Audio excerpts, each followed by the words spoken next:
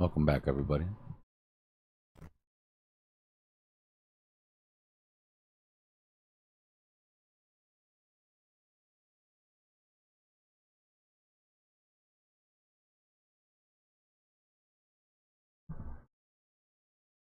I am still trying to figure out what market maker's intention is here. We got trap longs, we got trap shorts, but the range is really tight. So I'm expecting a sweep of one side or the other, to retrap lower or retrap higher, and then come back into that range for CME close. But let's see.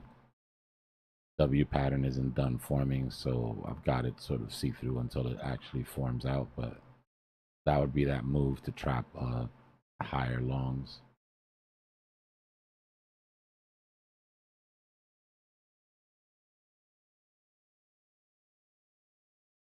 My bad. Welcome back, Discord.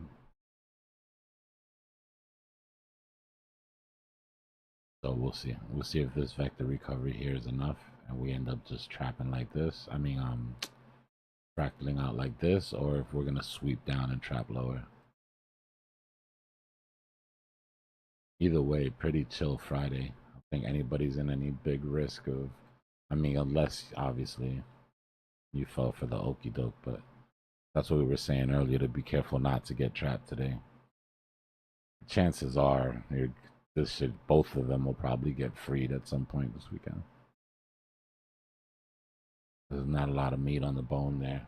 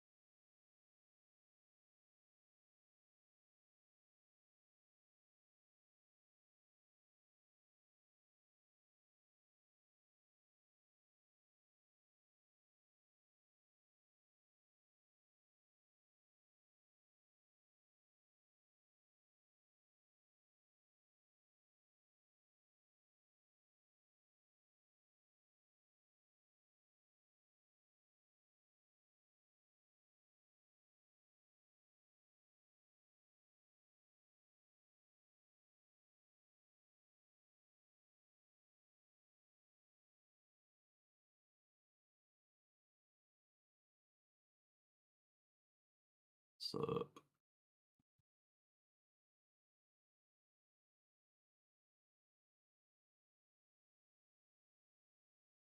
Interesting to see how the ETH chart, so ETH against US dollar, stacked against the Bitcoin dominance chart, they're like it's like Ethereum staring into a mirror. Completely inverse.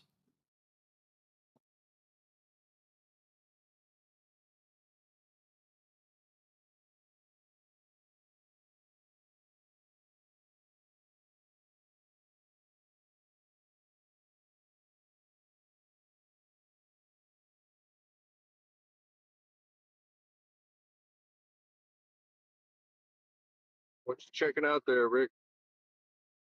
This is so Ethereum against the US dollar compared with just the Bitcoin dominance chart, you can see how it's just a mirror because of how big Ethereum is compared to the rest of the altcoins. ETH's performance is a big factor when it comes to Bitcoin dominance because of the size of Ethereum, basically. And this highlights this pie graph here. So Are you sharing your screen? yeah, is it not showing? Oh, hang on a sec, I'll fix it. No, I guess it. Don't know what happened there. It's Friday night in Australia. He's having a little drink. Give him a break. It's Hey, doing, Ricky? actually Saturday morning. Yo, what's up, Joe? Oh, yeah, I guess it is. Yeah, does that work? Can you see that? Yeah. Okay, cool. You just call me Joe.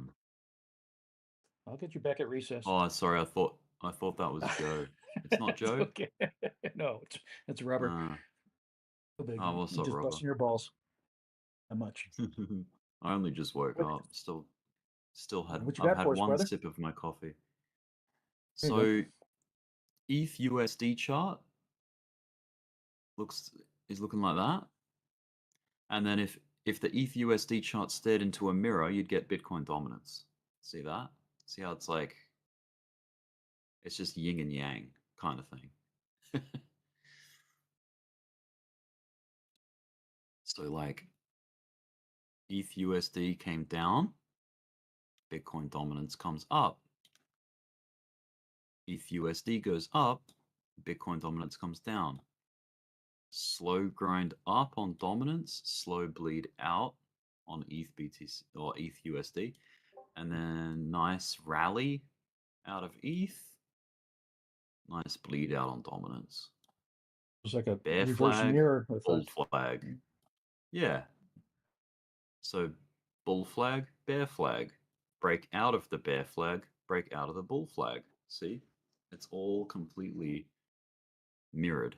So it's like you almost don't need to look at a Bitcoin dominance chart. You can just look at the Ethereum chart and see what's going on inversely. You know? So you can just flip the ETH chart like that and go, oh yeah, there's my Bitcoin dominance chart kind of thing. Same can be said for tether dominance and Bitcoin.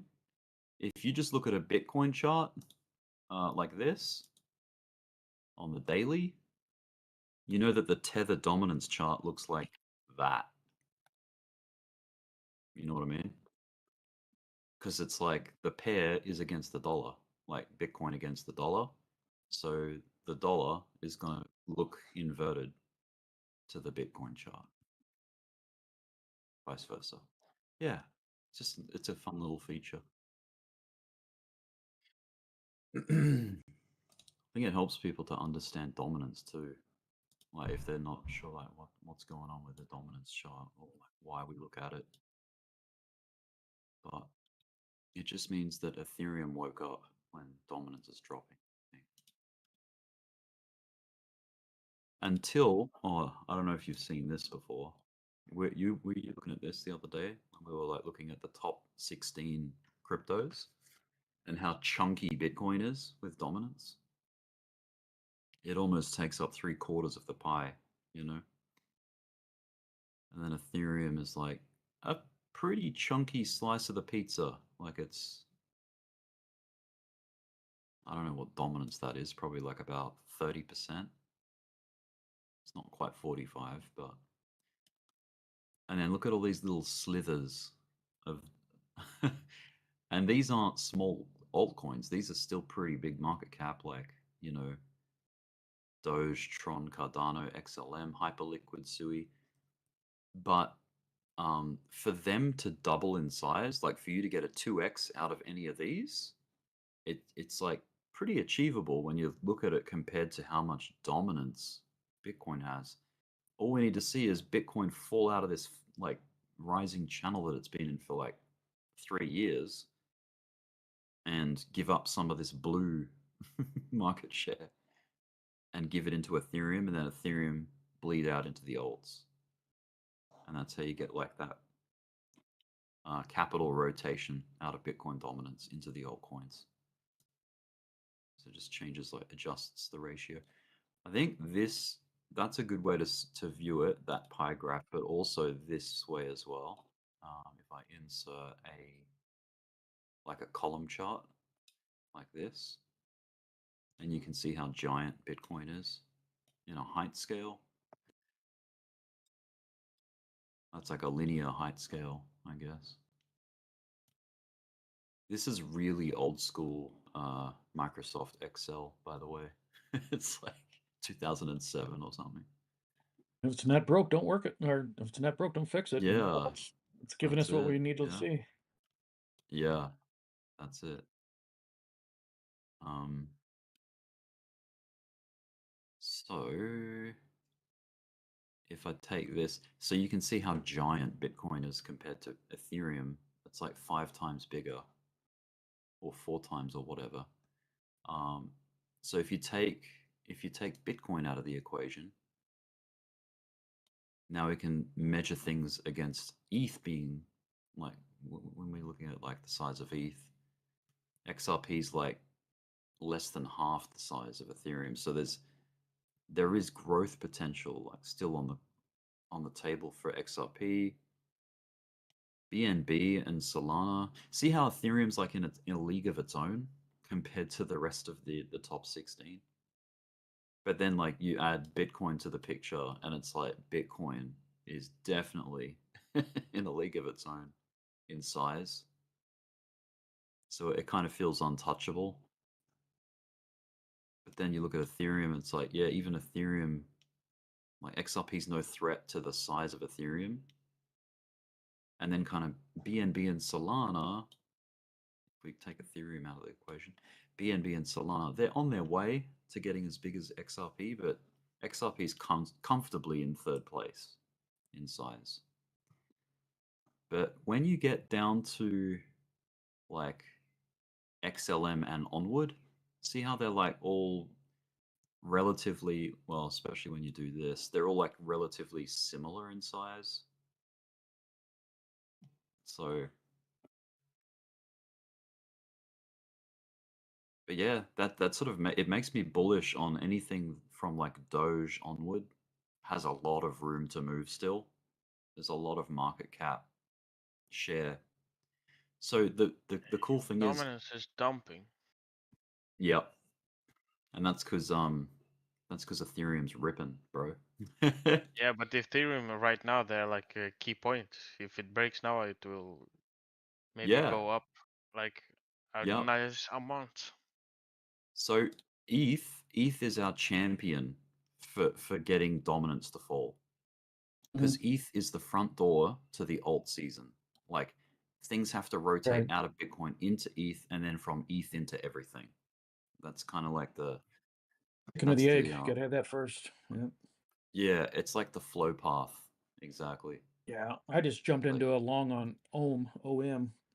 It was getting squeezed really tight with the Bollinger Bands, and now it's as soon as I hit enter, it's going up. It happened to be the same time that dominance was sinking too. So. Oh yeah. But, I just jumped in on MYX on long with a very, very tight stop loss. Yeah, I got a good long on MYX about an hour ago. Scored a nice one on that one. Yeah, at the bottom of the dip. Oh no, not the bottom of the dip.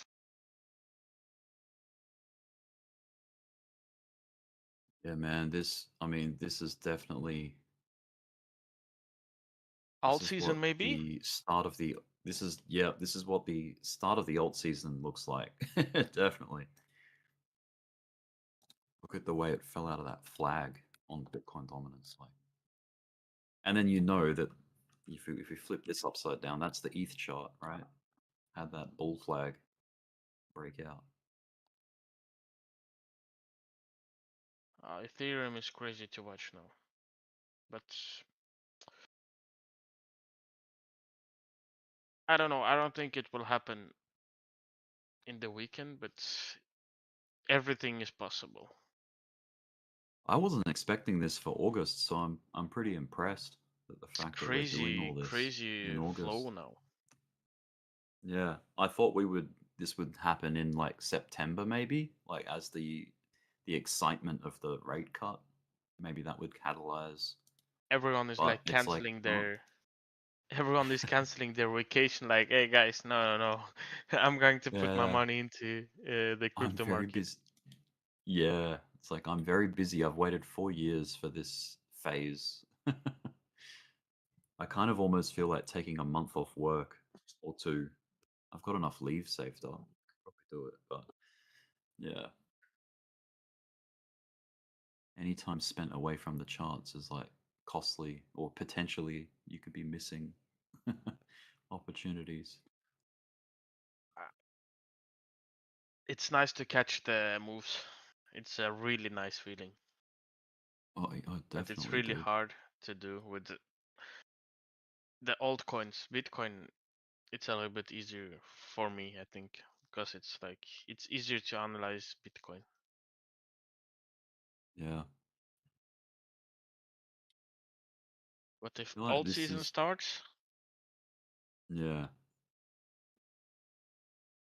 it could be that rare moment where if Bitcoin either goes sideways or slowly starts to bleed, it's not immediately cause for panic if Ethereum's taking the reins, you know? The alts can sort of look toward Ethereum for the sentiment shift.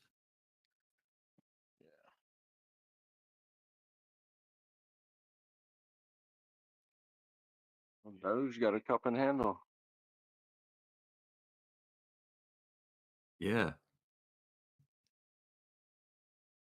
And it's like on the cup neckline kind of thing at the moment. We're waiting for that breakout.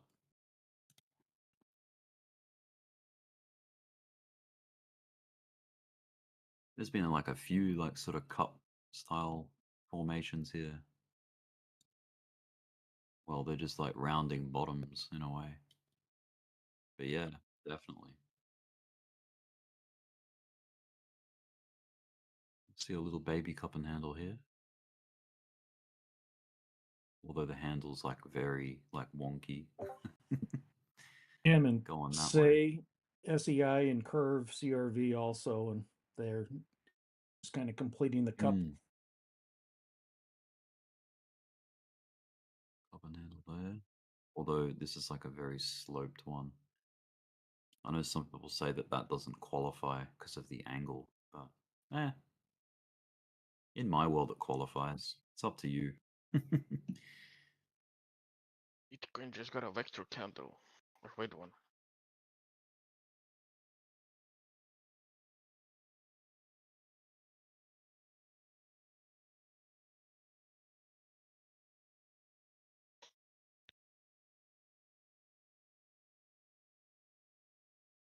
I think also with like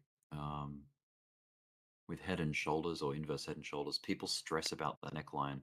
For me, that neckline's like it doesn't matter too much. For me, it's the feature of a higher high, and then a lower high. That's all that matters to me.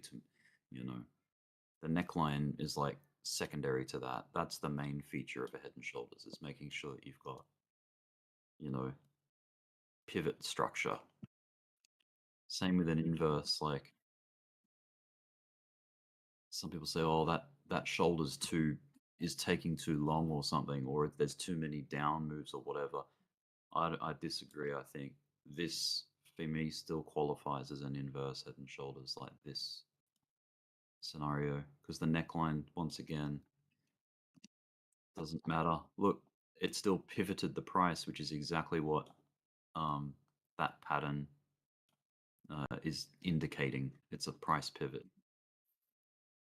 Just like with the head and shoulders, it's a price pivot from up to down, and then from down to up.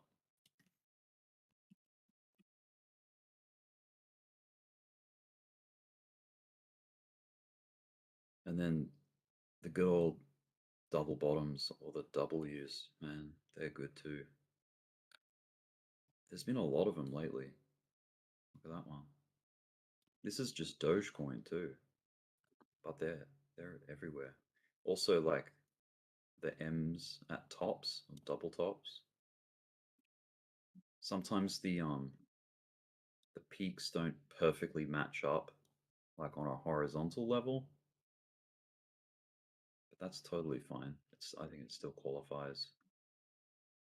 Same with the W's, like they don't always perfectly match up either, and that's because of the stop hunts or the traps, the swing fails.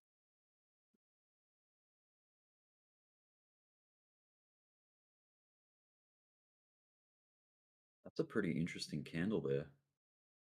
XRP, that sort of vector one that came up on the 15-minute.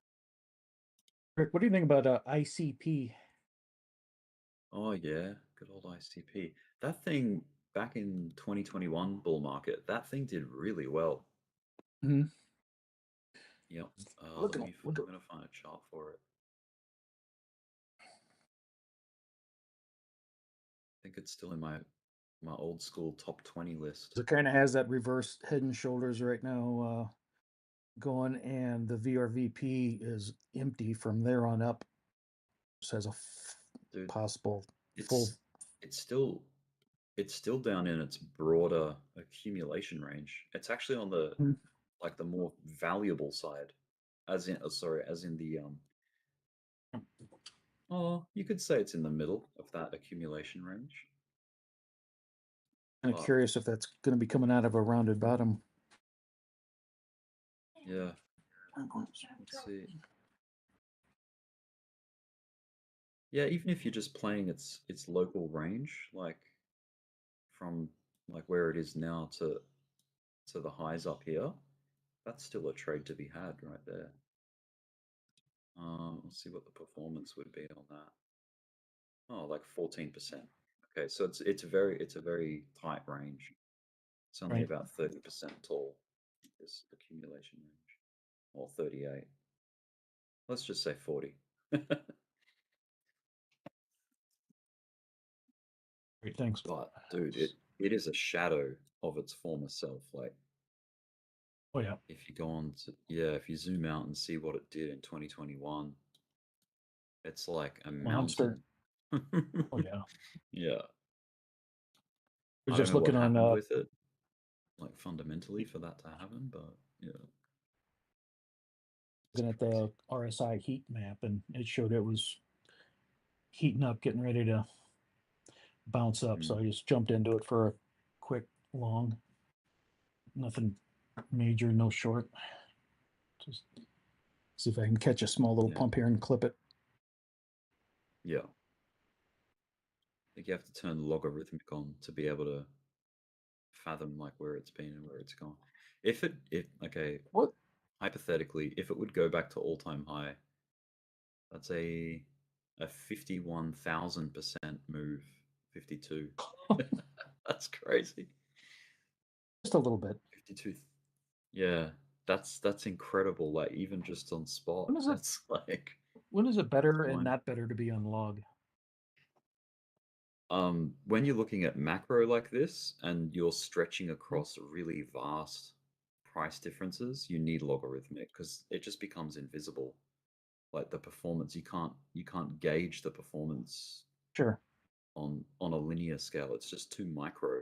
Like because that move was so huge, like that distance is so big. You need to look at it. It's better for the bigger time ranges. Exactly. Like when you're talking about I've always bounced around and clipped it and that, but I never knew exactly what the point of it was. Benefit or detriment of it was. Yeah. Well, the way I see it is logarithmic is a performance scale, whereas linear is a price scale, like, sequential 1, 2, 3, 4, 5, 6, 7. So it's all evenly distributed across price, whereas logarithmic is an even distribution across performance.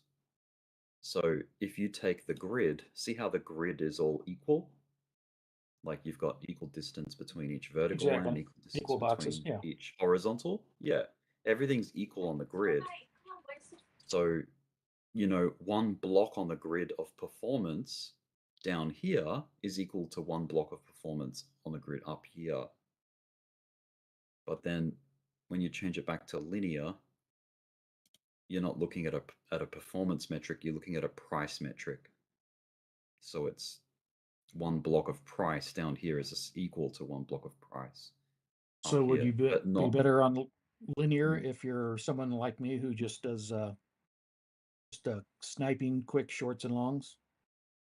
No, see, if you're doing like intraday stuff, like so trades that are inside of a day performance, yeah, it's a logarithm. It's a linear, like lower time frame chart. Yeah, that's what I'm pretty sure. You're better. Yeah. Yeah, you're better on a linear. You're better on a linear for that, correct? Yeah, exactly. Because like from here to like here in performance is only, that's only 22%. See, look what happens when I switch between the two. There's almost no difference when you switch logarithmic and linear. Right. So you may as well be on linear when you're talking about only this small distance. But yeah, it took a while to sort of understand why there was those options when I first started. I was like, what the hell? Why are they so different? And what's I've the kind of point? toggled back and forth just to kind of get a look at it. I never really Yeah. grasp what the big difference was. Yeah. Yeah, even like doing I feel like technical analysis is still valid on a logarithmic chart. You can still do like trend lines and things on the log, but it just like once again, it just depends on the scale you're working to, you know.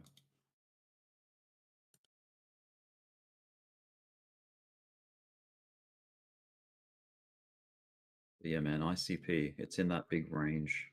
I think it's good to have like a conscious like understanding that this range exists and that if ICP does get to the top here, you should be really cautious of expecting a breakout. Like a breakout like could definitely happen, but wait for the chart to show you that it is rather than trying to front run it and assume that it's going to do it. Because yeah, I guess that's the best way to treat ranges. It's like respect the boundaries until the chart says that they've been invalidated, you know. That's kind of like the trick, or the thing that tricks a lot of it used to trick me was like when it was coming up on a resistance line and you were bullish, you like sort of expected a breakout. Sure. But more often than not, every time it visits a resistance, it respects it's going to meet the bottom and reverses. Yeah. So expecting a break is the less common outcome. Yeah, I will rarely. Yeah, I'll rarely enter a trade when it's from the midline on up. I'm going on a long. Oh yeah. I'll wait for it to retrace and come back down and bounce off the bottom. Yeah, exactly. Yeah. Like You're this, in the no middle man's of the land road there. here. Exactly. It's just a desert in here. And it could easily go visit the support or continue on to the resistance. Just, we're getting some Putin news. Putin tells U.S. he'll halt Ukraine war in exchange for Eastern territory. So like Crimea, Dostikistan. I can't say that word. Is there a meeting set up or something like that? No, these are all reports coming out of the Wall Street Journal right now. But I think Trump is going to speak here soon. He usually does do like a conference around 4:30. But I'm not sure.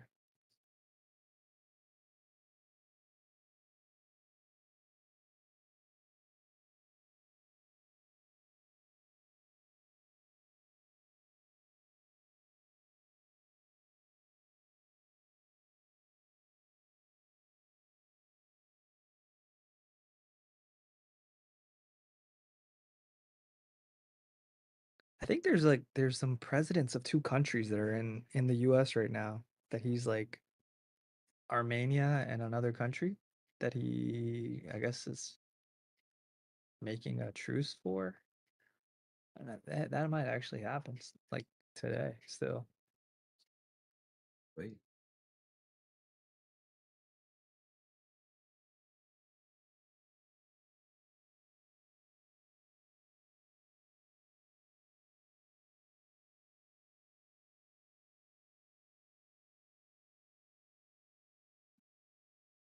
I'm curious what's going to happen if Israel goes marching into Gaza just to completely take it over and occupy it. What's going to go on with the market?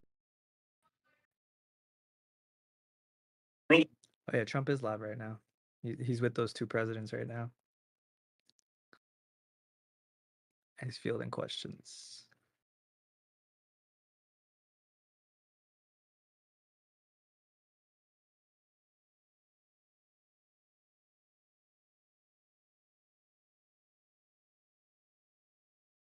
How much longer we got to deal with Zelensky? Get his ass out of the way.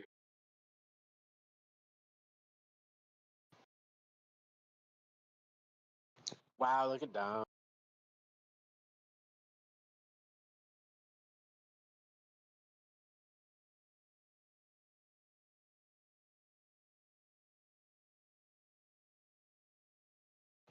I love how Bitcoin is going sideways and ETH it's pumping.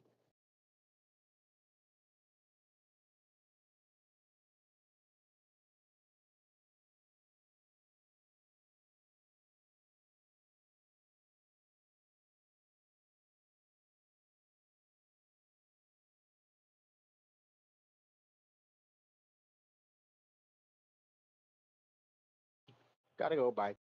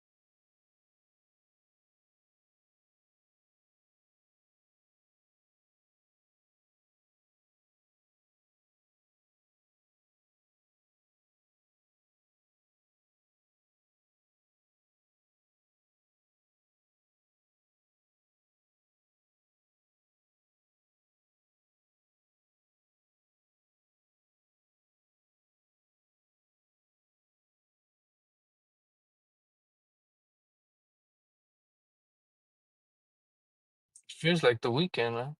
No action.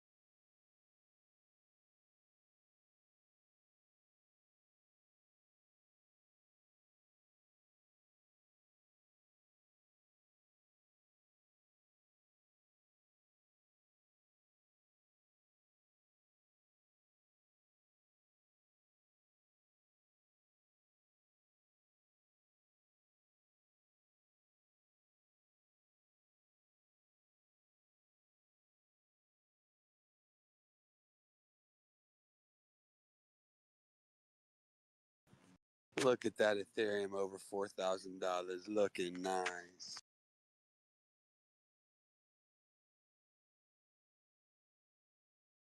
What up, Drew? What up, what up? Just at the car lot. About to flip a vehicle. Hell yeah. For a loss. Get that money, man. That's me in crypto, Drew. Don't feel too bad.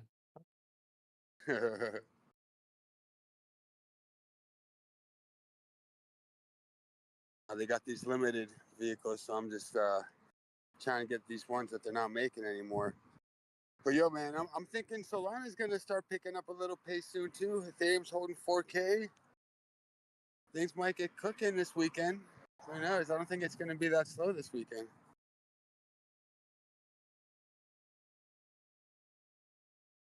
The fire's getting warmed up.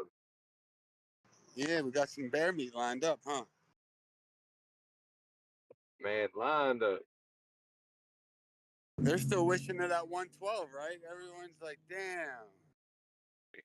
What happened in 112? Can't we get it back, please? Yeah, I heard 110 yesterday.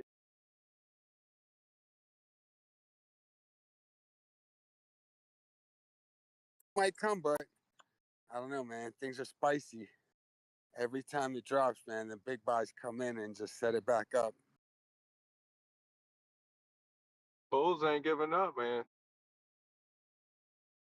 And if you think about it, man, there's more money coming on deck. You know, if everything's getting tokenized, that means there's going to be like money with less friction right next to crypto.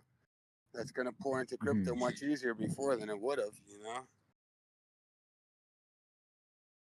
Man, reflecting on Ethereum right now, Ethereum has only been above 4,000 a few brief moments in history before. Like, this is a rare place to be for Ethereum. It's nice. That's very pretty nice. cool. Very nice Very up here. nice. I like it. Very nice. We're above the clouds. It's been hard to break We're through almost. Yeah, man. This 4K level has been like a curse for Ethereum.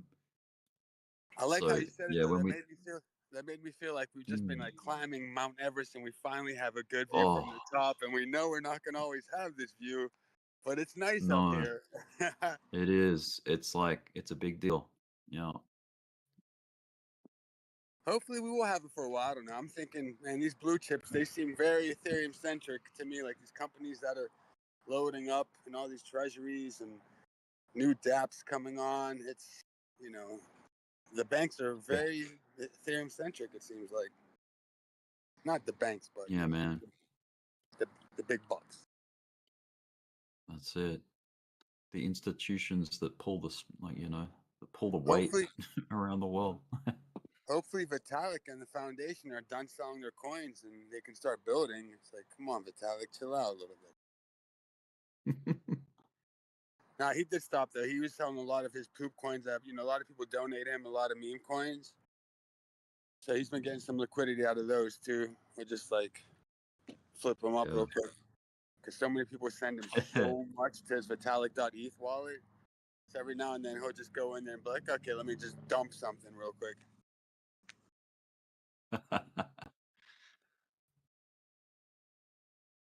But yeah, there was a lot of talk about a lot of Ethereum insiders and foundation guys just kept on unleashing their load, and it was just like, come on, man, you know, like probably, Similar you know, could like be Dbloc was saying, organized, you know, maybe some organized FUD and like actually a campaign of suppression. And there's players that can do that, you know, they can pay the media to try to, you know, FUD. They can try to influence the big players somehow with like little fringe benefits and things like that. Shake them out. I mean, this is the season for them to do that. So I guess we have to sort of expect that large holders of whatever coin are gonna distribute in the bull. You know, that just happens. It's like, you know, the bear is where they get that dominance up, like they accumulate it big time, and then they spread it back out in the bull market. What's crazy? Yeah, what's crazy, and like the way you say it, like there's a way we can step out of this PvP mentality. And if you think about it, okay, let's say a whale is redistributing and AKA dumping their coins, you know, the handoff. Imagine like, all right, so he made profit, he's been sitting, he drops the price, but there is retail there to pick it up. Some retail buy it off the top before he's dumping, and they get the bad end of the stick. But there's a lot of retail that, you know, they're able to scoop it up. And even if it was institution that scooped it up, it's just that redistribution is so healthy that it's not really PvP, because if whoever scoops it up doesn't get too much of the bear market when they scoop it, it's not, you know, it's not like someone has to lose all the time. There's, you know, there could be handoffs of the baton where everyone's going up the hill, you know, as long as that's right. Set. Yeah. And the people buying the ETH, let's say, just for a hypothetical, you had an ETH whale that bought a whole bunch down in the bear market of 2022, and they've brought it all the way up 3 years later or whatever into 2025 right now. It's not like they're selling it to someone that's locked into a contract for another 5 years. They could just be selling it, like the buyer of that Ethereum could be, you know, selling it off tomorrow. You know what I mean? So it's like long-term ETH can be going to short-term hands anyway. It's like a hot potato. everything's hot potato right now. Like in a bull market, everything's like no Yep. one wants to be the last person holding the potato.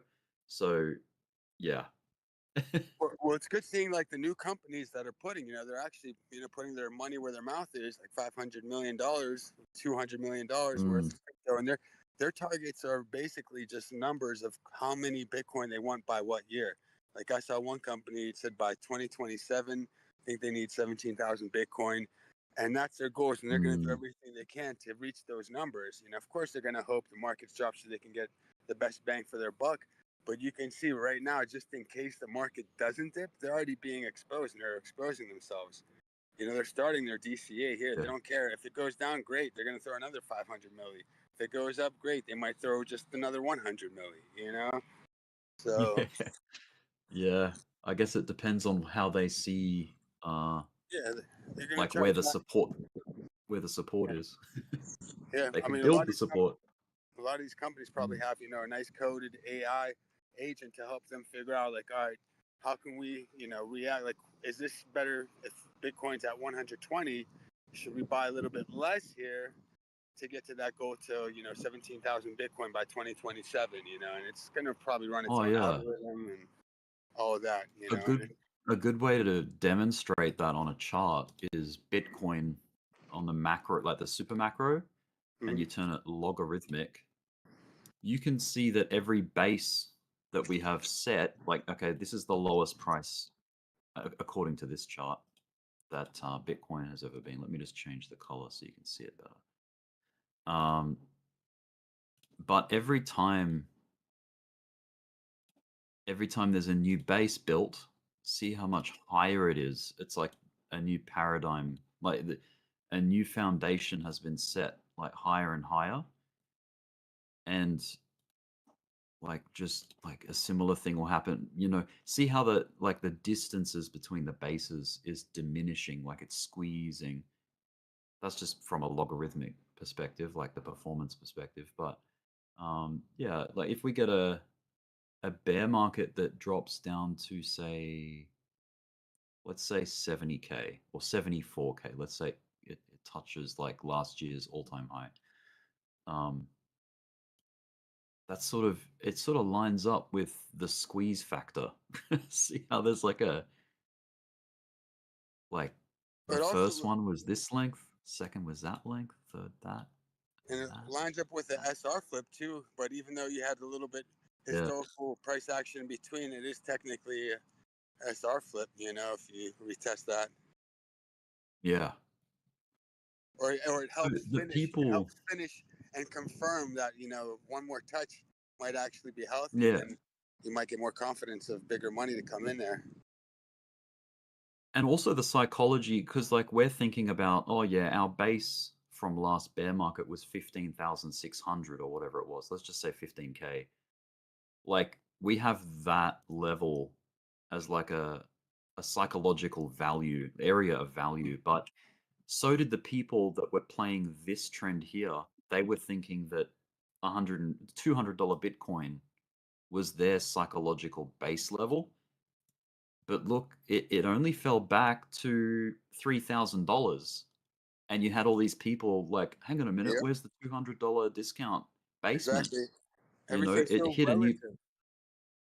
it hit a new paradigm. So like, just like in the next bear market, like you could hit that next threshold where the base becomes like 90K or something. You know what I mean? Like, so you have to sort of level up as the thing grows.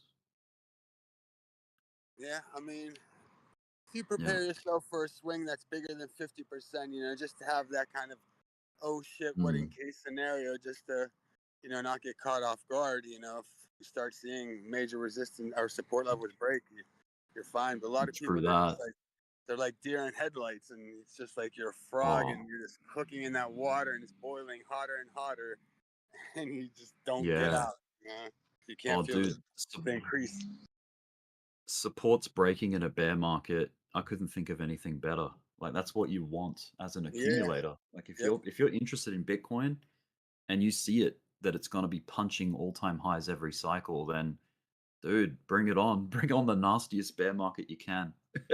Exactly, man. I want it cheap. Yeah, hell yeah. And it kind of makes sense now. It's like, the first 2 bear markets I was in is like, why is all this FUD coming out of crypto YouTube? Like, why do they peddle so much like misery? And it's like it all makes sense now. They're contributing to the trend and to the fact that they want to squeeze it down as far as possible. Yeah, that How plus many the times have you sensational, heard? yeah, plus the sensationalism too, right? It's just like they need that kind of Yeah. sensationalize everything. Oh yeah, and it gets views. Like that's its own little reason as well. But how many times have you heard them recycle the China ban FUD? It's like the Oh, yeah. same thing every ban. Like they put that story out so often. Like I've heard it like at least 3 different times now. Probably Yeah, more. strategically, and it seems like the news doesn't even come from China. It's just like other news channels trying to. It's just some random. Yeah. Exactly. Yep. But the migration of the Chinese miners was interesting. That did take place when the miners started kind of spreading out from China, because there was a microscope on them, or magnifying glass, and people were doing their detective sleuth work, and they were saying, hey, China's getting too big in this Bitcoin hash rate scenario, and they're mining too much. Their power is getting too concentrated, becoming economically centralized. And they knew that the heat was cooking and eyes were, on them. So that was their solution, in my opinion. That was part of, if it was coming from them to say they were banning crypto, that was like to try to keep people, I guess, the other regulators or powers that be that had the magnifying glass on them about the hash rate. That kind of, gave them a story, an alibi, and say, hey, we sent our miners out of here. We banned crypto. What are you talking about? And these miners, even though they're out and they got sent out, it's not like they got kicked out and they're not dealing with China anymore. They still have their, business and I guess citizenry obligations to China, but they're still, in Kazakhstan, they'll be in Africa. So I've said this many times, these miners don't pop up as China's mining operation. Like if it's in Africa, it's going to pop up in the maps as Africa's mining operation, and that's how the stats read it. That's how the AIs are going to read it. That's how the algorithms read it, and they don't differentiate. So it's hard now to see how centralized and how big of a grip China actually has on crypto, on Bitcoin at least, and Ethereum, that they've kind of spread out across the map with that so-called minor migration they had when they were banning crypto. Yeah, it is interesting, and like I guess part of like those China ban stories that you hear, it's just the title is like vague. It doesn't actually specify what they mean by that. So because one of them at least was that they didn't allow their citizens to be involved. They were still mining, so there was involvement by maybe the government or whatever, but it's like, yeah, the actual definition of what they mean by ban can be like very vague and Well, just yeah, the headline is like yeah, it's like, how are the they headline banning has the crypto? impact.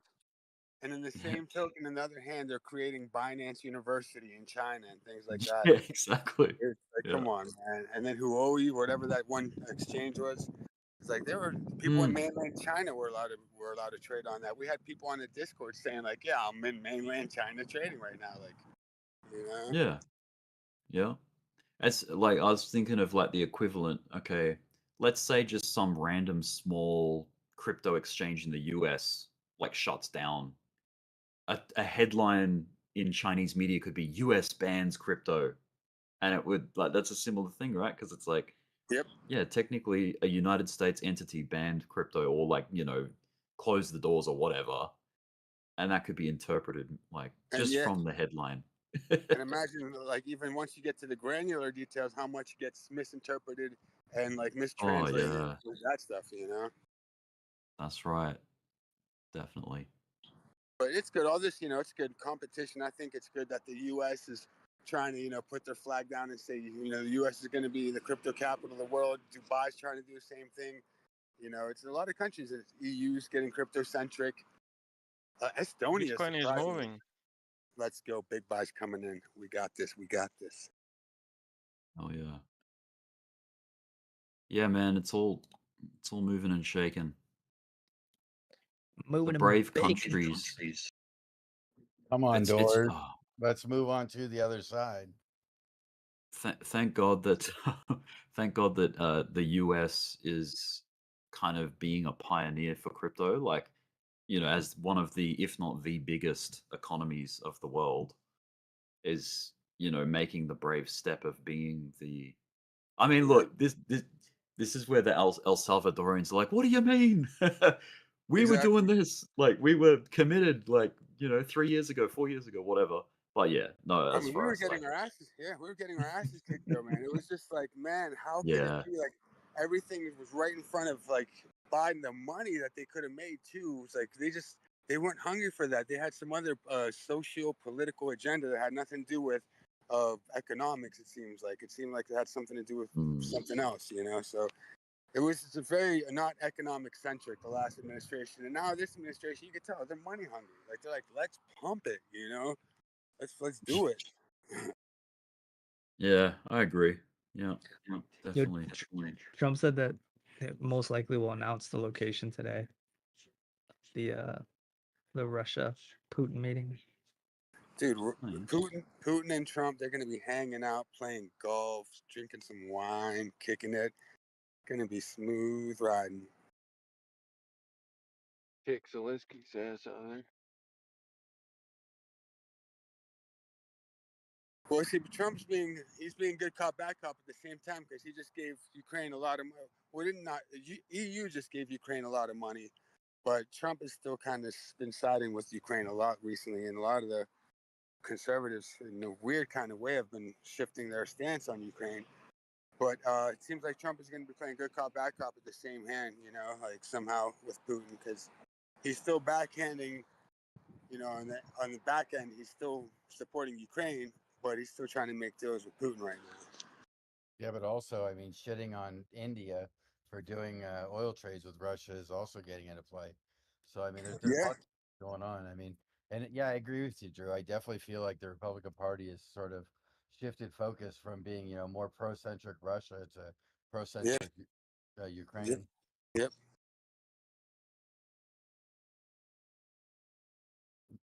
Maybe they all, you know, step back and watch some old Swayze Red Dawn. Yeah, something interesting's cooking, definitely. There's some big buys going off. I think everyone's just gonna want to make money. Trump's gonna show some Bitcoin and some Ethereum on Putin, and Putin's like, "What are you talking about? I got bigger bags than you, coming over here with that whack stuff, man. Let's compare portfolios." And they're hanging, watching, showing each other the Bitcoin bags. They're laughing, smoking cigars. Like, all right, next round's on me then, you know. And you should also take in account that Russia is cut off out of the SWIFT system, and if the deal goes down and Russia gets back on the SWIFT system, how much money flow will just drop into Bitcoin? Either people will take their profits, or people are going to reinvest. Very good point. And Russia and Putin. So Putin, I mean, I have no idea of the value, but he's one of the richest people on the planet. Like, and he's TradFi rich. That's all traditional, like fiat No one knows. riches. Yeah, no one knows the quantity, but it's got to be heaps. His income is not so high from being a president. Right. I live in Russia, so yeah. Oh no, okay, right. So wait, well, how does he have all that money? I mean, other than just like taking it from people, but like, where does he get most of his wealth from? Yeah, but remember that presidents, they have other businesses and stuff, and we have like big companies in Russia like Ural and Gazprom and other like chemical and stuff, a lot of stuff, different ores, and he owns big shares in many companies. Try and see if Google has an answer.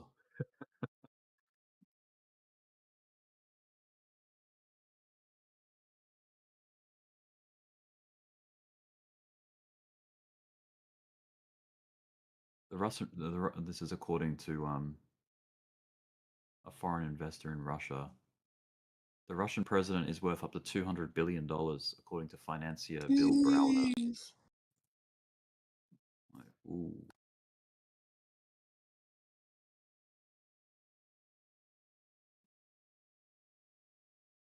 But yeah, it's vague, man. It's like They don't know. They don't know his Bitcoin he stash. doesn't. He doesn't have to report to anyone, Vladimir. So who knows what's going on? Remember how long he has been a president and all the inside information he has on things. Vladimir got bigger bags than Trump. Well, come on, man. I'm sure he knew more being in KGB than he did as a president. And also, you should remember we have like a very a rich man in Chechnya who is like the president of Chechnya, if you know who that is. Sorry, Chechnya. Not the KGB, the GRS, whatever it is.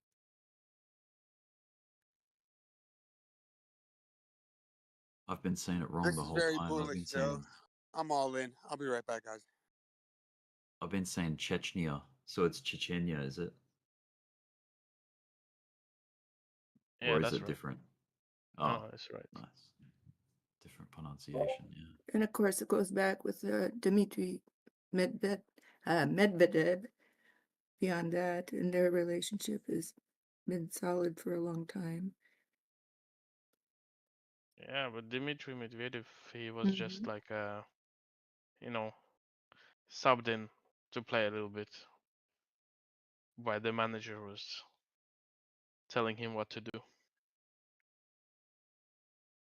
When was Gorbachev? Was he like during the 80s? That's 80s? Ah, yeah. Tear down that wall. Yep.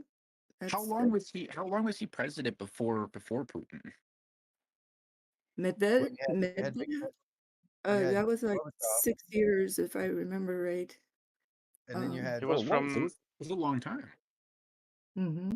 He had a long term, and then there was the Yellen, or what was his name? The Boris Yeltsin.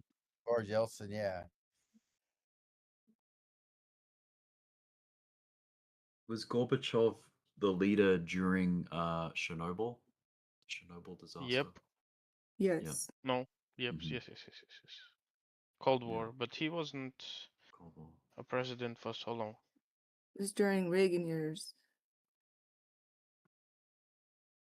Gorbachev's the guy with the birthmark on his head, right?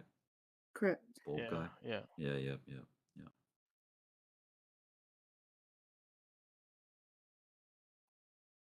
I was still a young buck back then, so I don't really remember much. I feel like it wasn't taught in school what was happening over there. Yeah, a lot of that didn't really make Western media, well, at least in Australia. Australian media didn't really cover events in Europe that much, unless it was really big, like a big deal. But yeah, everyday political stuff. The wall was a big deal. Yeah, I would imagine. I was probably. What year did that happen? I was born in '88, so I would have. Had no idea. The wall was either 82 or 85. 82. 89. Oh, 89. Okay. 89. Yeah, sorry. Oh. Yeah, so towards the end of Gorbachev's, Gorbachev was only in office for 2 more years after that. But I think, he was ill. I don't think he lived much longer after. No, he died 3 years ago. Oh, 3 years ago? Only 3 years ago? Yep. I was in Germany when the wall went down. Oh, right on. Yeah, my father was in the military, but he had got a piece of the wall at the time. I was This is the Berlin Wall, right? Yeah, Berlin Wall. I was up at the Microsoft offices, and they had a large section of the wall inside one of their buildings. It was pretty dope. Wow. Just imagine the flood of drugs flying from west to east in Berlin. It must have been crazy. And was that like the official end to the USSR? That whole time? Yep. No, was it the end of the USSR? Yes. I did not know that. It became modern Russia, I guess. But then you had all the other states break off, right? I mean, Russia was Just like when you had the Balkan states. Soviet Republic. Yeah, most of the Balkan states. Like it was a long period breaking out of Yeah, Soviet Union, but yeah, Czechoslovakia, I believe, was changed at the time. So hold on, I'm looking here. The actual USSR dissolved in 91. The wall came down in 89. Yeah, around the times. Not exactly the ending, but yeah. Yeah, like the driving. I guess it was part of the chain of events. it wasn't like a one-day thing. Just so No, yeah, it was took time.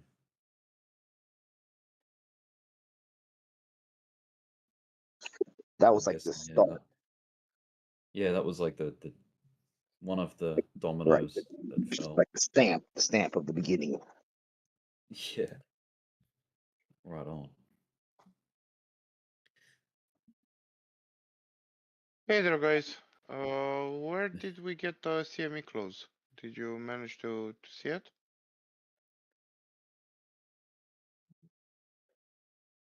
we didn't I'll have a have a look. CME close. Let's check it out. It's about There's still 12. 2 minutes. 2 minutes. Oh, 2 minutes. Okay, 2 minutes.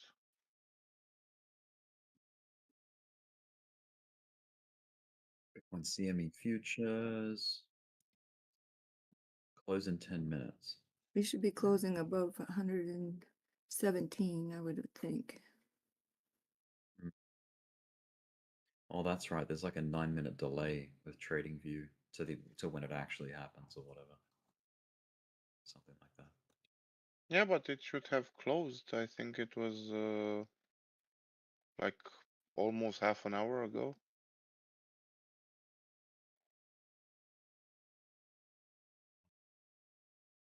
It's 4:59 p.m. Eastern time right now. Yeah. Does it close on the hour or on a Should be half 1 hour? minute. Yeah. At 117. And the date. I think the data being fed to TradingView is 9 minutes delayed. Yeah, that's what. See how it's got a D up here? Data is delayed. When you hover over up the button up here. It says 13:49. So yeah, 10, 11 minutes. Oh, you have to purchase the real-time data package on TradingView if you want like real time. Interesting. Glad they don't do that with crypto. Could you imagine if you had to pay to get live data for crypto on your charts?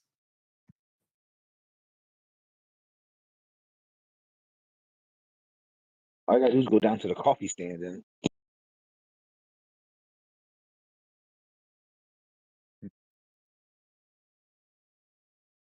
You know, Rick, we used to have to wait for the newspaper to come out to see what happened the day before.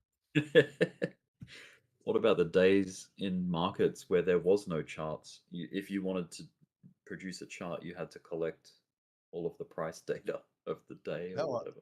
100%, man. You had to draw your own charts. Yeah. Yeah.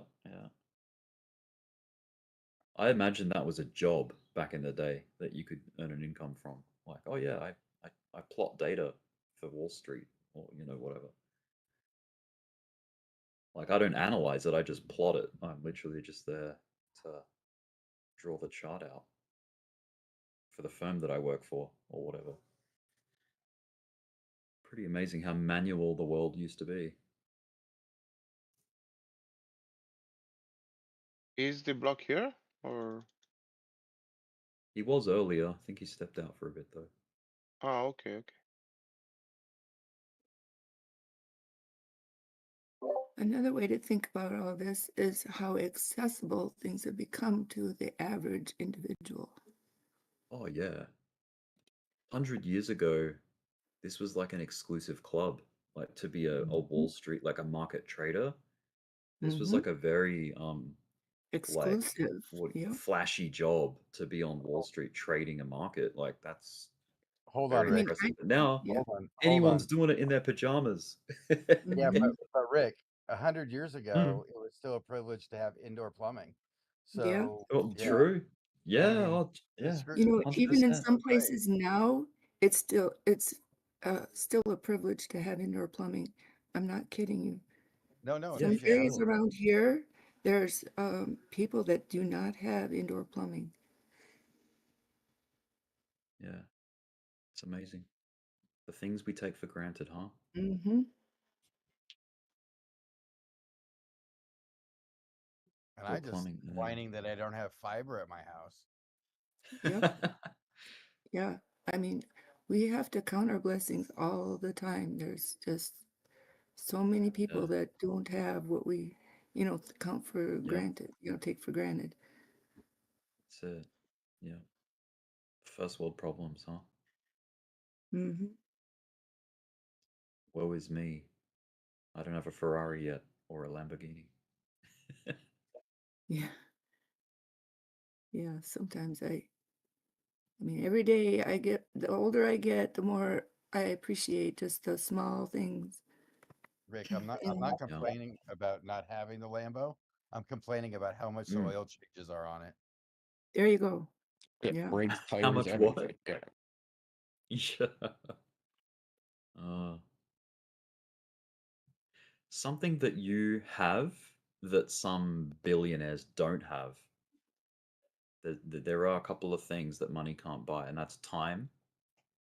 Yeah. And health. Health. If you're Yeah, healthy, your like health. if you You must have your protect health, your health at all. I it's mean, so just important. protect your health. Let me tell It's you, from invaluable. somebody Yeah. that has suffered a long period of time in my life, I can tell you this, that your health means more than any amount of money. 100%. Yeah. Patience is another one that a billionaire can't buy and nobody can go to school for. It's one of those other ones. That's true. Yeah.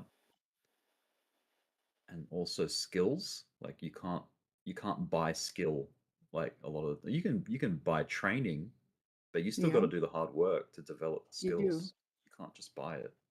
Yeah, you can't go to Walmart and buy like a double backflip, so you can just do like a double backflip up. Exactly. Yep. Not yet. Not yet. Until there's like the Matrix where they go, yeah, let me just exactly. upload that skill for you. I know Kung Fu. Remember that scene? That's exactly where I Like was going with it. they upload Kung Fu into his head, and he's like, he wakes up. It just makes you truly appreciate each and every day we have left on this planet. Each and every one of us have different number of days, like I always say. So just appreciating each and every step of the way is the most important thing to process. Totally, bro. There are things that rich people have that I don't have that I would appreciate having. Oh, lots of things. I could start with just a maid. I think a maid will be on the top of the list. I could probably imagine that I have a lot less stress than a lot of like rich people, a lot of like billionaires and multi-millionaires, Well, the type of stress you might have would be different. Sure. Yeah. Well, the billionaires that live out here are jealous as heck of me because I live here year round. But it's one of those things that like even a billionaire can't go ride 140 days because they're just like, I got to go back to the business. I only can do it 7 I got to days. go back to the job. Yeah, the obligation. Exactly. It's like everyone's expecting me to be here or there or halfway across the world next week or whatever. Yeah.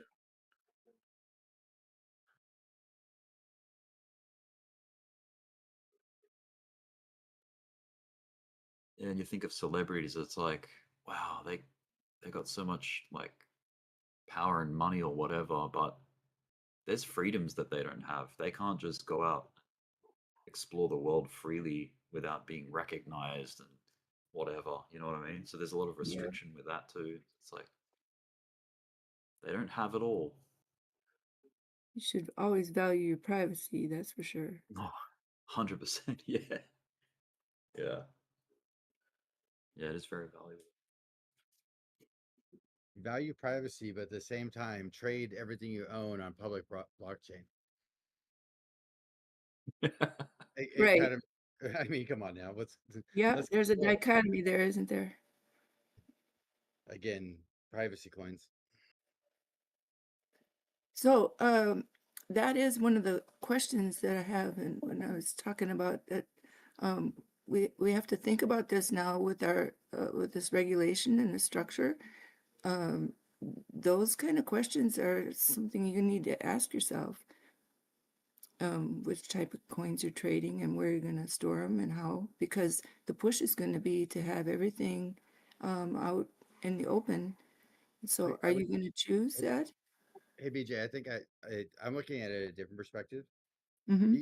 Imagine that you have US dollars in your bank account, right? Mm-hmm. Say you have $1,000 in your bank account, and you want to go buy something at a location that takes USDT or USDC. The application on your phone will immediately convert your US dollar to USDT, allow the transaction to take place, and that single USD is not actually connected directly to your bank account. It is just funded by the bank, and the bank then takes the dollar out of your account. And so the privacy concern, I don't think, is really there in that instance. I'm Yeah. not saying in other ways, but that's the way I see it playing out. So people won't know how much money is in your account, if you get what I'm saying. Mm-hmm. Yeah, that's And good point. you know how much trust people are putting into these quote unquote privacy coins. Like, do you truly know that they're private? You know what I mean? So it's like, if anyone's like, if there's any suspicious money happening in crypto, it's in the privacy coins. And yeah, I don't know. I wouldn't, if I was up to no good, I wouldn't wholeheartedly trust that it's private. Yeah, that's really, because I'd pretty do that to the risky. stable coins, not the privacy coins. Yeah, I don't know. It just seems sus. Not that I'm doing anything like illegal or anything like that. I don't care. They can see what I buy. Yeah.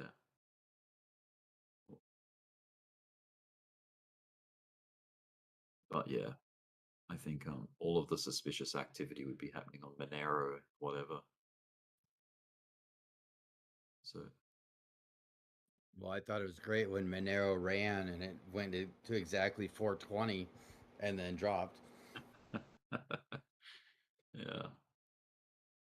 What's the other privacy coin? Is it Verge? XVG? I think it's Verge.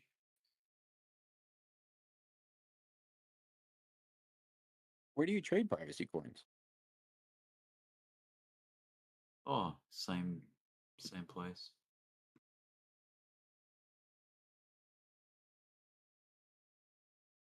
Guess what I would imagine people do is they go onto a central exchange, buy privacy coins, send those coins to a privacy like coin wallet, like a Monero wallet, and that's where it goes off the radar. Like they can't track you after that because Monero is like a private network, supposedly, right? So Yeah, Drew will argue and with you, but overall, Monero is secure. yeah, I mean, I have no idea. I'm not really involved in that realm of crypto, like the whole. There was a paper done like 4 or 5 years ago on Monero that they proved that yes, if you were to do certain transactions, you could watch exits and a bunch of other stuff to recalculate out where things had come from, but it's not like a trivial task. You know what I'm saying? And if you the busier the network is, the less possibility of that actually happening is. Right.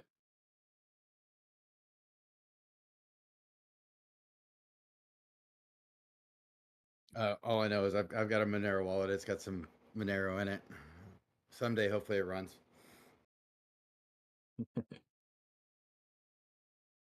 I mean, I think it's that wallet's up like 300-400% since I started it. So, I'm not Nice. complaining. Yeah, that's good. Man, I haven't looked at a Monero chart in forever. It's been a very long time. XMR, right? Ticker. Yeah, XMR.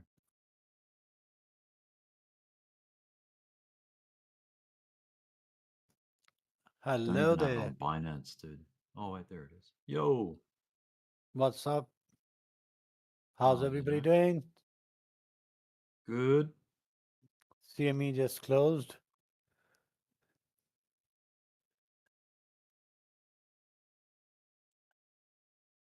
What, right now? Oh, with the data delay. Yeah, it's closed now. Now the close, I'll give you the close time. Or sorry, the close price. 116,935. So yeah, obviously like very close to right now. On our chart is 116,770. Now let's Right where the mark price that. is exactly. Yeah, it's pretty much right now, huh? You get like a CME close preset line.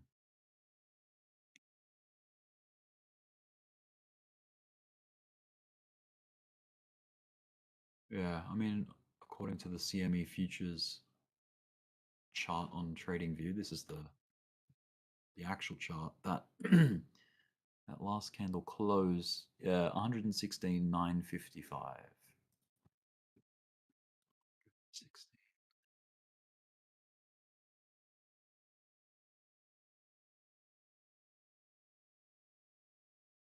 It's interesting this chart didn't even go there in the last like 7 hours. I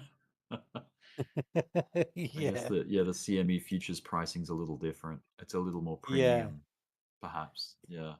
Yeah, exactly. It closed at 116,955. Yeah, you're right. Yeah, but then when you look at like say Bitcoin US on Binance, it's like nah, it's more like in the 116 eights or high eights or nine.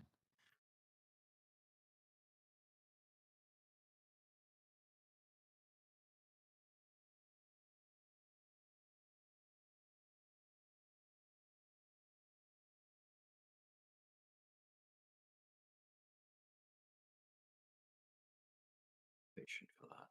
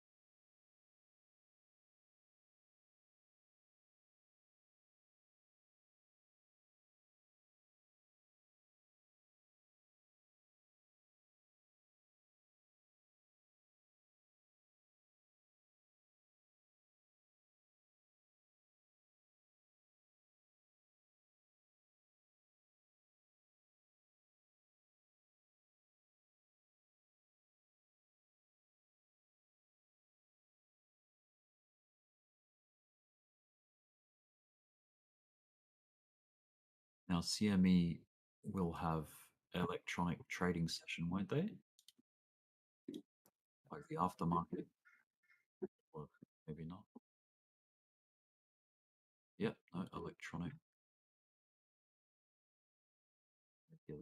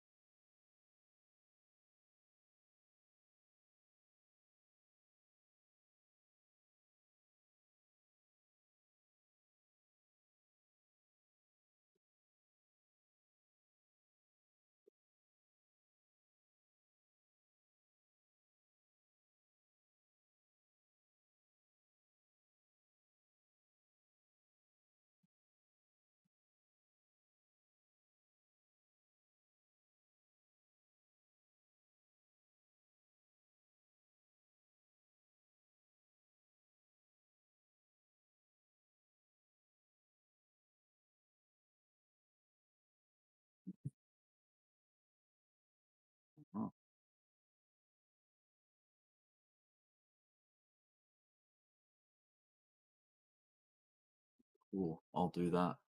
Someone's asking for Dogecoin TA in the YouTube chat.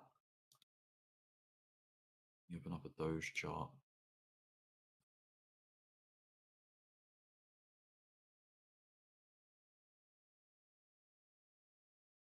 Jump down the time frame.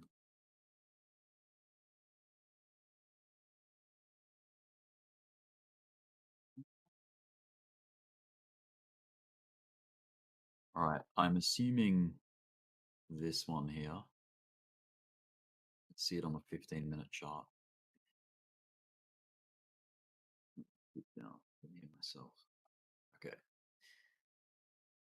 Let's just call the top of the cup 22,939. So 22, just under 23 cents. I suppose we could use 23 cents as the, just to give you a round number. But I don't know, we haven't quite hit. Oh no, we've struck it. But anyway, bottom of the cup, which I'm assuming would be down here, to that neckline of 23 as a measure. If we get the cup breakout point, which is, you know, when prices get beyond 23 cents, that puts the target to like 24. Because the bottom of the cup was 22. So 22 to 23 as a measure goes to 24. I have a little Doge bag. Needs 42. Switch that 2 and 4 round. I'm kidding, bro. But, you know. Yeah. When this thing takes off, I just hope that some liquidity really comes into it and stays in there. Instead of big guys getting happy to sell out and ka-chunk it again. Hell yeah, definitely. Elon and X got to do something. There's a really good Dogecoin chart that shows the full history. I think it's, yeah, this one. This goes back to like 2013, like December of 2013. Anyway, you don't really need that ancient information. It's crazy. It almost looks like it's former cup and handle. Yeah, this It's the handle. if you go logarithmically speaking, the journey back to the high that we pulled in December or late November last year. Yeah, the 48 it was mumbling. Yeah, almost 50 42. cents, right? So we know that at least locally speaking, there's a Fibonacci retracement. And we're retracing back to that high. So this is like the path is laid out before us. Check out the way, at least on a linear chart, actually logarithmically, it basically got rejected off the 618. But anyway, even just back to that point, there is still so much progress to be had on Dogecoin. So I think there's a lot of potential there on Doge. I'd be hanging in there. It's just a matter of time. We have to wait for the ETH chapter to do its thing first, because that's usually the path of rotation of Bitcoin's value into the rest of the market. ETH sees the action or the activity first in a big way. What about Litecoin? It's about Isn't getting. this based off of a Litecoin's- Litecoin network? You know, wasn't Doge originally based off Lite? Yeah, that it's Dogecoin is like sort of like a cut copy of Litecoin's out like the programming behind Litecoin. I think it's called the script algorithm or whatever. I'm not a computer programmer, so I don't know much further than that. But yeah, Doge and Litecoin are very similar in that regard. Would it want to move with Litecoin closer in assimilation than if it were with, like, let's say, or trying to follow Ethereum? Do we ever notice any regular patterns with Litecoin? I never really kind of correlated the two and ran them side by side. And yeah, that is a good question. I can do that. Let's have a look. Let's stack Litecoin onto Dogecoin and see if there's like what kind of relationships they have. LTC, where's my LTC? Well, I'm gonna have to dig for one. LTC, BTC, LTC USD rather. Where's just spot? There we go. Okay. And I have to get them all equal playing field here. Line them up. Yeah. They don't look that closely associated. They don't look like an XLM XRP association. That's why I was just curious. I was just curious if we I never really looked at the two side by side like that at the same time range. Yeah, to be honest, like on the higher time frame, I think Doge performs regardless of what Litecoin's doing. Because look, Litecoin's been in this huge plateau, like this huge, slump over the last like 3 years, right? It's just trended down. Whereas Dogecoin has had all of these different seasons to it in the last 3 years. Like it's had some decent action. That is the Litecoin Bitcoin pair. So that's a little bit different. Ah, you're right. That's probably why. I was like, hang on a minute, something's not right. Thank you for pointing that out. All right, let's fix that. Here we go. Okay, Litecoin tether. Now this, maybe this is where yeah, even still, like see how it's not following the same rhythm and the same yeah, line. although similar. There is some action, but yeah, it's I mean, look at the price that Litecoin was up at. muted. Look at that sucker. Like, yeah, I know. The all-time high is $413. Which means I think if you think that Litecoin deserves to see its all-time high this cycle, from here, that's a return. Just getting back to the old all-time high is like a 235% return. That's pretty good. And if Dogecoin manages to get back to its all-time high, that is a 225%. So there's more potential out of, or slightly more potential out of Litecoin than Doge, but they're very similar in performance back to all-time high from here. That's a good realistic way to look at it. Not expecting any 10x, 2.5, 3x down. But that's just the path of recovery. I'm not talking about price discovery, because price discovery is a whole new can of worms, with it. And that's tippity top of bull season. Oh yeah. Yeah, like I'm just trying to find it's hard to use Dogecoin to try and gauge where its Fibonacci extension would go into. Like, might have to go like logarithmic, like macro chart for that. Like if we get a performance similar to 2021 in like a measure, let's see. Let's see if I can do this. A trend-based fib extension. So this is just going off past performance and then gauging where the pullback came from, like the bear market for Doge. And then I think, is this set to, yep, fibs based on log scale, which we are in. And yeah, there's the targeting system. So if we get a 1-to-1 extension on Dogecoin, that puts Doge at, I don't think it's getting to $26. That's wild.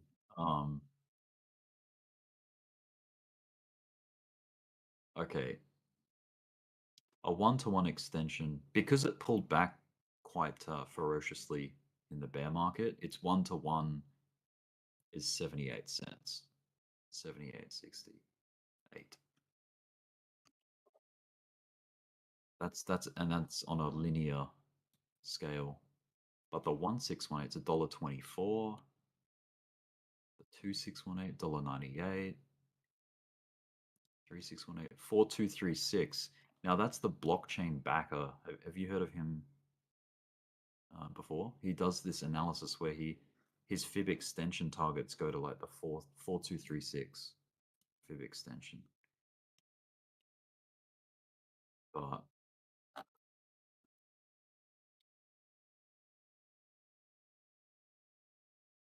then there's there's this way to do it as well. Turn on the full Fibonacci extension from bull market to bear market, and then you get everything above 1, like performance above full recovery. Yeah, the 1618 performance would be $1.16, 2618 $1.85, 3618 $2.54. Yeah, so on and so forth. $4 to get up there. Damn. Man, I'd just be happy if it goes to $1. That would be incredible. Or even all-time high, you know? That would be pretty cool. I'm down.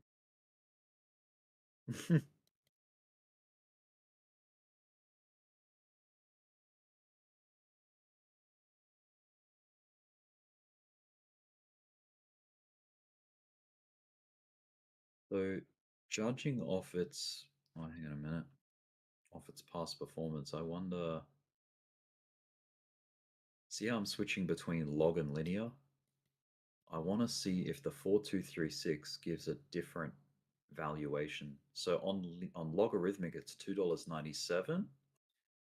And then on linear, it's $2.97. Good. That's what I want. I don't want log or linear to be changing targets. Like, you know what I mean? Yep. I want it to stay relative. So, so with that in mind, I think you can gauge the top of the last bull market with the bear market and then see what kind of target it hit over here using that system, that same strategy. So if you go two bull markets ago to the second last bear market, oh, we exceeded the 4236 target. It went way beyond as like, you know, from performance.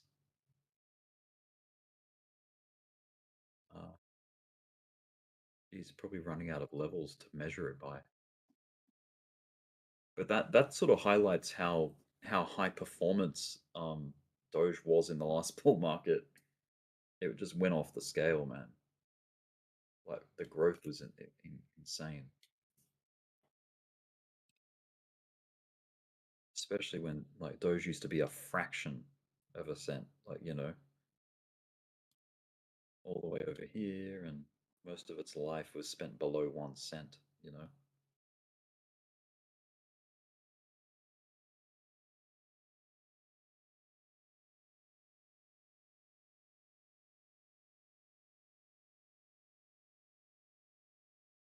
So I'm guessing, looking at the history of Dogecoin,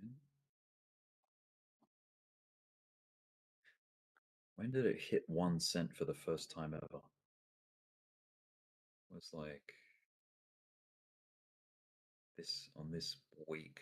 So the week of the 1st of January 2018, Doge hit 1 cent and some.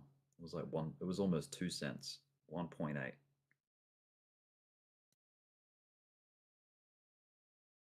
So just, yeah, that's like how many times over is that in performance from the last all-time high? 4,000%. What's that, a 400x? Or is that a 40x? No, I think it's a 400x. It's crazy.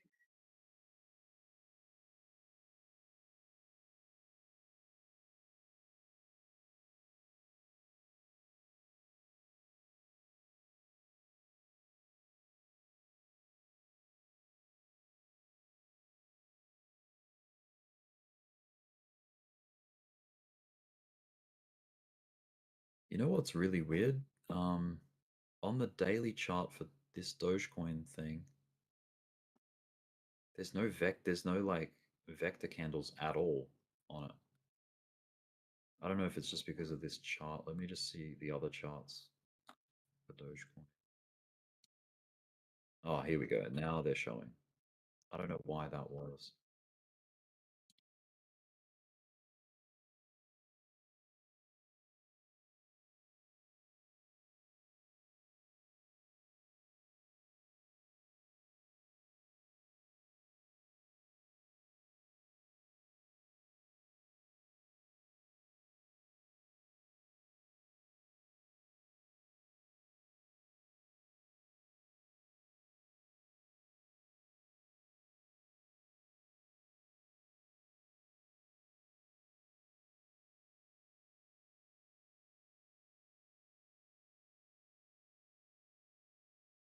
There's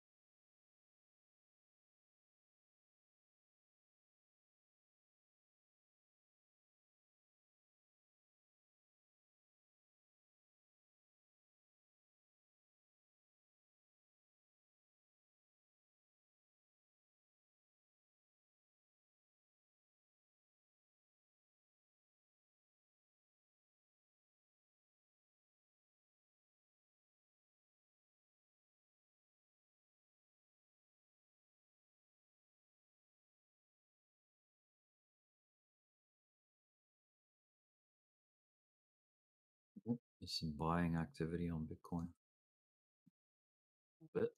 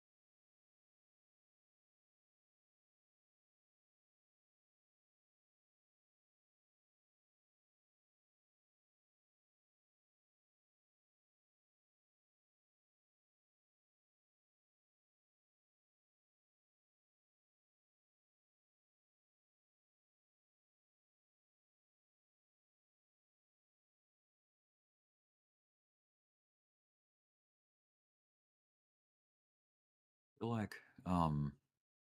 tracking Bitcoin's progress is like, I guess it's still important to see where it's at, but it's like the focus is slightly shifting. Well, that's the kind of feeling I'm getting now that we're trying to get this alt season rocking and rolling. It's like, okay, maybe we start looking at Ethereum more often now, or more closely. Like Bitcoin can chill out like around these levels for the next month or two.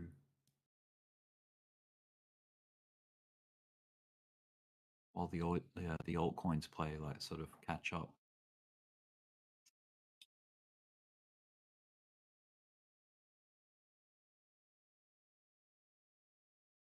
Yeah, for dominance, Bitcoin dominance, let's have a look at that. Bitcoin dominance has fallen out of its bull flag, bear flag, which is really good. But it's, 60% roughly lines up, maybe 59.5 or 50, 59.5. If we're to get it like soon, you need to get below that ascending channel, that climbing channel on dominance. And then we're finally out of this like this curse, this Bitcoin dominance like ramp that we've been in for 3 years.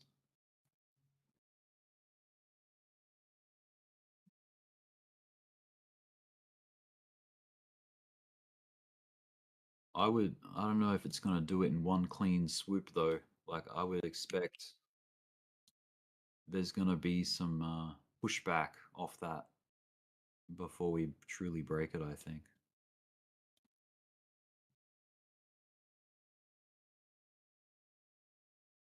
But you never know. Maybe it does just go through like a knife through butter. If Ethereum really like rips, then this thing will just drop rapid. Rick, you draw very nice arrows, by the way. Oh, thanks, man. I try.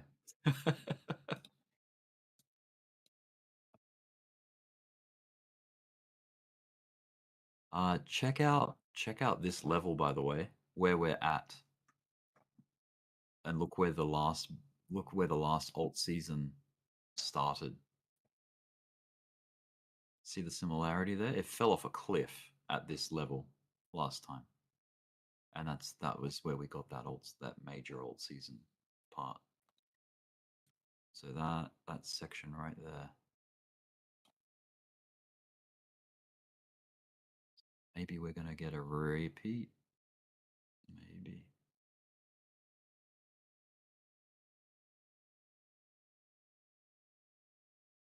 Oh yeah, and this table here. I don't know if you guys have seen this table. You've probably heard me talk about it a couple of times, but this is the spot ETF filings that are pending approval by the SEC. So this column here is the most important. This is the final SEC deadline date for we got Litecoin, Solana, XRP, Dogecoin, Cardano, Polkadot, HBAR, Avalanche. There's a lot of them waiting for ETFs. An interesting feature is that BlackRock is nowhere in this list. No, they have got no pending crypto like ETFs. I think they're more focused on their Bitcoin ETH ETFs, and they haven't dabbled with the speculative altcoins. But I think the biggest of these funds, like these asset managers, is Franklin Templeton, if I'm not mistaken. They're like in the trillions of assets under management. Whereas the rest are like, just hundreds of billions in relation. Like, I mean, hundreds of billions is a lot of money, but yeah, Franklin Templeton's like on another level.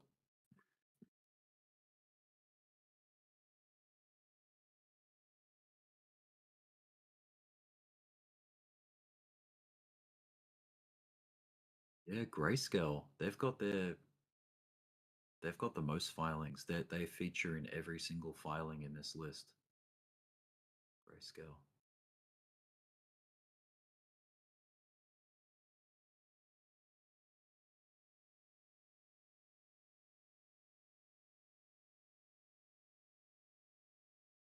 So as far as all of those filings, most of those deadlines come up in October. You can see the 2nd, the 10th, the 17th, the 23rd.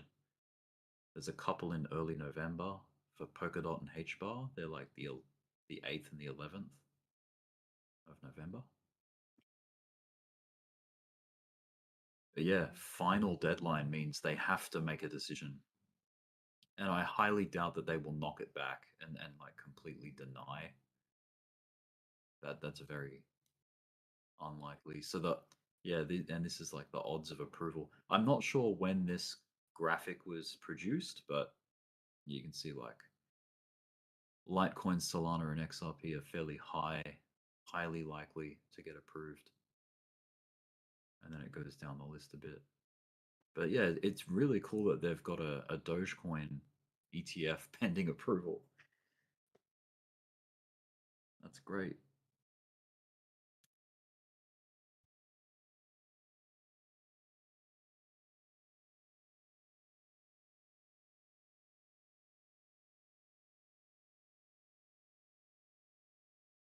Notice that there's no Tron or BNB ETF pending approval. Probably because they're not American.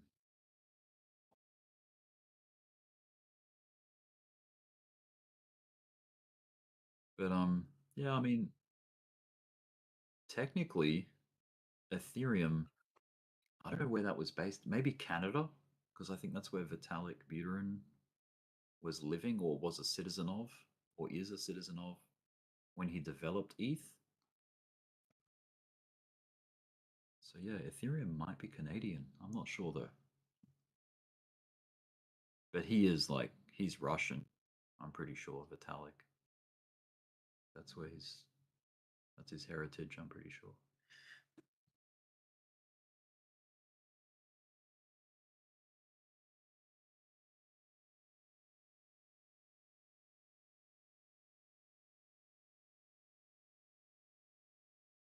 And then who the hell knows where Bitcoin's from?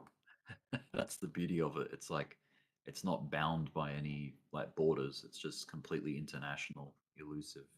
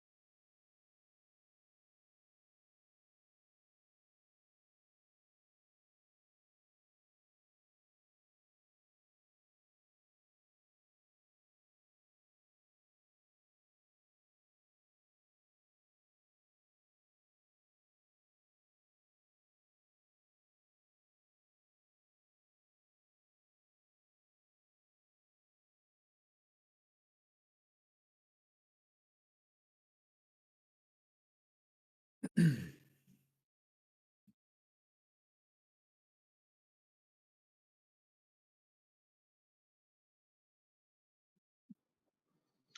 Rick, once we get through all this regulations and clarity and ETFs, what's going to drive crypto? What are we waiting for then? Well, once it's all out in the open and traded, I think the thing that'll like sort of merit its performance, or the thing that'll catalyze its performance, is just probably just the technicals, really, like just the supply and market demand, or what? Yeah, like, because in its purest form, markets perform off supply demand. But maybe other countries opening up to crypto as well, just like USA has done, like with regulation and access to the domestic funds, like the funds of that country. Australia's got a long way to go as far as embracing big institutional involvement, like the way that the US has. Not that we're a big economy, but yeah. Yeah, man. I think I'm going to kind of judge it by real world adoption, like who's doing the best job of bringing grandma on chain and building an app that's easy enough for everyone to use, because the ecosystem right now is just so focused on crypto people and not real people.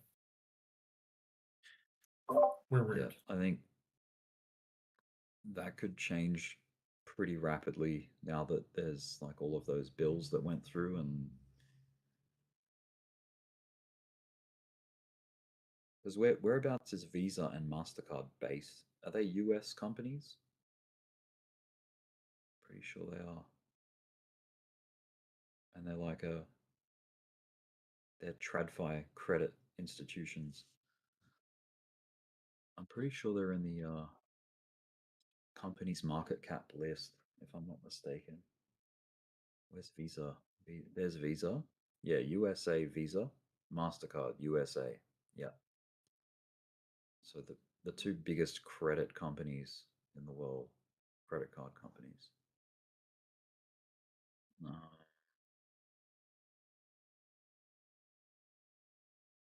What's that other big one in the US? American Express, right? Yeah. If they're in, are they listed on the stock? Surely they are. Yeah, the biggest in them all, American Express. Oh, there's American Express. Yeah, it's 80th on the market cap size. XRP's 86th. As far as like asset size is concerned. Look, BlackRock, they've got like a BLK. Is that the stock BLK or whatever?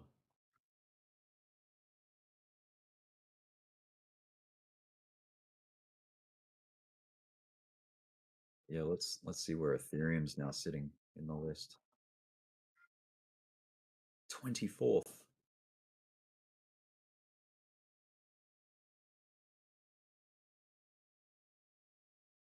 SPY ETF is $584 billion in size. $500 billion. Ethereum's almost the same size.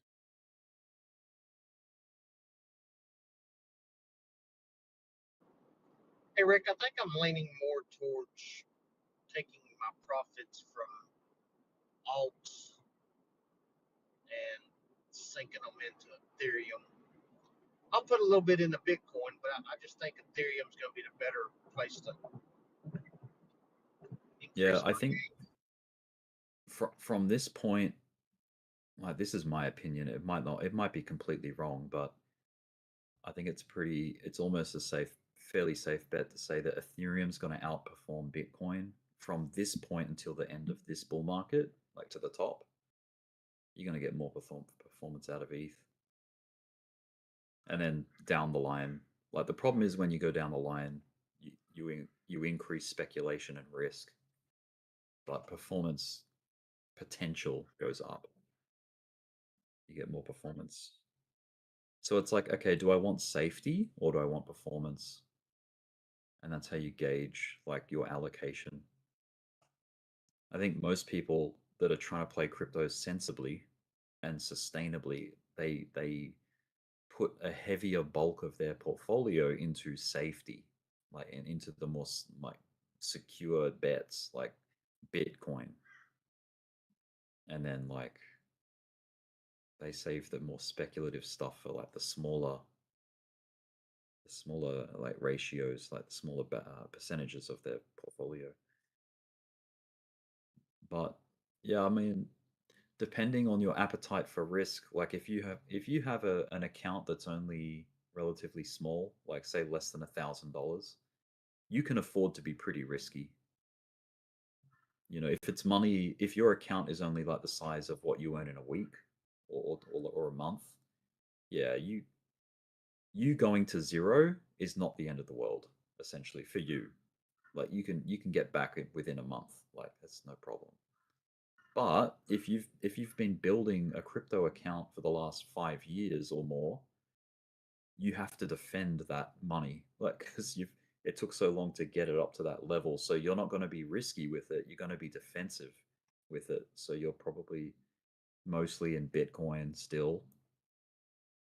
And then you sort of like, you know, you ratio out your account, your portfolio, and yeah, it's like you're constantly rebalancing so that the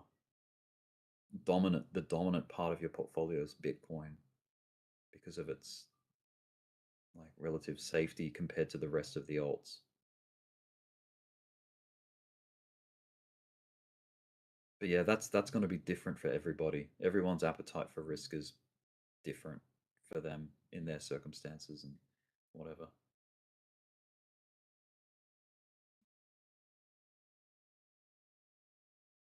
I think if you're a complete beginner, like if this is your first 6 months in crypto, like I wouldn't, if I was you, like if hypothetically if I was starting, I've only just started 6 months ago, I wouldn't be trying to like build a big portfolio right now. I'd just be trying to practice with a couple of $100 and learning like the functionality of the exchange that you're on, like learning the rhythms and the practice of trading, you know, buying low, selling high, all of that kind of stuff, just the mechanics of the market first.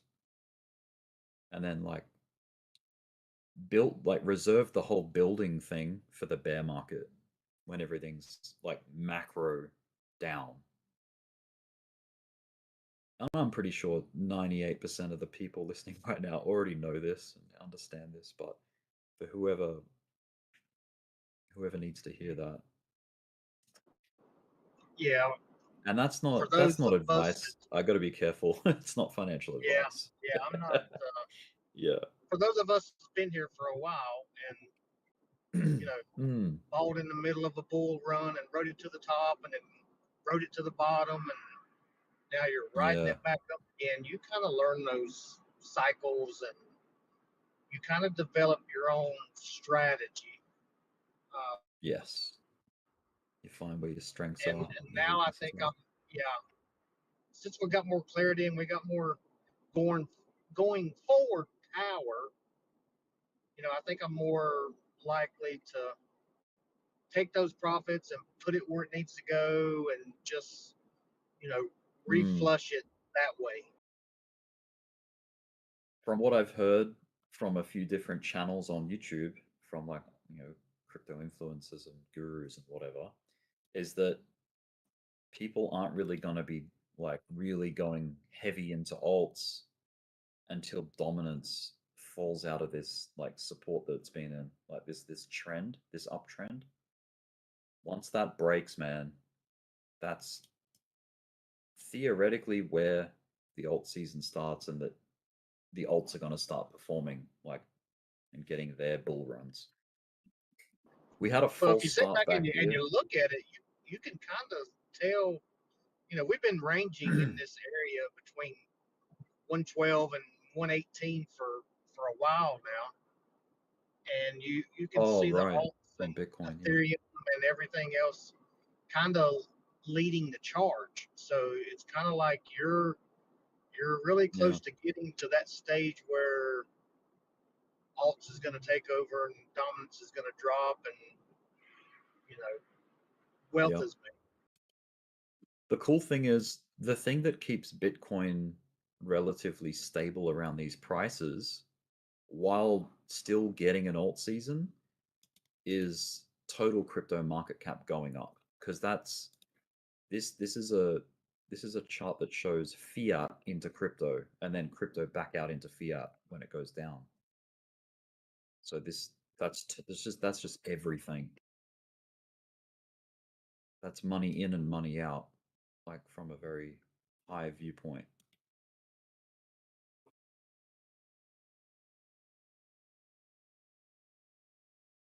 But yeah, this, I don't know if whoever's looking at my chart here, this is like the estimation of like bull market, bear market, basically. I mean, we know for a fact that these were the bear markets, and that's why they're highlighted in red. But you can see they seem to come at a repeated 4-year cycle pattern. The top comes in, you get a bull market, like a markup phase that lasts like 3 years. And we are in that third year toward the pointy end. But the most explosive part, like, well, the final chapter, right? So yeah. That's why a lot of people are like expecting to get out toward the end of the year. Yeah. My question is, I mean, yeah, that's been historical fact, Mm. And thing, but now we have crypto a lot more dominant, a crypto president. We have all these giant institutions that never did it before buying tens of millions every day of Bitcoin and everything else like that I know we probably got to follow this along until it plays itself out, but is there a chance that this is not going to be following the trend that it has all the other times? Because this is a completely different dynamic we've never seen before. Yeah, I think it was necessary to get that level of involvement from Wall Street and the government to continue the path that we're trying to achieve. Like, see how we're sort of just going up and to the right, and it's kind of plateauing. But even just to get here, the amount of money that takes to get total from 4 trillion, which is roughly where it's at now, to 7 trillion, that's almost double. Like, that's almost a 100% increase. So look at the amount of time and effort it took to get from 0 to 4 trillion. It took 16 years, and then we're expecting it to double in 3 months or 4 months. Like, that's a big expectation, but it can totally happen. But it's thousands of trillions of dollars. It's a lot of money. Yeah, well, in this case, thousands of billions of dollars to make a trillion. Yeah, billions. Yeah, it's like that's what I meant to say, to make a trillion, but it's like to make a trillion. Yeah, it's gonna be like a lot of thousand billion coming in. Yeah. It's out of control, but yeah. But to answer your question, like, yeah, does the fact that the US is like way more supportive of crypto now and like open doors and open arms, does that change the dynamic of like what we're expecting? I think it could, dude. I think it it could, but we have to wait for that to prove itself, like, to be the case. You know what I mean? So until then, I think we should still look to like the kind of trajectory that we're on, and still use our regular forecasting, regardless of whether who's involved and what levels of money are involved now. But yeah, we should be open-minded to it, though. Like, how many trillion will we be at the end of that red cycle at the bottom yellow line? What would be at down there? Back down to 2, yeah, 3, like 2.5? Yeah, I mean, if this plays out like I'm kind of like I've drawn here, like, I would suggest, like, yeah, if it follows this trajectory, it goes to here, then it pulls to here, maybe to in the 7, bear, and then goes to here in the next bull market, which is 11 trillion. and then pulls back to 5.5. You know, in the 2 bear markets from now. You know what I mean? Like that's kind of like what this is suggesting. It's the 2030s. And then and then if you go all the way out here, that's 14 trillion in the year 2033, you know. That's a long ways out, but imagine where that's our if, national debt would be by then. My goodness, I think things will be fit in a different rhythm and rhyme during that new decade. Yeah, I think the timing aspect to it's way more like easier to forecast than the pricing, because I don't know if I have this arc correct. Like this arc could be more like this. You know what I mean? Like see how I'm like just adjusting it and how far that throws it out just by like adjusting the arc slightly. You get vastly different numbers. Like so it's it's hard to gauge. But yeah. There's no doubt it is certainly plateauing in performance, like the diminished return effect, because of how big it's getting, you know. It's just hard to guess that trajectory, guesstimate it, if you will. It is very hard, especially for someone like me who's just a retail dude. I'm not a professional or anything. I'm just an enthusiast. But yeah, give it a go. There's no harm in trying. Well, there's a bit of a take profit happening at the moment on the small time frames.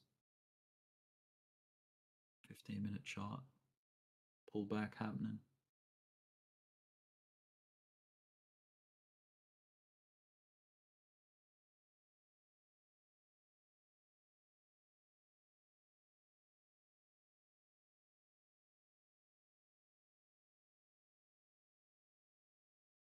I have a hunch about this weekend, and I think that the big guys like Bitcoin, ETH, and XRP, I feel like they're going to somewhat stabilize and chop sideways, while you might see some action in the memes and like the rest of the alts, like as they catch up off the optimism of this week's, you know, performance on especially Ethereum.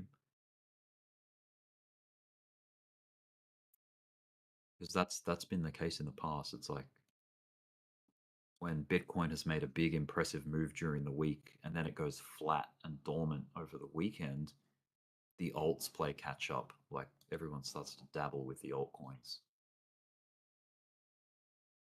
But yeah, I guess we'll see what happens, see how it bakes it out.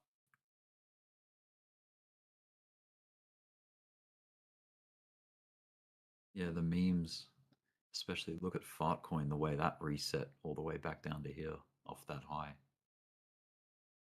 Moodang, Pepe, Whiff, Bonk, Chill Guy. Pengu is still like on an uptrend. It did have a pullback, but not to the same level as like Fartcoin. It's still kind of up there, you know. Yeah, I kind of feel like there's a lot of hype behind Pengu, and when it pulled back, it doesn't pull back a lot, but it's got a strong community, and they're building on something that I don't think people realize. Yeah, it feels like Whiff. Remember Whiff last year? Yeah, it had a big 2024. I mean, that was its first year. So you can see how much action it saw. So I think Whiff, like, if you're willing to hold Whiff, like, you know, get a position, I'm not trying to shill it or anything like that. I'm just purely talking about its technicals and its potential. The market knows that Whiff has tapped this level twice. Not only just twice locally, twice on a macro scale. So the chances of it going to revisit that level are fairly high, I think. And as a return from here, that would be 400%. But this heavily depends on this alt season.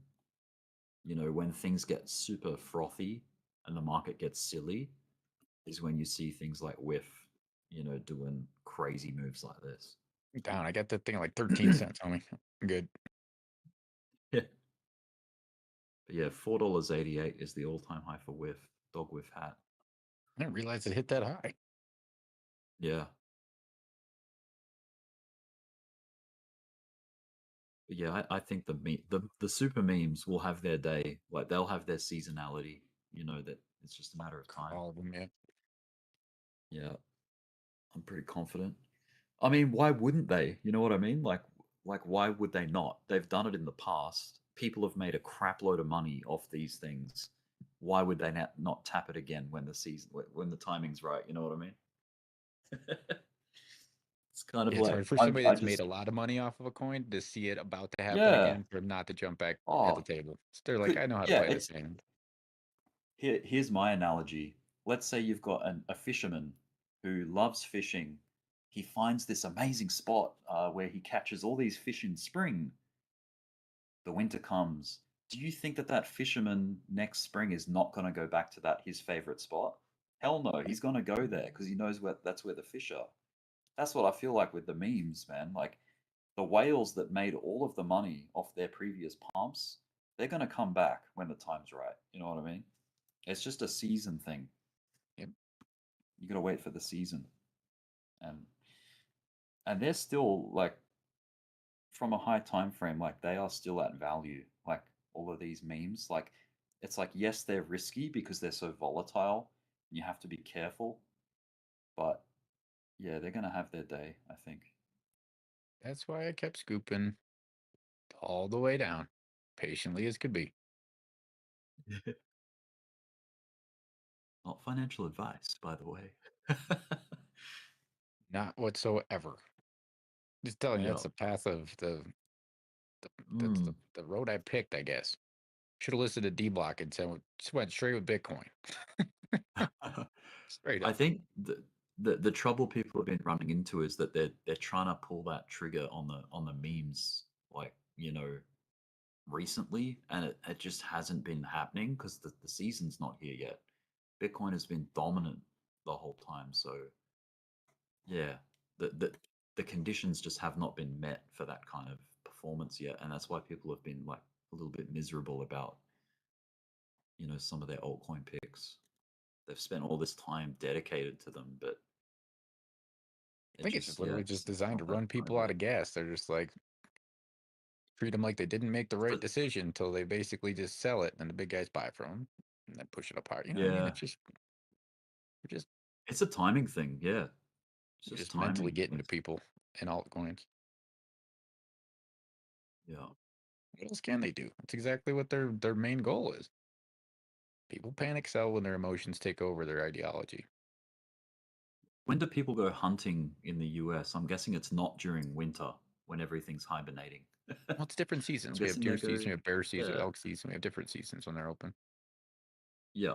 So Usually in the yeah, I fall. guess yeah, jumping Not in into the spring alts. because all the moms have little ones, you know what I mean? So it's usually you kind of wait till the fall Yeah. till all of them got biggest horns right before they're all fattened up for the winter time. So it kind of makes most sense, usually in fall season. So definitely not winter, right? When it's blizzard and snow, like you wouldn't go hunting in winter. There's just not. I wouldn't imagine there's much out there to hunt. No, if you're So desperate for the food, different. But if you're like out trying yeah, to find a nice deer for the year, pack your freezer up. Fall's the best time. yeah, yeah. So in that analogy, it's like people showing up in winter to go hunting is like people showing up to the altcoins when when dominance is really high. It's just the wrong season. You're going to be pretty hard pressed to get some results in the wrong season. But instead of expecting results, I was just, as it was falling down, I was just accumulating more coin. Yeah, So yeah. I guess it's it's a a weird little way bit to of a look at it, different but it's game. like, Yeah, I got the yeah, time of me going down like this. I yeah. kick myself in the butt if I don't. Sure, I'm sitting here pulling my hair out here and there, but it's also like pretty stoked buying things at low points. Hey, I guess accumulating and buying alts when they're down and still in their accumulation zones is kind of like the hunter preparing his rifle and like getting it all ready for when the season does hit. you know, like I'm great in a preparation. bear market. 'Cause I'm that's terrible in a bull market. I'm terrific in a bear. yeah, yeah. Well, that's good because that's where the money's made, dude. That's where the preparation is key. Like, if you're not around in the bear, you got nothing to bring to the bull market, you know? Bro, I've lost more money in this bull market, quote unquote, bull market than I made in our bear market. So it's kind of a weird one. Yeah. Just shows my And plays weren't taken correctly. and I would imagine, tell me if I'm wrong, but I would imagine that's due to altcoin activities, That's not what I hold. Bitcoin. I hold some Yeah, Bitcoin, yeah. some Ethereum, Yeah. 65 other alts. But I would imagine alts would have done a lot of damage because they had for me too in the past. And I was up at 85. I'm down to 65 alts now, but I was originally at around 85, almost up to 90 at one point. Sitting there telling myself, fight low. Again, once things kind of came up, I got rid of 15 to 20 of them and just put it in more attention, things that I care about and believe in, and actually know what the heck the thing is. Yeah, that's always been my philosophy. I kind of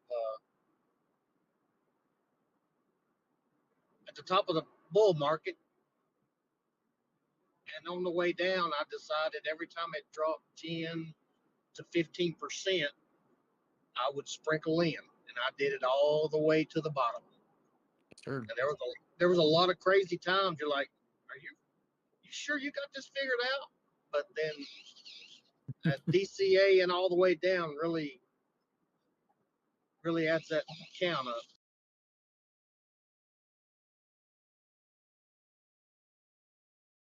Yeah, it's the patience game.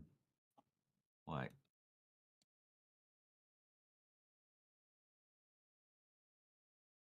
gotta be patient.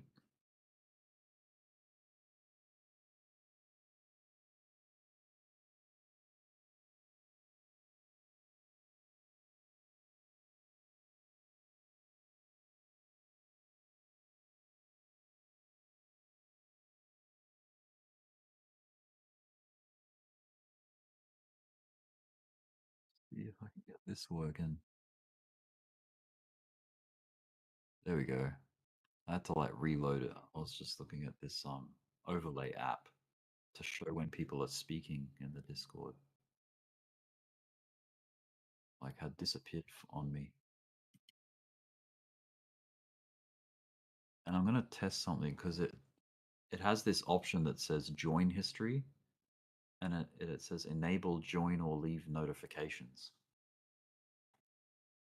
So if someone leaves the chat, like the voice channel, and then comes back in, it should notify. That may get annoying though, so I'll turn it off if it gets annoying.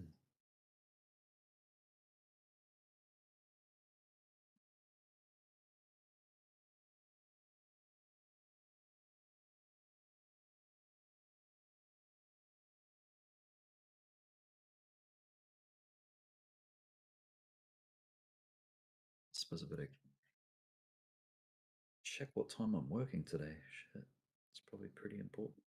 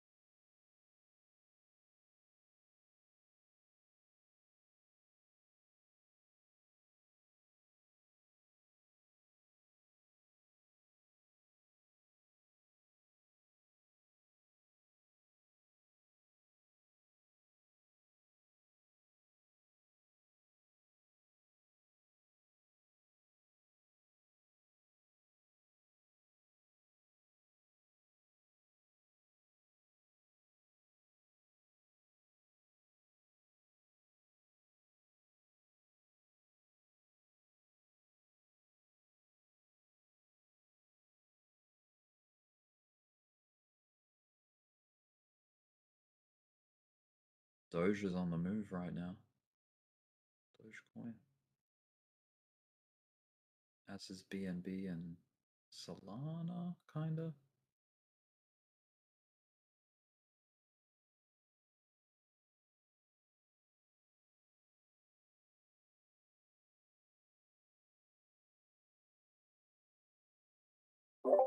Yes, it is, Rick. It's just now about to cross that 23236 target.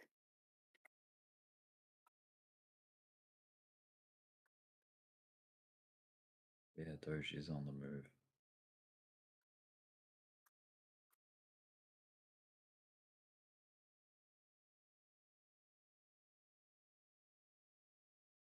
If it breaks that level there, we have room to go above 23508. And then there's a little bit of room up over 24, and the high point could break 25317, but it has a little bit of, it needs a lot of momentum to hit that spot. Yeah. Doge is very when Doge runs, it's very dramatically so like it, but it takes so long to cook to prepare for does. that liftoff. It's a while, but yeah, really nice performance of it.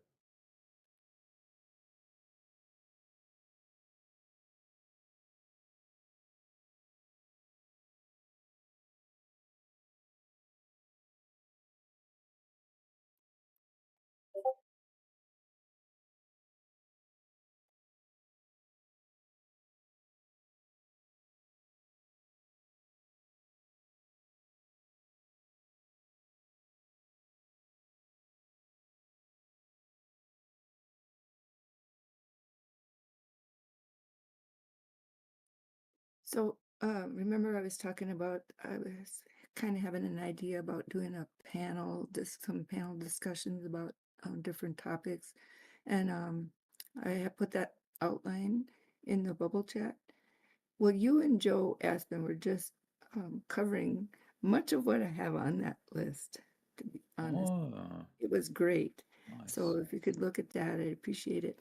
But, you know, one of the big questions is, how are the whales going to handle being in the confines of this new regulatory environment? And so exploring that idea in pre-positioning your trades accordingly is something that, you know, I was thinking about that we should be exploring. So those are some of the parameters and things that I want to kind of have people thinking about.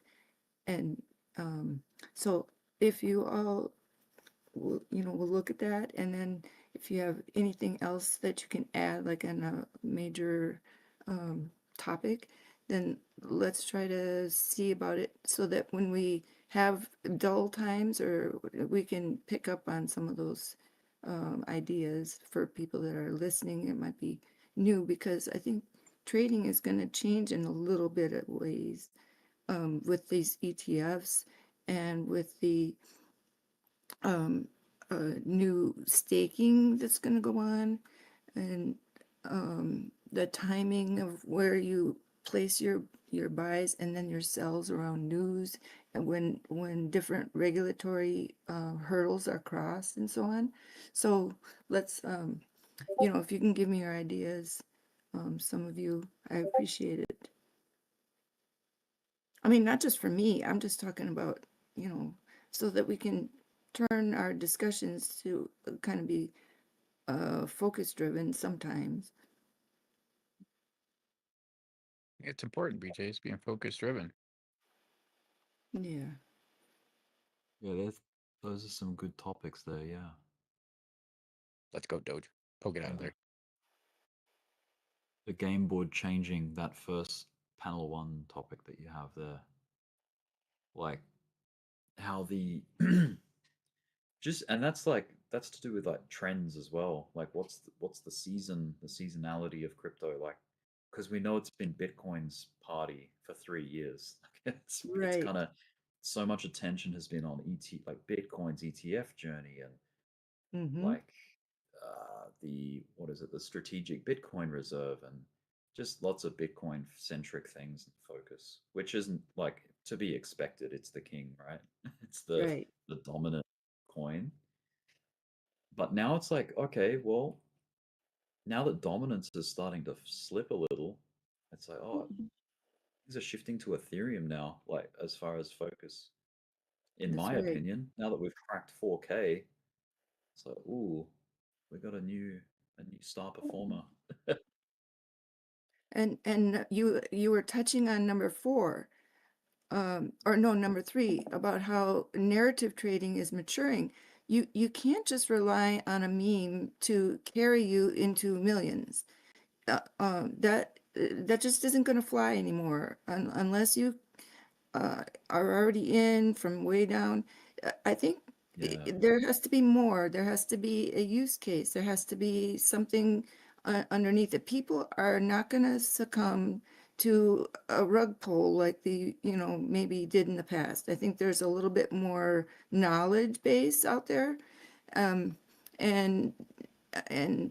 I think you may not find yourself in being able to capitalize on just a meme alone. I think those things are maybe gone by the wayside. So you might need to be selective in the types of projects that come up, so that you make sure you do your research and then trade accordingly. Yeah.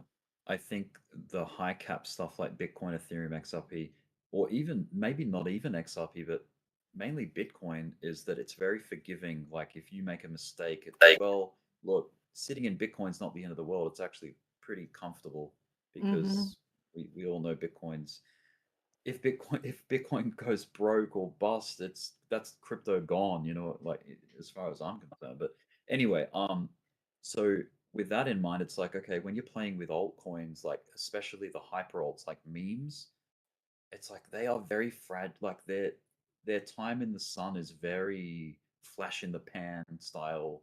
You Yep. can't like depend on it recovering and coming back up to get you if you make a mistake. That's You have to be right. so careful with these alts, these hyper alts, memes. I Like, say yeah, the bloom doesn't last forever. Make sure you take your profit when it's there Mm-hmm.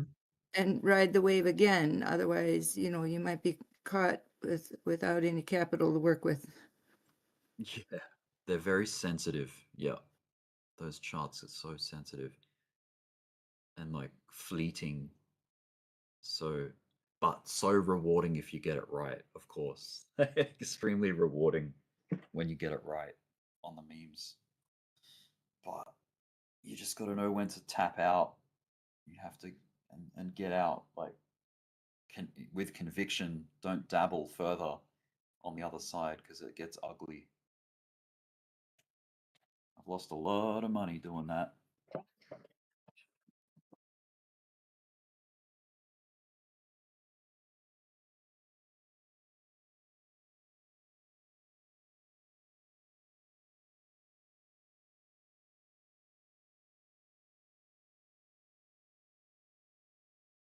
And in saying that, it's like this kind of highlights how people don't even mess with altcoins or memes. Like they stay very blue chip Bitcoin, for the purpose of like safety and protecting what they have.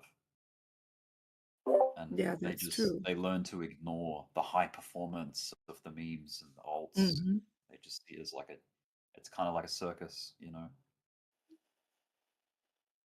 So in this new era, maybe if you want to target another type of coin, you might think about those infrastructure tokens, because when we're talking about building out the new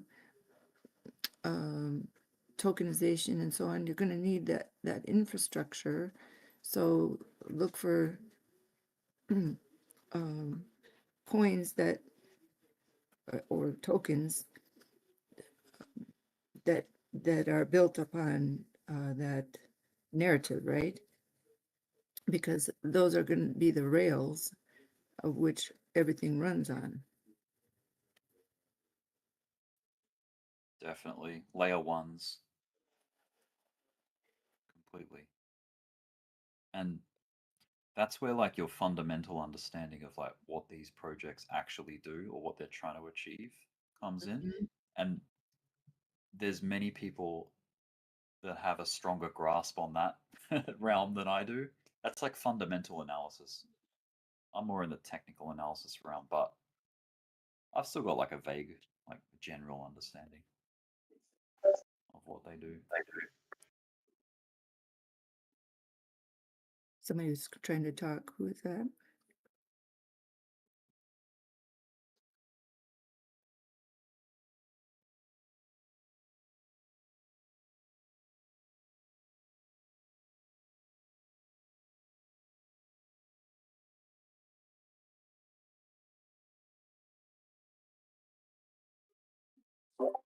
Yeah, I agree with that too. For me, I've been kind of hyper focused on the charting of Bitcoin and so on, and learning that. So I've been less in tune with the different divisions of projects, and where that's where Dbloc really shines. And but I think that we're coming into an era where we really do need to know what's the difference between a DEX and CEX and centralization versus decentralization and all of that. So maybe having a poster or something that you can quickly refer to in your files would be nice, like a card, something that you can quickly refer to, simply laid out, so that when you're trying to trade certain things, you know what it's about without having to, do a memory thing, because there's so many of them. It's hard to remember sometimes. Where does that fit into the lexicon of everything? And even though like that crypto bubbles, has everything out there, well, it doesn't divide it up into the different sectors, right? So it's kind of like, it's becoming like stocks where you had to know all the different sectors. That's where that crypto.com is kind of cool, where it had those baskets, and you can just scan those just to learn about how they're grouped for your own purposes. And you don't have to buy those baskets, but maybe learn why they're grouped together, and think about making your own type of basket for your own trading. Something that I've found, because you mentioned crypto bubbles and it's just like one huge display of everything. Mm-hmm. There's something similar. I don't know if you're familiar with the channel Crypto Banter, but they have, if you Google Banter bubbles, they actually have selections where you can choose by narrative. Like there's the meme narrative, there's the gaming, the AI narratives, there's the, like the America coins. Like there's all Oh, that these sounds really good. narratives that show you in one click. Yeah, exactly. It's kind of cool. And then you can See? get familiar with what belongs to what. And yeah. So here you go. See, we're opening up a discussion, and we learned something, and people now have a real A new tool. information that they can use. I'm taking Yeah. notes, honestly. I'll show you right now, guys, what that looks like. If I go banter bubbles, it should be the first result. Yeah, just banterbubbles.com, BANTER bubbles.com. And then you let it load in. And then I believe it's, where's the narratives? Like where you choose, maybe it's this drop down here. Ecosystems. You can search by ecosystem. So all of the Ethereum related coins are here. All the Solana ones are here.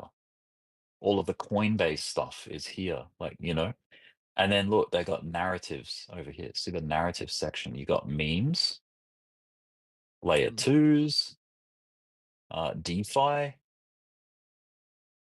smart contract platforms, gaming, storage, NFTs, AI agents, made in USA. Like, so this is all the USA ones. Yeah, it's pretty cool. You got all these different narratives. Speaking RWAs, real world assets.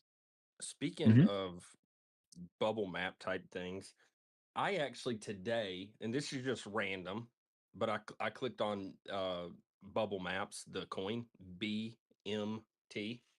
Anyway, I swung at it. Oh, that's cool.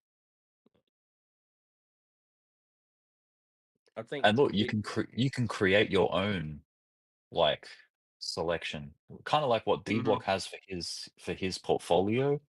He has a bubble map just that of all the things that he's involved in, and he'll add or delete whether he's involved or not to the bubbles. Yeah. Zero knowledge. See, I haven't even heard of this narrative before. ZK, zero knowledge. What the hell's that?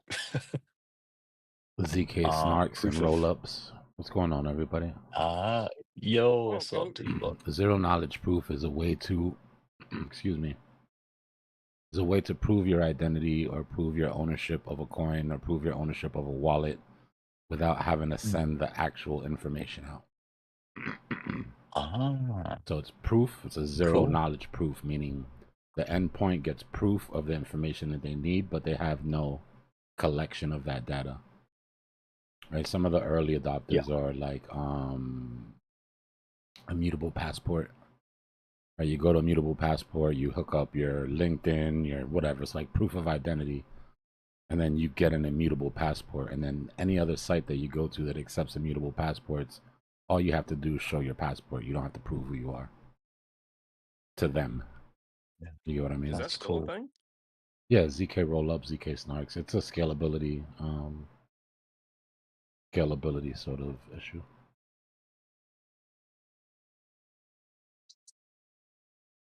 That's why Mina is such a small blockchain.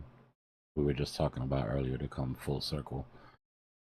Bitcoin, I can't remember how many gigs it is, right? But if you're running a Bitcoin validator, you've got the history of every single transaction that Bitcoin's done stored. Yeah. Right? That has a scalability problem. 10 years, 20 years from now, 30 years from now, there's an issue. With ZK rollups and ZK snarps, a snapshot is taken of the last validated node in the entire blockchain.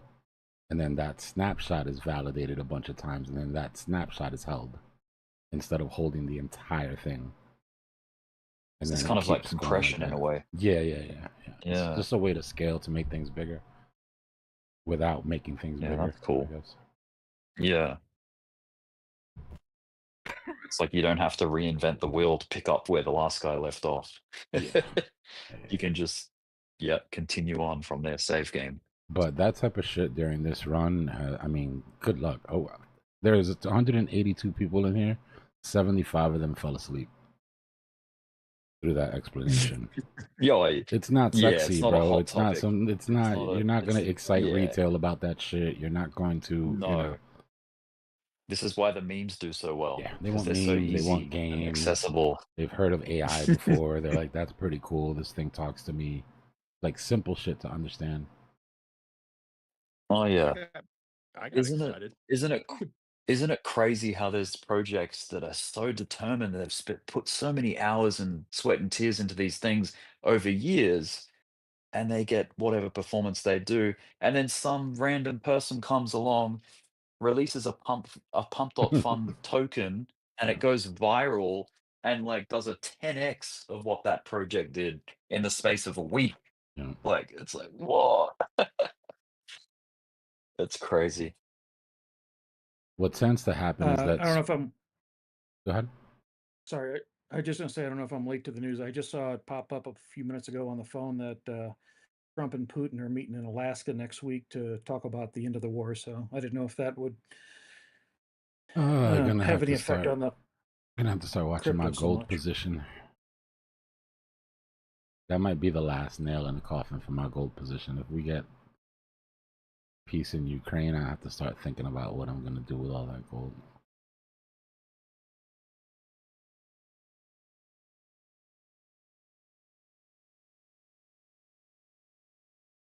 The way things usually run, well, it's especially this time, but your speculative shit runs first. Remember, at the bottom of the bear market, crypto's dead. right? Nobody believes in crypto. The only people that are around that want to play are diehards that are probably just going to buy Bitcoin and stick to it, or speculators, right? So the speculators are going to speculate on whatever the hot narrative is. When Bitcoin gets to all-time highs and starts breaking out, we get to this part of the cycle where we're at now, where crypto's obviously not dead and not going anywhere. Then people's interest starts to perk up when it comes to utility. Oh, well, you know, if this really is the future, and then they start looking for those Web 2 sort of companies in Web 3. Well, what's the Netflix? That means that they're going to need what's Google? What's going to be the Google? What's going to be the... And then people start to speculate more on utility. But the beginning of this run was horrible, bro. It was just straight extractionary. Right, let me get as much fiat as I can out of this system.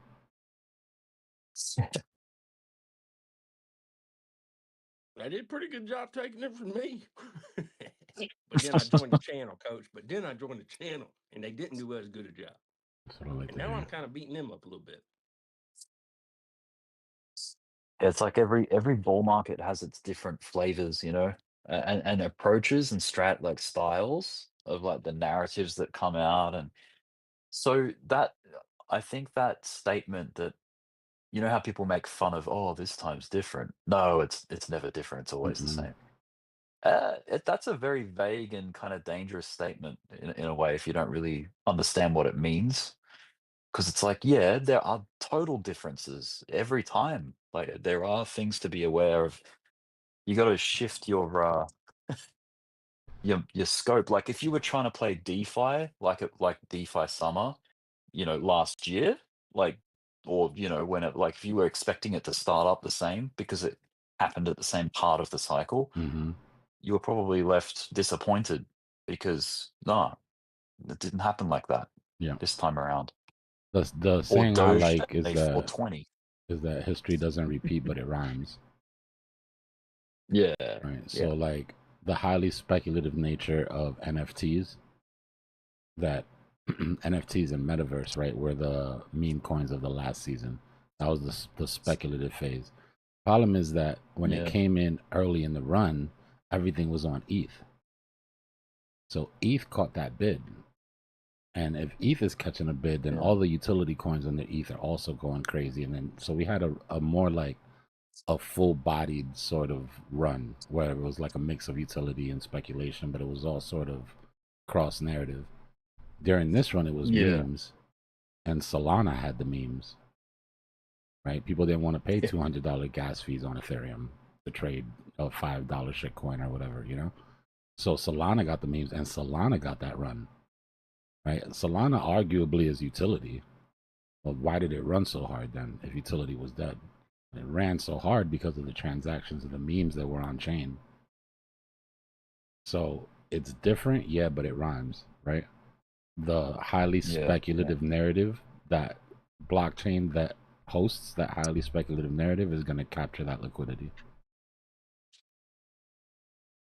Yeah, it's like it's like comparing content and context. It's like, okay, well, the context can be similar, but the content is different. So it's like what it's, yeah, I guess you have to be aware of the difference between the two sort of thing. Yeah. Anyway. There's just, I mean, it's different strokes, different folks, right? It's like if Netflix, like if we can invest in Netflix. If Netflix tomorrow announced that you could buy shares in each program that they offer, right? That's the sort of risk. Okay, now there's 1,000 programs that I can buy inside of Netflix. One of those might go parabolic, but which one? Or do I just buy Netflix and take advantage of the fact that everybody is going to be speculating on these programs, right? It's like the picks and shovel.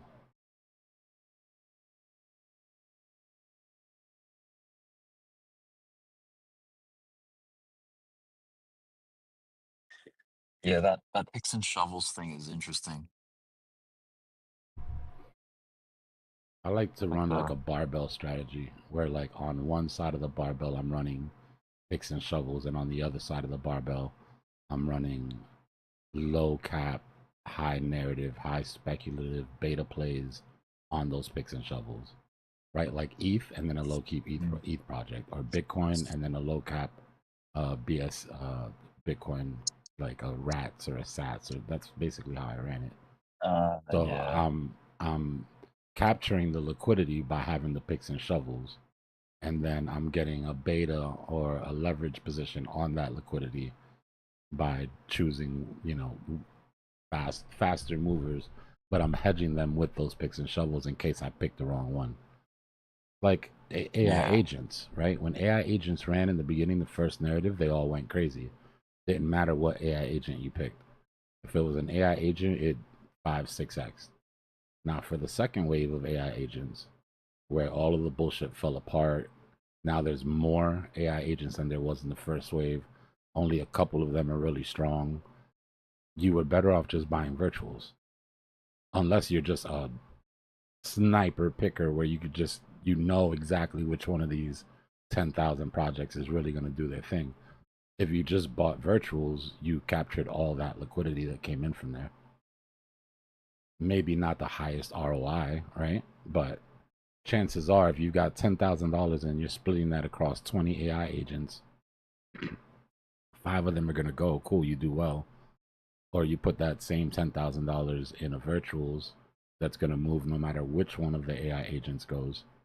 So you're getting a smaller percentage ROI, but you're really not, right? Because you got to factor in all those AI agents that didn't move, that you bought and didn't do anything, or only got, 50%. Right? Once you average all of that in, you probably made more money putting a bigger amount in the picks and shovels than gambling on specific projects. It's like the Bitcoin argument. You tell people you put your money in Bitcoin, it goes up, and then you'll do better than picking alts. And they're like, yeah, but what about this alt? What about that alt?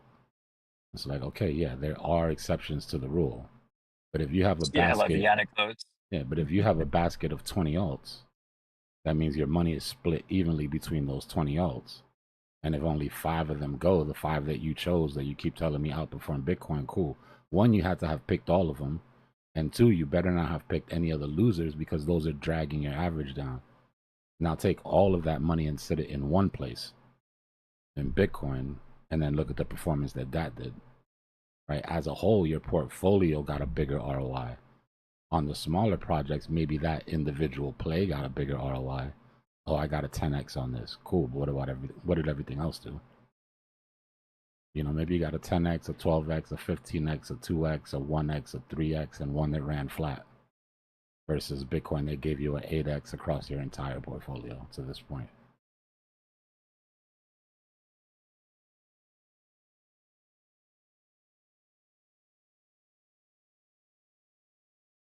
Nah, narrative isn't bullshit, Gears. I could show you a million beautiful charts that did absolutely nothing because they weren't on narrative. Until we're in QE and this market is flushed with capital, narrative is very important.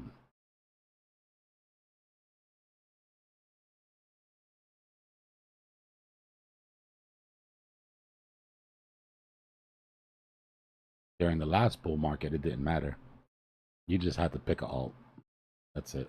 You just had to pick an alt, close your eyes, and let it gain. People who did that during this run and ignored narratives round trip. Even people that paid attention to narratives and didn't take profit when they were supposed to ended up round tripping.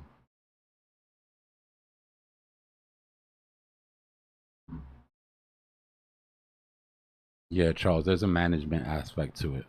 Managing 20 coins at the top of the bull market is not something that you want to even start thinking about doing if you're not experienced. What usually happens is you're going to pick 2 or 3 coins that you manage, and the rest of them you're going to tell yourselves that you're just letting it ride. Uh-oh.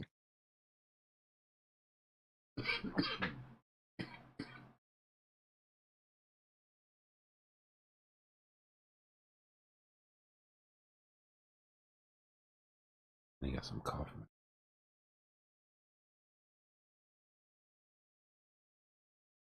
Well, as far as this weekend trap goes, guys, We didn't think it was possible, but they're going to try to run it. They're going to try to run it with this tight-ass trap. Let's see if Market Maker has what it takes. I seriously doubt we make it all the way to like Saturday night without freeing one of these trap longs or trap shorts. There's no space for deviation at all. Which means Market Maker is going to have to run a tight trap or sweep bottom. If he sweeps top, those longs are gone. With this amount of liquidity, if you pop up, you're going to take these longs out. And our pattern is set up for a move up, so I don't know. Market Maker's going to have his hands full here.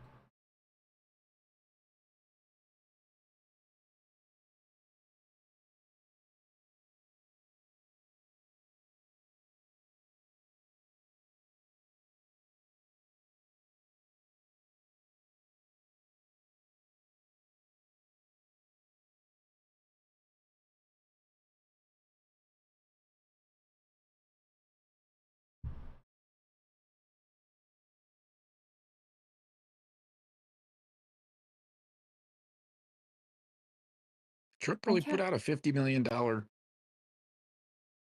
sorry. Go ahead, Jeff. a $50 million offer to get the Venezuelan president. What's that?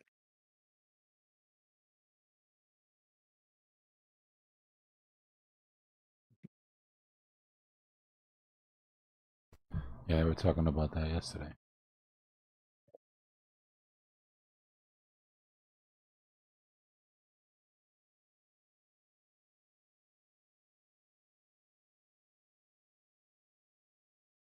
I would be offended. 50 mil? That's what I'm going for right now? That's it? That's what I'm worth? I just passed a $20 trillion stable bill and I'm worth 50 mil?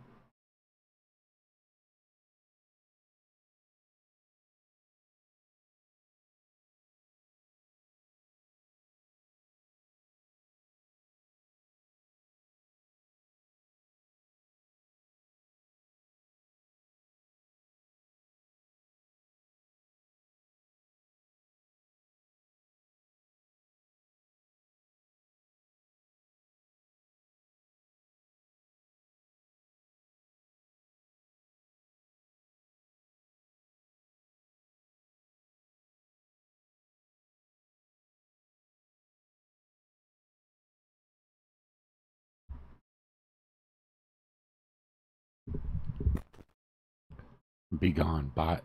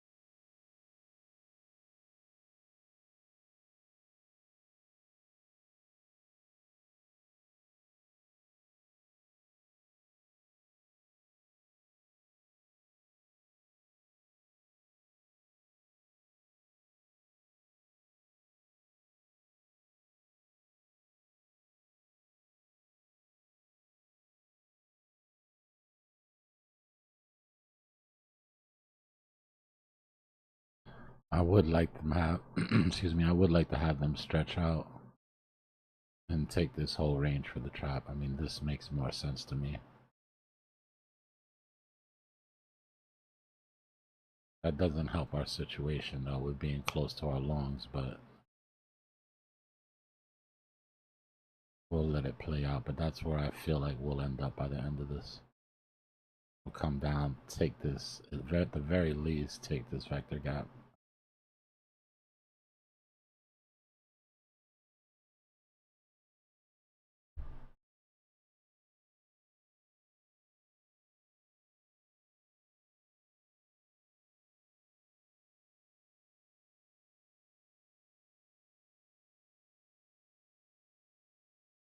All right, I'm here. I'm just off mic. I'm cleaning up the office a little bit. Do you have 1 minute more? Yeah, what's up? So, do you have some added knowledge about this Alpenglow upgrade for Solana that you could discuss with me? Let me double check Because because I there's a think that's couple a of them game coming up, changer. and I can't remember exactly which one that is. Yeah, I think that's the game changer for Solana here, and being the competitor with Sui, and if that goes as planned, I think that might knock Sui a little bit down. So that's why I'm interested in your take on that. Yeah, the one so they got Fire Dancer and Alpenglow coming. I'm not sure about the dates. I think Alpenglow is first, and then the Yes, that's final what one is going to be so it's a new consensus protocol that's supposed to Correct. make it's supposed to bring down the finality time. Right. So right now we use POH on on Solana, that proof of history or whatever. And then something that they call voter or something like that. That's it's just what ensures their rapid finality. So basically, what it's Like supposed to a do node is, clock. yeah, it's supposed to make it more it's supposed to make it more sustainable for real-time applications that need instant finality, like games and stuff like that. Yeah. It's more on the excuse me. It's more on the settlement side or on the finality side, and then the Fire Dancer is the new validator client that's supposed to give us that million TPS, over 1 million transactions per second. You're gonna have to prove that shit. That shit just sounds crazy. But that's that's the goal. And then there's Rotor. Yeah, Rotor Rotor has something to do with their data, something to do with data dissemination. I don't want to speak out of school. I think it's about the confirmation time, right? Yeah, it kind of it goes with voter. So voter is like rapid finality, and rotor is a more efficient like data propagation. Okay. All right. Thank you. Yeah. But yeah, I'm super hype on Sol. Only thing I don't like on Sol right now is that the Sol ETH chart just still looks heavy ETH. Yeah. But that'll change. Okay. Yeah, but the Sui sure is giving them a run for their money. So if they can't, you know, kind of roll this out properly, that they might get overtaken. I don't know if. Yeah, I mean it's a good little stack to run. You know, like ETH and then Sui and Sol against each other. That's true. Okay. And let the winner, you know what I mean? Just let the cream rise to the top as long as we have exposure. I think Sui's big And then is add in the hyperliquid as the L1 as the Dex. adjunct, right? Yeah. Okay. During the next bull market though, I think is when Sui's gonna have its real Solana year. Like after taking that 90% drop from whatever we get now, is gonna be like Solana at $10 in my opinion. I see. All right, give me a second, guys. I'll be back. All right. Thank you.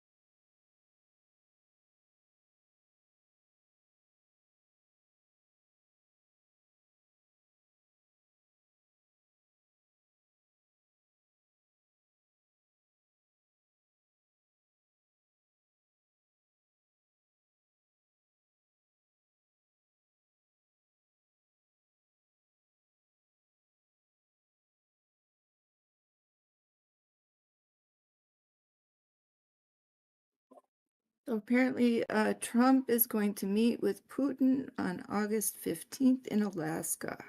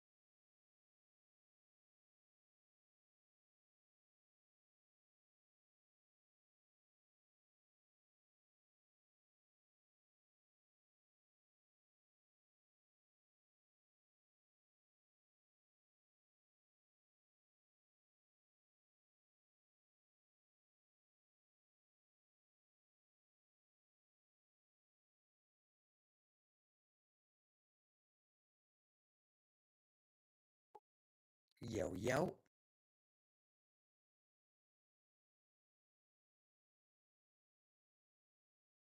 It's a quiet Friday evening. What's up, Drew? What's going on? I'm just watching ETH hang out at 4K here. It's a beauty. I love being up here. The view is great.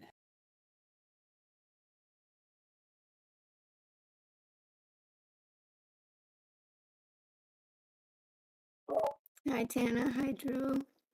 What's up, BJ? I'm watching the Trump coin. So Oh, check yes, it it is. out. Yeah. I'm on the 4 hour. So we are in between the 200 up top and the 50 on the bottom on the 4 hour, and we've crossed over this important line here, and I'm thinking we're gonna head towards 959, and when we top 9679 pretty soon, that'll be a signal for a little bit more of a bold trigger here, because that will be across our death cross there. See, we're just on the verge of it here. So we're at 9.410, and just this moving average here at 9,480. Then 200 is right on the angle at 960. So we just have to pop 9679 right there, and then that horizontal line at 10,114. So then it'll give a chance for this to correct right above here. So this is our major overhead resistance, this line at 1052. So, and then descending from above is the 800 on the 4 hour. So remember how long it took Bitcoin when the 4 hour was descending from above? It took forever. See, here's the history of that 800 from way up here. Shipping it like this. And so now it's going all the way down over top. And remember when we were at this point, we said, okay, how low are we going? And were we going to come across? I've moved this triangle since, but we were at this point when we were going to maybe fall off that cliff down below below $8 there, and then we corrected on that moving average there. So now we're about to make this other bottom. Now, if we fail here, we've got this other level to fall underneath that 859, and then it would go over to underneath this white line, right? This is our basically like your zero line, and that brings you down to 795, 72, and then the 620 where you would hit this this angle from the left. So remember this is where we hit that low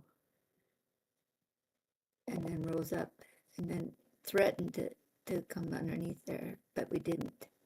So this could be our move towards the middle. So then you would have to reach over that 800 there and come up to this point right here, which like that 16.9, and then that would bring us back under this loop on the fib circle. See, here's the fib circle from the beginning, right there. Here's your, that $78.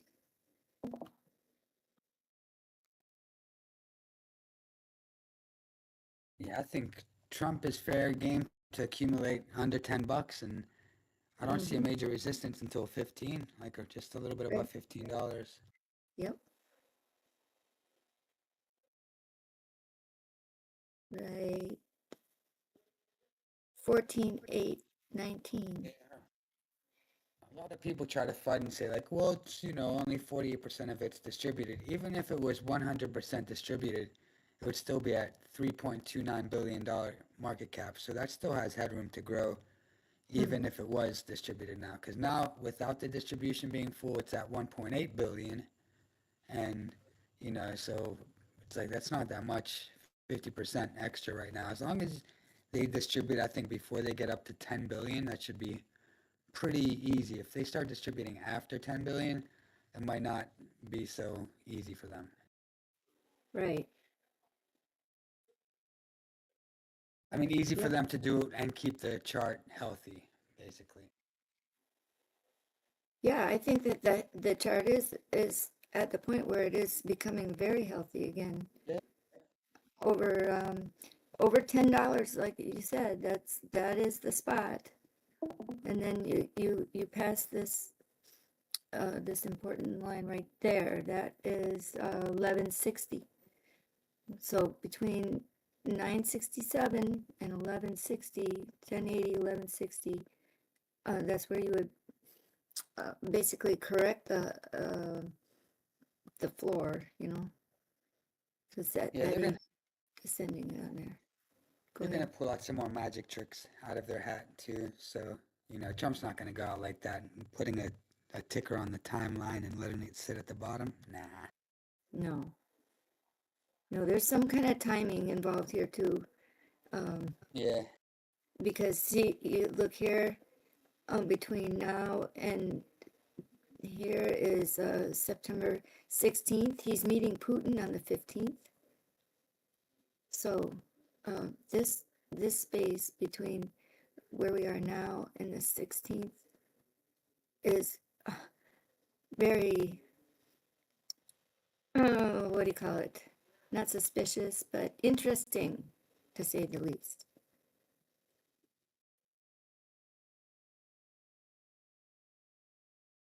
Yeah, it's probably strategic. Yeah. Yeah. Bitcoin's trying to get a pivot point here at 115, or no, 116, 560. Yeah.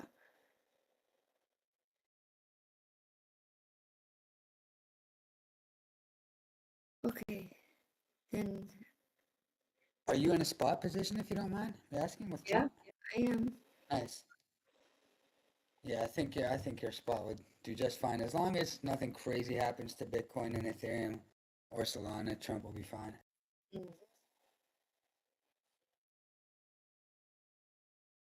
Yep, I did trade it on leverage quite a bit there for a little while, and then I got into other stuff. But I might do a couple more leverage trades right here because it's looking pretty juicy for that actually.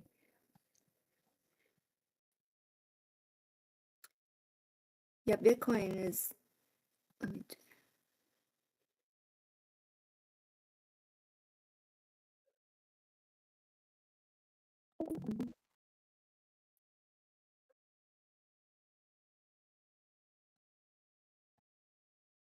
Looks like Harvard has, what, $160 million worth of Bitcoin?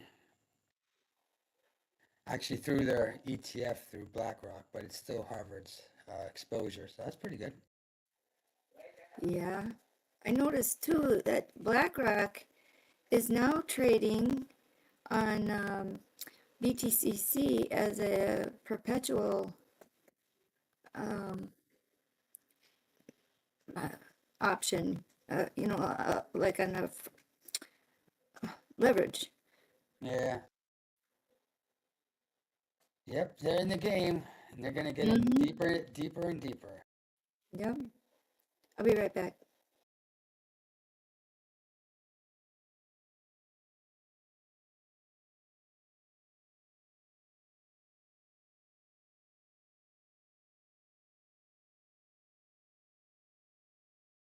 We got the vice president shilling Bitcoin. JD Vance told an audience at the Bitcoin conference.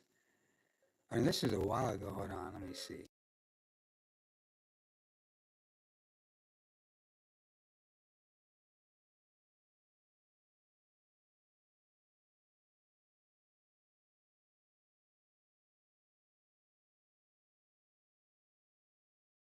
Oh yeah, that was back in the conference when he said it's believed that 50 million Americans own Bitcoin, and he believes that it's going to be 100 million before too long.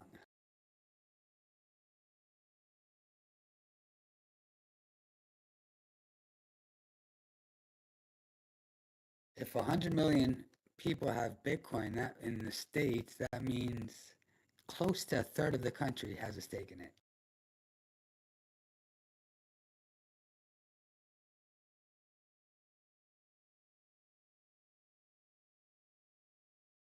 I'm all in. Let's go.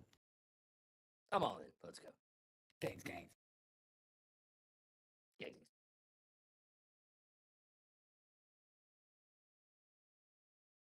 Yeah, we got a Bitcoin maxi for vice president and a president that's shilling tickers on the timeline. We got this. Games. We good. Bro, we good. All roll. Y'all, we good, bro. All these greedy ass bears. I don't know if they're good though. Are you still cooking that bear meat? Or you already eat that bear meat? Yo, I ran out of some bear meat, but where the bears at, coach? I just, man, I kind of got sick of it. I had so much bear jerky and all that, and it was, it's time to switch it up. But I think it's about time again to cook up some bears.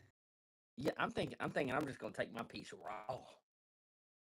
Oh, you better eat it quick then, as soon as we slay him. Oh, I'm gonna take him out. I'm gonna take him out. Eat that heart while it's still beating. Yummy.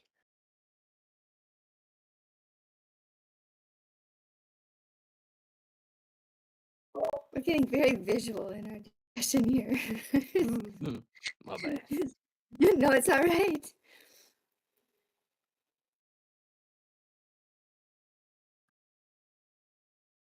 I like the new narrative. Go ahead. I was just saying the new narrative that I keep on seeing gold versus Bitcoin. It's like it's popping up more and more, and everyone's like, "Hey, gold's better than Bitcoin," and just for them to be in competition with each other, it means it's like crypto's made it. It's like it's on the timeline right now. True. That's true, Dro.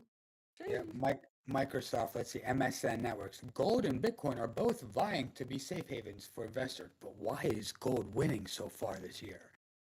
So it's like, if those are the kind of questions we see on the timeline, it's done. It's like Bitcoin is here to stay.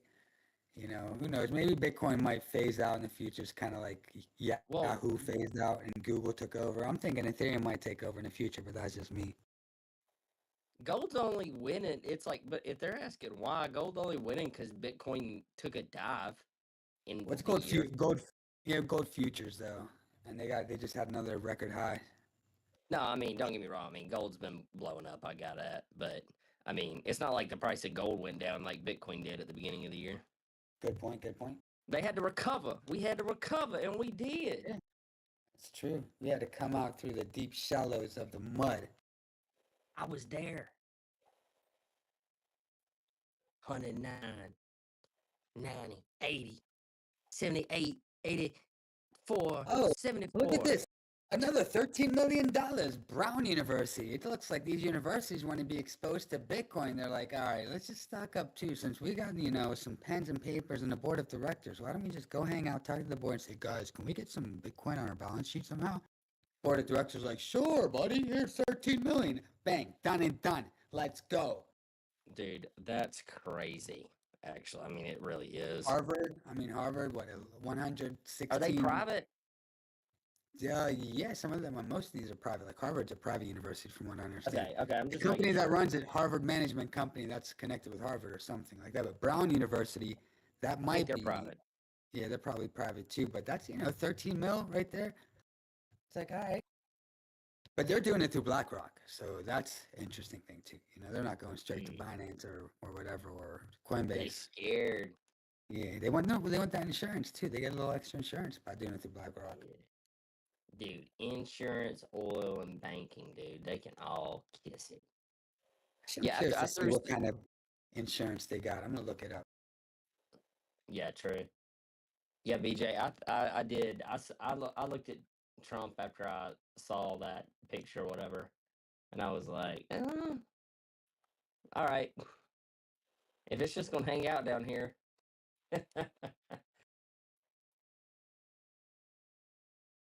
It's just gonna, yeah. On the 4 hour, you want to look at the daily? Well, okay, yeah, sure. I don't know if I looked at the daily or not. I know I looked at the 5 minute all the way up to the 4 hour, and I just basically saw the same thing repeating itself. Mm-hmm. Yeah. So the FDIC does not insure the BlackRock iShares Bitcoin Trust ETF.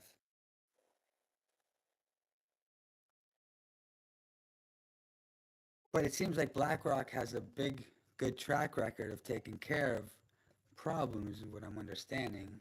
So they're like, we don't need the FDIC.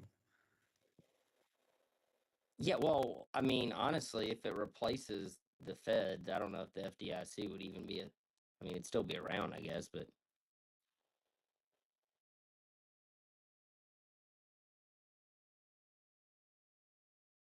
Let me see if they have some kind of secondary policy. Let's.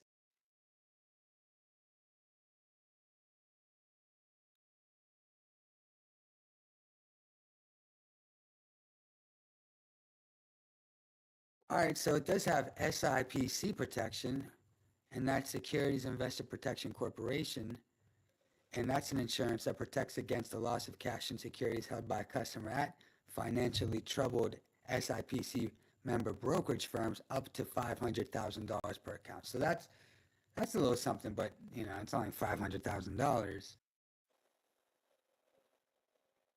that is interesting. I've been hearing that acronym, but I didn't realize that was what it was in reference to.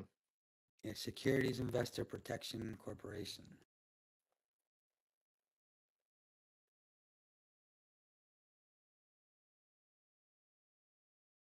Oh no, so the customers are okay. So the firms have different policies. The customers have 500,000. So if a customer, is had some problems at a financially troubled member bank or brokerage firm that was part of the SIPC, then the SIPC would make sure those customers get at least 500,000.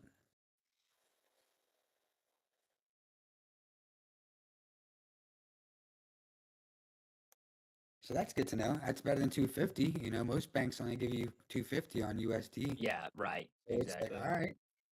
Yeah, well, that's the FDIC thing. Yeah. 250.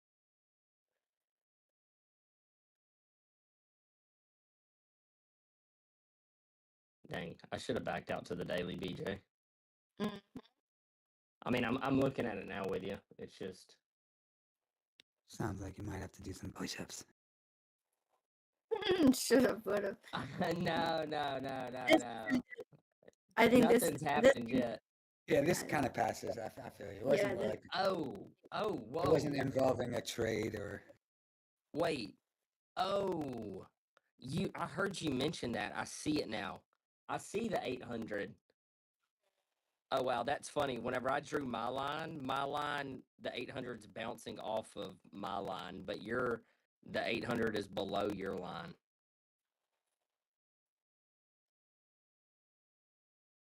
You know what I'm talking about, BJ? Yeah, I mean, I know you know what I'm talking about. I just making sure.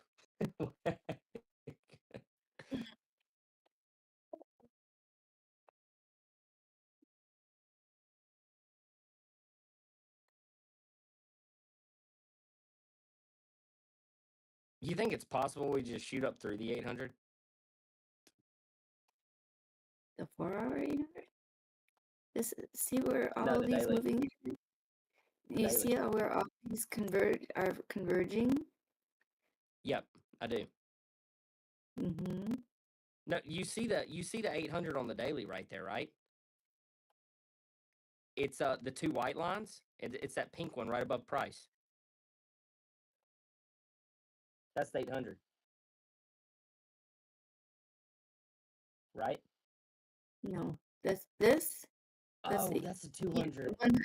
100 EMA. This one. Oh, sorry. Thank you. Okay. This This is I'm the on 50. Yeah, this is the 50 MA. Gosh, I'm glad I asked that because I Yeah. would have. See, the line that I drew, the green one, that's Mhm. the floor 800. See, this is the daily. This little line here, this is the 200 MA. Yeah, that's See, the 200. Yeah. MA, because now this is Right, the, MA. Holy cow. yeah.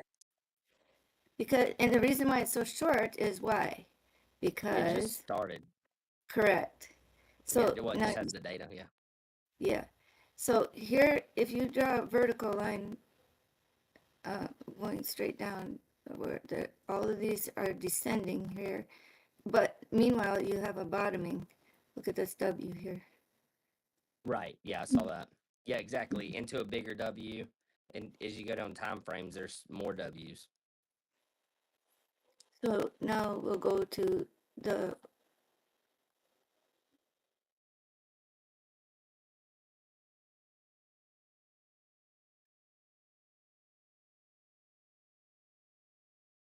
eyes. Okay, weak. So here's the 5 EMA Oh descent. wow. Yeah. Check it out. Wow. Wow. Wow.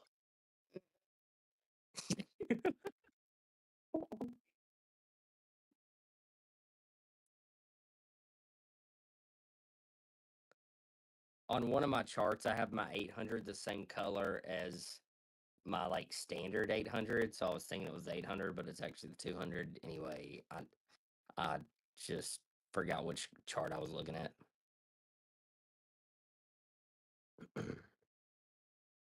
So if this is the weekly and you have this structure. Whoa. It's like they're trying to get every penny out of this thing. Well, here's your fib circle, right? So if we've come full circle, right? That would mean that you're coming up from the bottom. Here's your uh, resistance arcs. Right. Right. Right. So here, this is your magic carpet ride. Boom.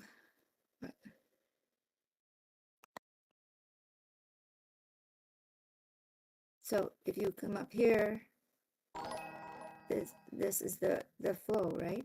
Because if we're on this bottom ring, then you're going to go to the next ring up here. And then this is that 4 hour 800. So that's your descending angle that you must cross. The 800 would be your major, right? And then on this time frame, the weekly, we're crossing the 5, right? So let me show you. Here's the moving averages. Here's the like the time frame pattern on the structural pattern for the weekly. So this is the bottom. There's nothing underneath here. So right. Everything's above us.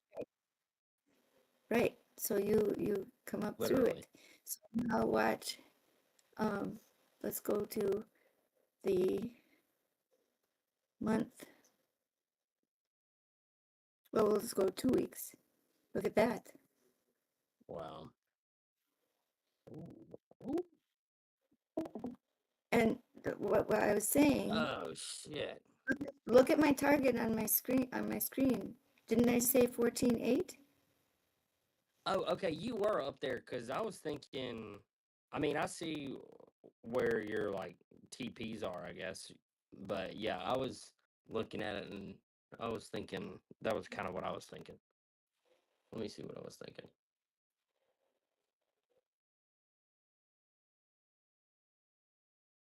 See, look, here's your 14.8, and look at what it hits right on the arc.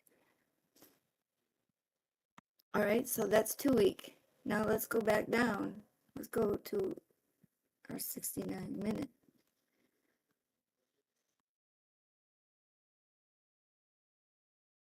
So what are we after here?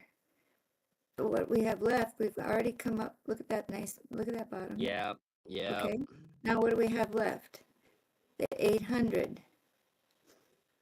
So are we gonna build new structure above this white line? I was just telling you on the 4 hour, wasn't it? Wasn't this 967? Once we cross that, didn't I say that leads to here? See this blue line? And look at look at the second blue line. Do you know how this structure that I've had here, you go back and look at my charts from way back, these lines have been here. Price action wasn't here when I had this structure. So I'm not trying to do anything other than say that structure is there. Right. Okay. So now it's meeting that structure.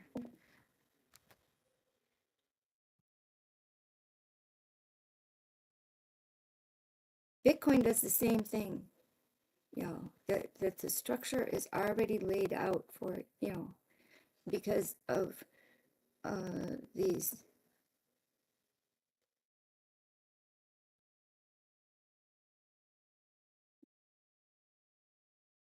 fibs and all that. It's already laid out. It's really something.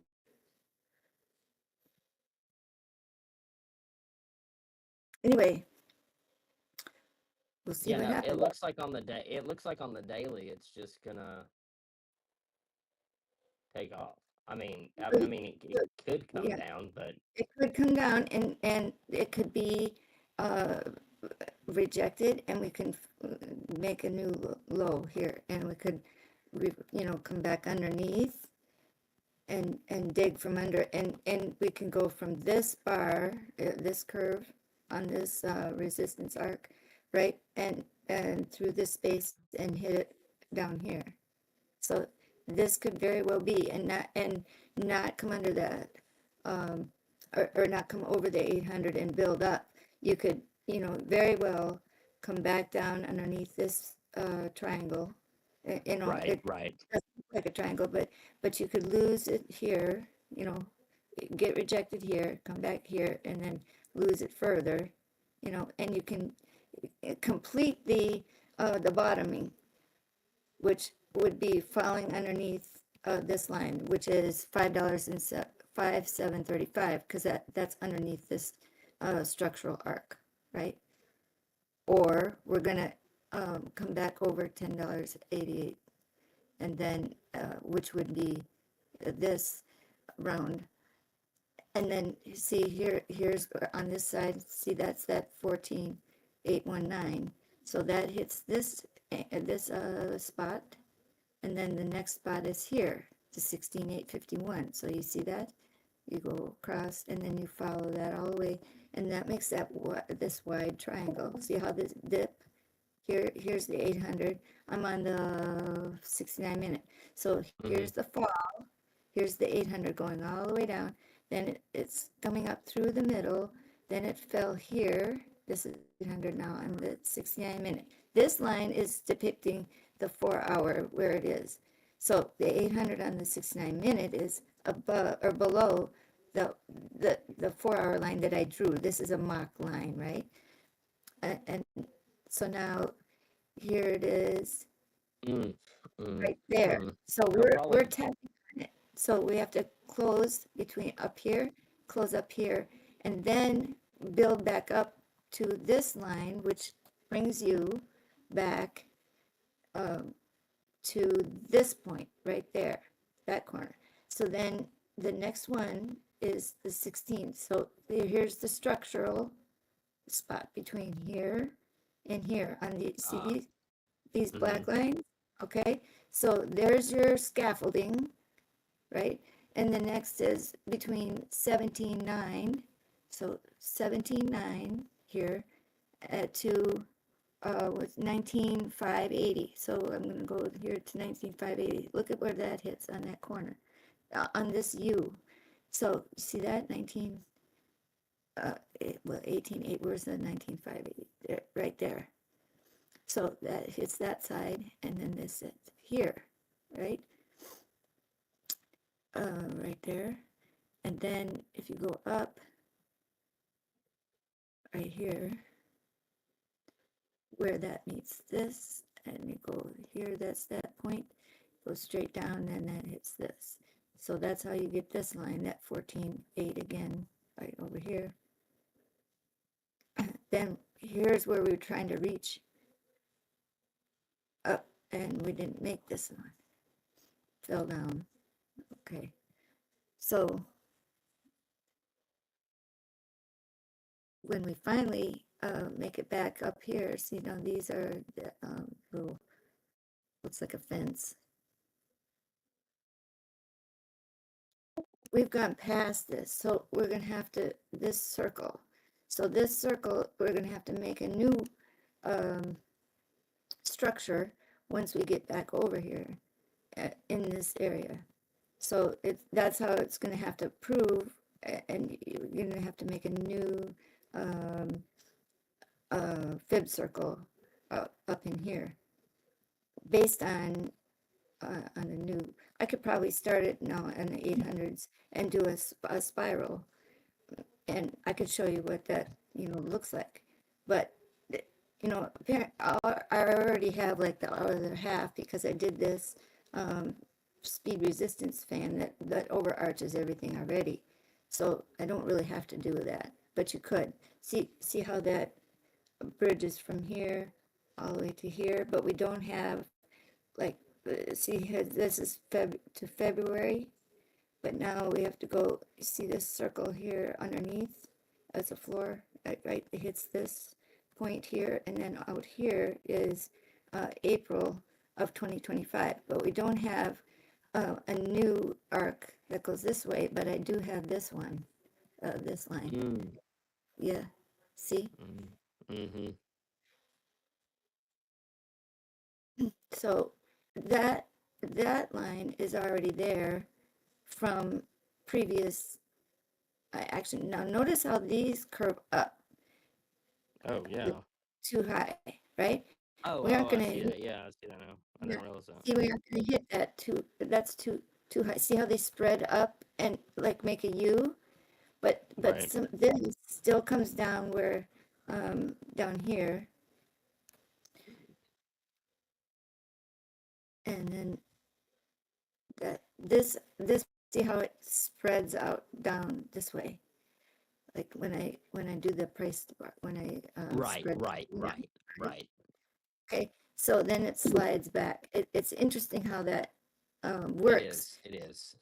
Yeah, and then you can see that bar. See this black one, how it moves back and forth.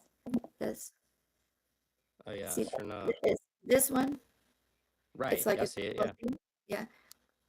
See that? So what I do on this is as I align it with my, it's like a floating line. Oh. So right there. Oh. Okay, and that gives me a basis to which I can make my verticals. Crazy Train, you talking to BJ? Yeah, huh? Yeah. Yes. Okay, I haven't heard her in a month. I can never hear her, so I wasn't sure. Can you hear me now? You still can't hear me? He can't hear me. You can't hear BJ? No, I haven't been able to hear her for a month for some reason. I don't know. Can you go to her name and then turn the Oh, volume I've up? tried. Yeah, she's not muted or anything. I've been through it 100 times. Just I can never hear her. BJ, can you hear him? Yes, I can hear him plain as day. Yeah, she can hear you. That's crazy. Yeah, it's been like that for a month. I don't know. There's a handful of other people I can't hear either. But anyway, sorry, I didn't want to interrupt. I just did. Oh No, we have to fix it. And there's another Discord user that had that trouble, and we did fix it. I'm trying to. I'll see if I can remember how we did it. But I think Dbloc said that if you still were having trouble hearing me, that we needed to let him know, and maybe he can figure out why. BJ was saying that Dbloc said that if you were still having trouble, then we might need to let him know. Have you tried? I don't know if you're using an app or not, Rubber, like an application on your phone or desktop or iPad or something? Have you tried Yeah, I've got updating the app? yeah, it's on my laptop. I've updated that too. I got you. Yeah, everything's updated. So Well, I I don't will know. double I check wasn't gonna. on my see if you're. Yeah, But thanks. I would. It'll I be can something hear that'll you. just That start working doesn't mean someday that out you're of the blue, I muted. bet. Wow, that's funny. Well, it's not funny, but you know. But you check the mute and unmute, but did you check the volume too to make sure her volume's turned all the way up? On her particular profile, let me stream volume is all the way at 100% for her. Wow, darn it! I was hoping that was it. Okay. User volume, Yeah. like it says user volume. I don't know. It's just her and about 4 or 5 other people. I can never hear. But when you right click, if you right click on her, you said stream volume or user volume? Because the user volume, you want to make sure that's up. I don't see user volume. I just see stream volume. When I click on the little 3 dots in her profile down here at the bottom. Just right click on her name. Yeah, right click on her name and it should be user volume right under add note.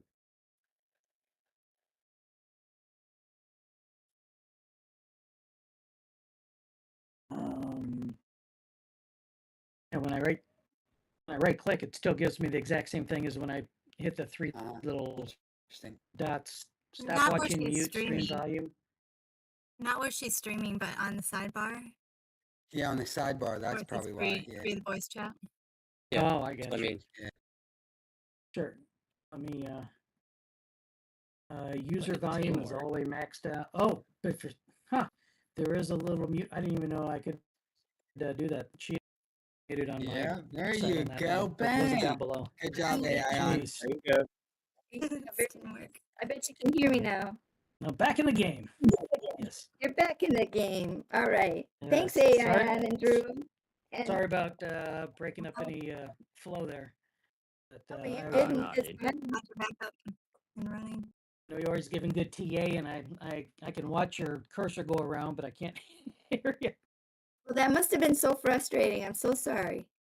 Oh, that's okay. Not your fault. My dumbass must have. Well, it's a lot of times.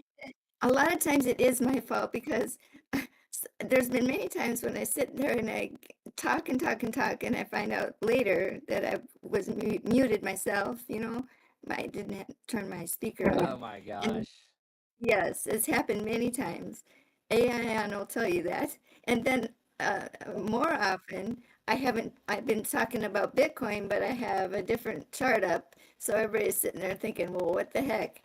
I have no clue what she's saying because she's got a different Cut her chart off. up. She's overserved. So sorry. So anyway, well, we are on the Trump coin, and we were just speaking about how. Yeah, how did you draw that line? The black line that like that expands whenever you range. Okay. In and out. I mean, I know that with that one. I understand the trend angle line. Where do you go to? Let me see. Okay, over here. Sorry, I want to find that. I really want to play with that thing. Trend angle, this one. Oh, perfect. Okay, thank you. Mm-hmm. Dang. Learn something new every day, don't you? Yeah, this is gonna be freaking sweet.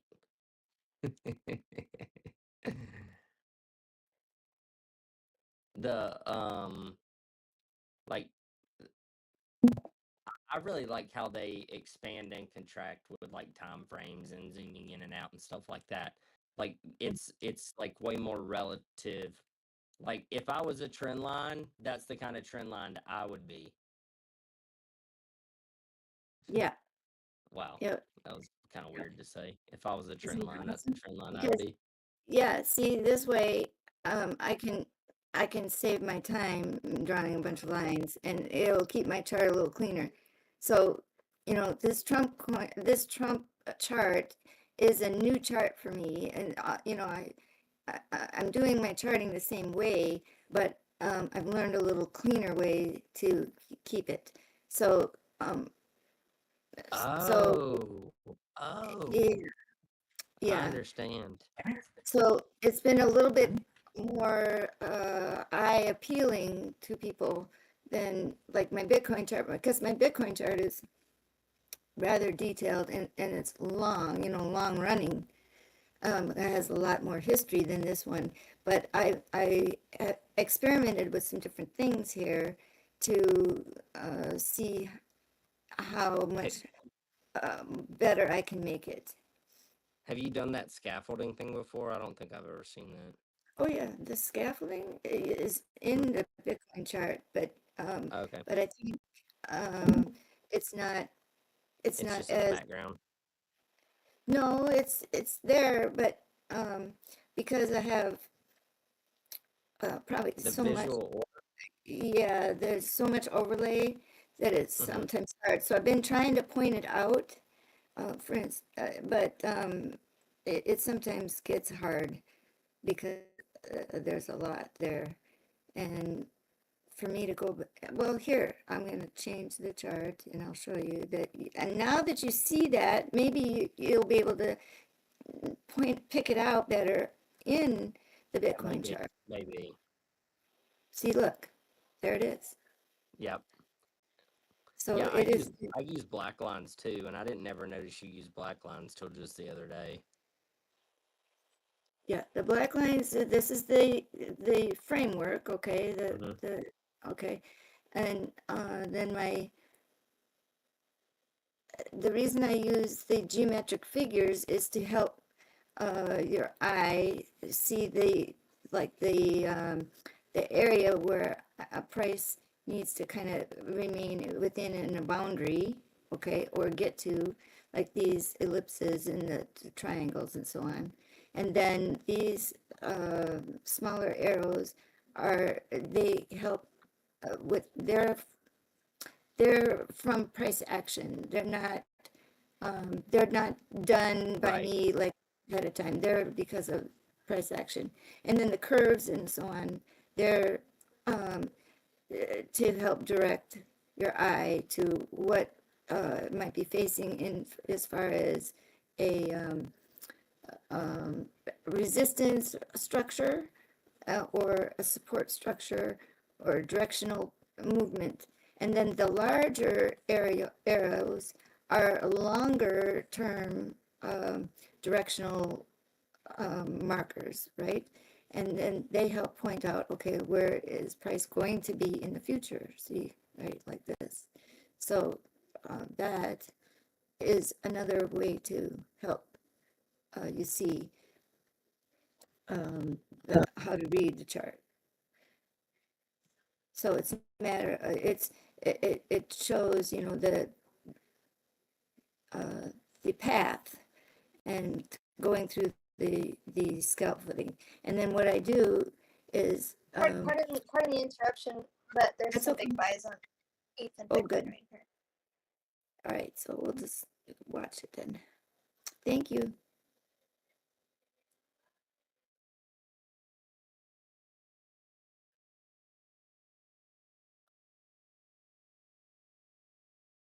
See that 4,100 yet?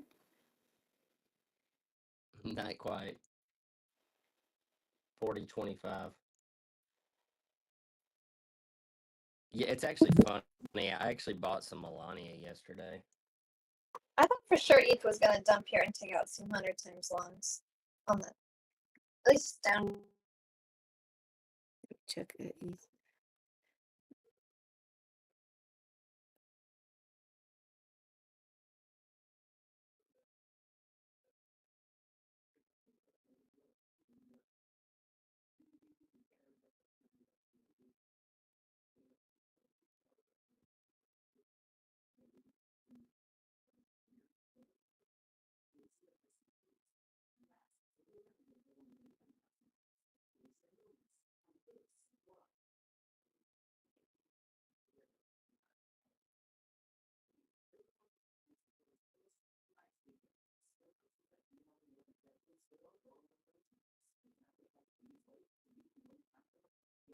Be long for ETH.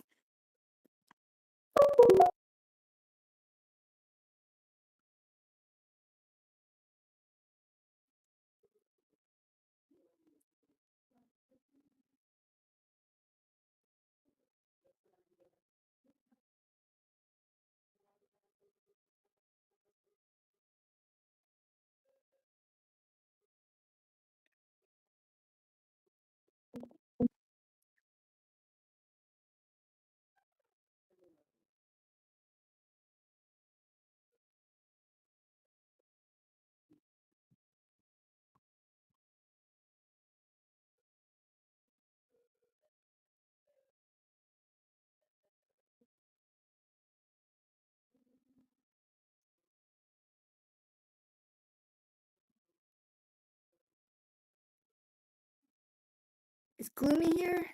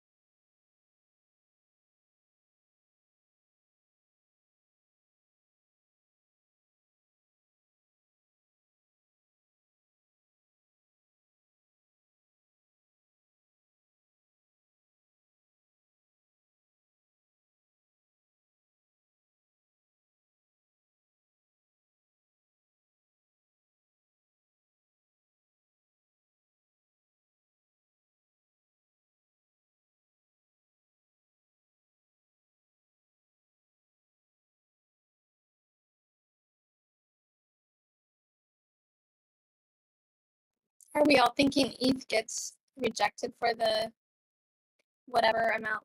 What time is this? Fifth time? 4100? Or do you think it plows right through it?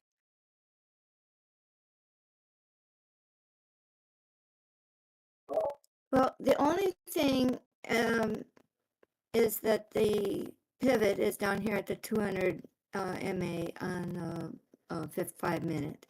But it looks like we're building nice structure above the time frame above the 5 EMA. The EMAs are lined up nicely on the 5 minute, and you've got the liquidity up above 4,069. Of course, it's 69. Why wouldn't it be 69?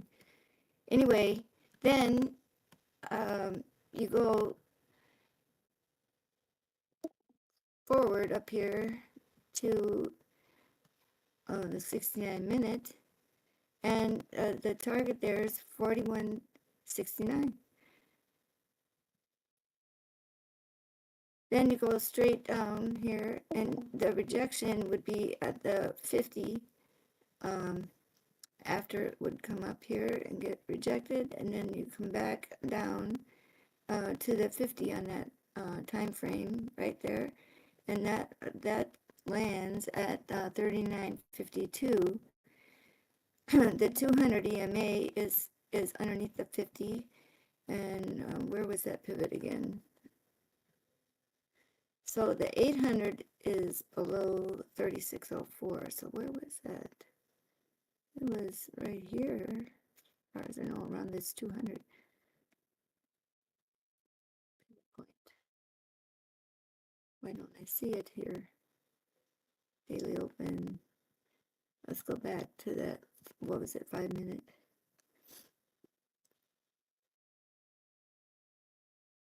I know, I just saw it. I don't understand why I don't see it now.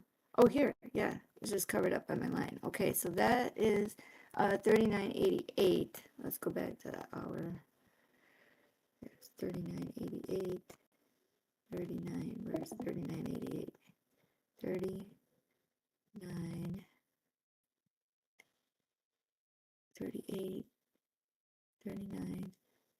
I bet it's right at the tip. Right there. 39.15. 39.25. 39.33. 39.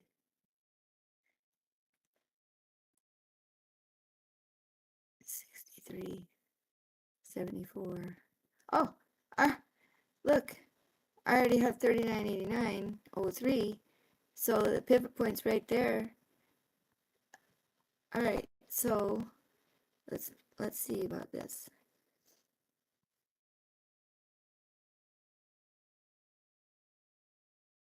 So we'll hit this number of 4,091.91. Looks like. Come back here, and then come back and hit 41.69 from underneath.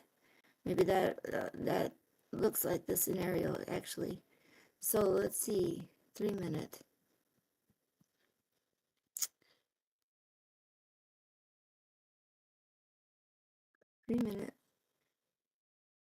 Yeah. So come up here. 4,069. Yesterday's high. The ADR, then the back test would be hitting right there at this point right there. So at about 10 for tomorrow, Friday, August 8th, 10:45 p.m. So you could kind of see that here. That we make a swing up, come back and hit that number right at that pivot.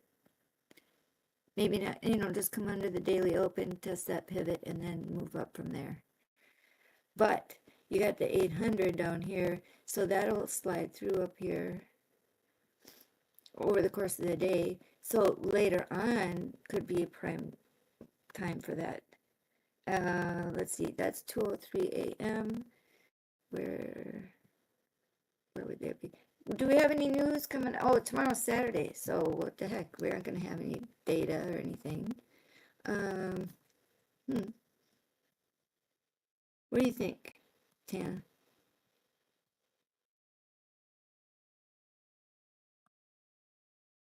I haven't really been looking at ETH until today. So I must admit, I was your TA is invaluable. Yeah, I've been looking at it more all day. Which one? Oh, and you know what? That thank you for putting that D chart up for us. And I was supposed to do that for you, and I can do that now. Actually. Oh, that's okay. No, we have time.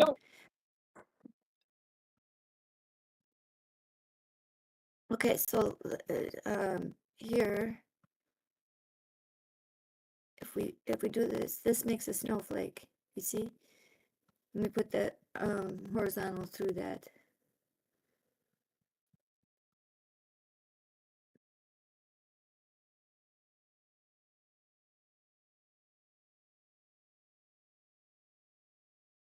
So I didn't extend it out backwards, but it makes a snowflake here. You see what I'm talking about?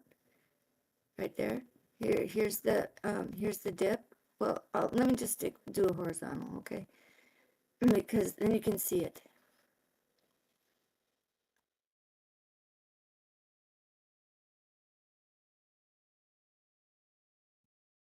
We don't really need to. But here's the point. Let me just do this. You see that? It goes right through and hits right there. It's a perfect snowflake. 1, 2, 3, 4, 5, 6. and you put the circle around there.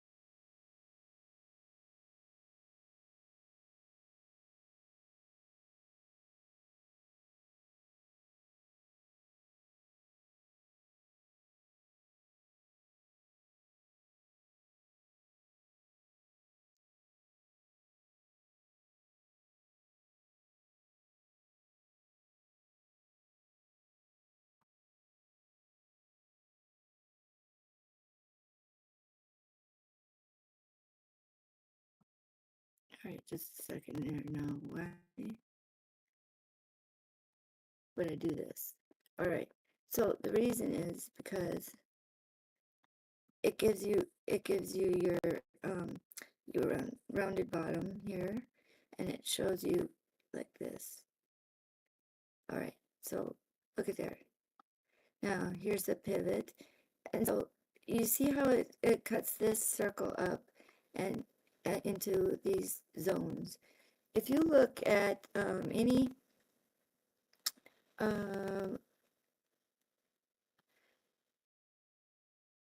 work with the math, you know how you get these, you cut that circle like this and this, you have that horizontal or that arc, and then you have a line coming across the top. It divides it into it, then you have a square right in there inside of it, and it leaves these edges that look like a half moon, and this way it's the other way, and then the bottom you have this the rounded, and then over the top you have like a headband.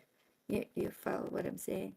And then when you cut it diagonally, then you get those wispy patterns, or it's like a different kind of pattern.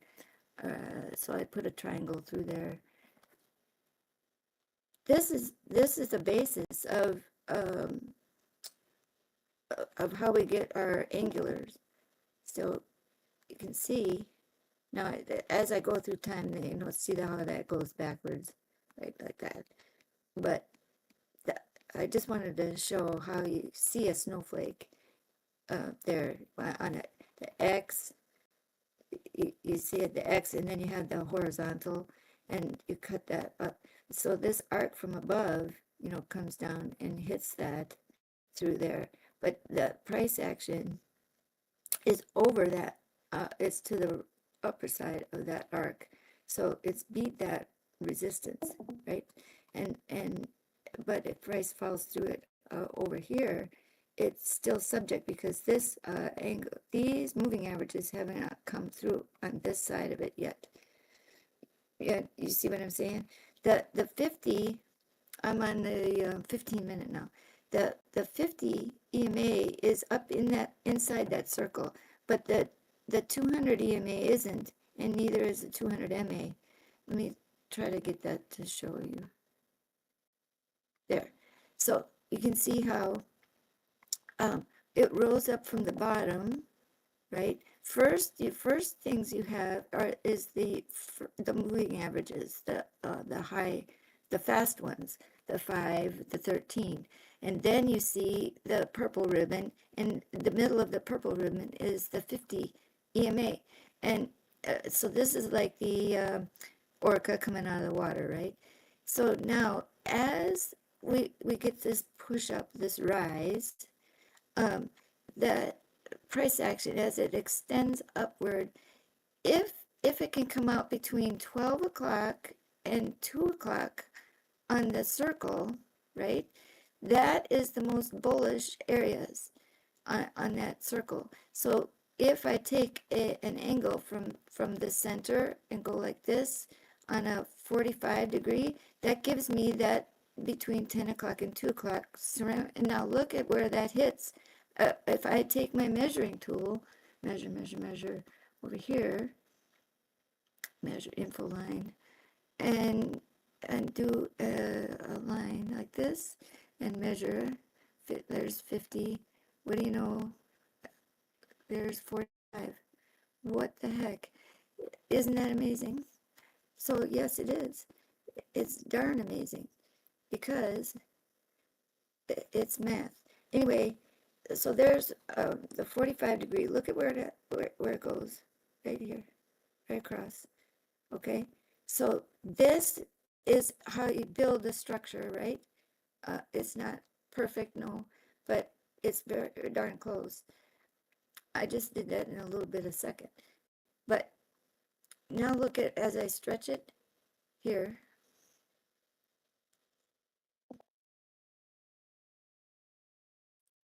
out, we want to use this as our kind of our guide. Then I want to do the 90 degree and a zero line. The zero line would be your 180 or your 0, right, angle through the center. And then you can map your 45s from there on the square. So when you find your square, so you can do it several different ways, but it gives you an idea of where price needs to move up. Now you can see this ribbon is trying to curl up and reach this angle on the upside. So to reach this part, but this angle will become resistance on the 5 minute if price does not move to this side. So you have this X in here, and that makes this triangle. So the most bullish would be to come up between this line. This is my 90 degree. Let me do that. 90 degree, 90 info line. So I'm going to put it right here in my X. See that? Right there. And at 90 degrees. And then I have to lock it. Right. Now, where is my zero line? My zero line is right in the center. So I'm going to put that right here, like this. And I'm going to make sure that's a 0. So, 0. Okay. So now I've laid out my structure here. Now that structure makes a lot of sense. So this is the little arc I was telling you about, or the little kind of shape, and then you can see how that's gliding away. That is that's a fib resistance arc. But anyway, now it looks like a lot of lines that you can't really tell anything. Let me fix this.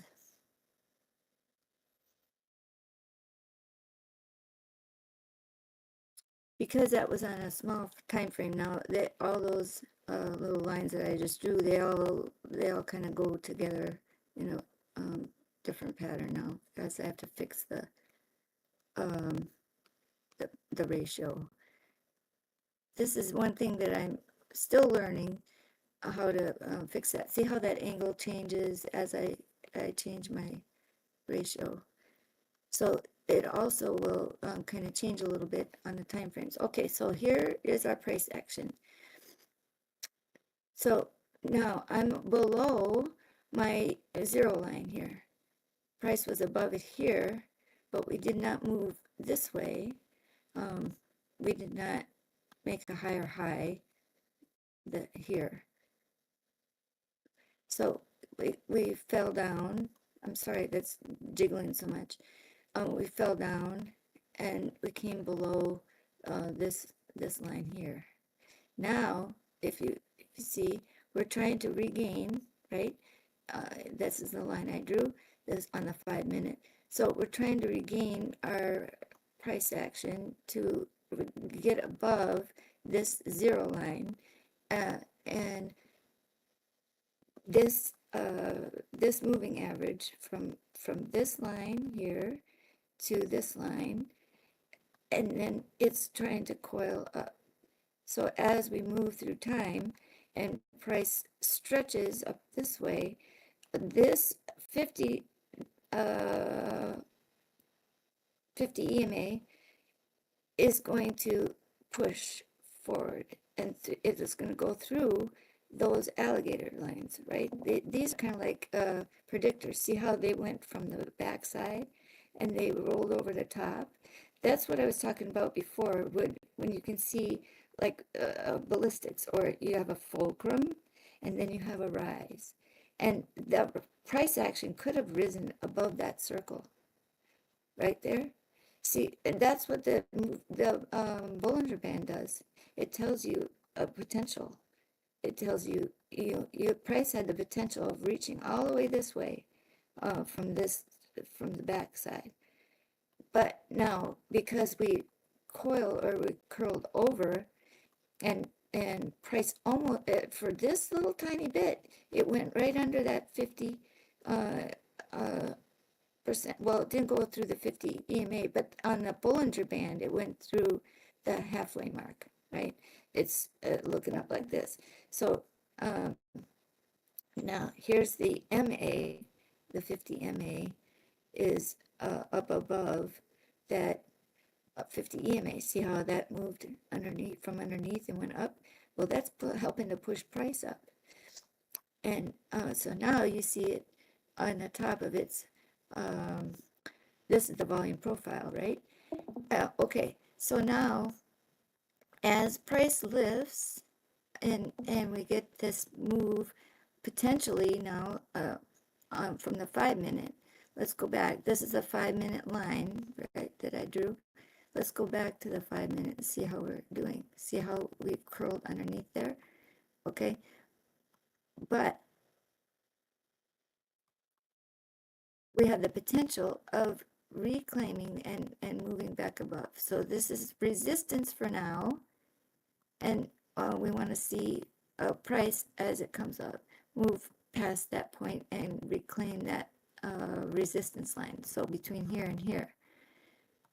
So let's watch. Now you can see the bottom is the 200 EMA, and then here's last week's low. So you can already see what are my odds of moving this way on the 5 minute and reaching over to top this structure, right? That is a helpful visual there. Here's the daily open, and you want to have price. Here's your clump of moving averages on the 5 minute. Notice that the only one underneath that line is the 50 EMA. So if price can move upwards, this EMA will likely then follow and begin to move that way as well, right? Over these lines, right? So instead of it hanging out, see how it's coiling or curling, making a rounded bottom there, like this. It looks like it's stretched out when I have it this way, but when I scooch it up, you can see that movement is more upward like this. it's not staying flat. It's moving towards the upside. It's ascending. See, this is how you can kind of tell a little easier the direction. Let me click these off. All right, now let's see. So for me, that's why I like manipulating my chart, because it helps me see that movement. See how look at how it's turning. I have to hold that there because okay, here's your 50 and here's your 200, right? So now, and let's watch the ribbon. I have to try to hold that. Okay, so here's your like your neckline, right? Watch how it turned. Oh, it didn't. It's hard for me to just keep it so I can show you. Okay, so like this, you can kind of see it go like inward. All right, you have to just trust me because I can't make it move like there. That's better. Okay, you can see it kind of turn backwards in a 3D kind of way. So what I mean by turn backwards, it's going upward. You know, it's going to hit this way. It's not going this way. It's going this way overall. All right, so now let's go to a bigger time frame. Now, when you see this, look at here. This is what I was talking about earlier. When these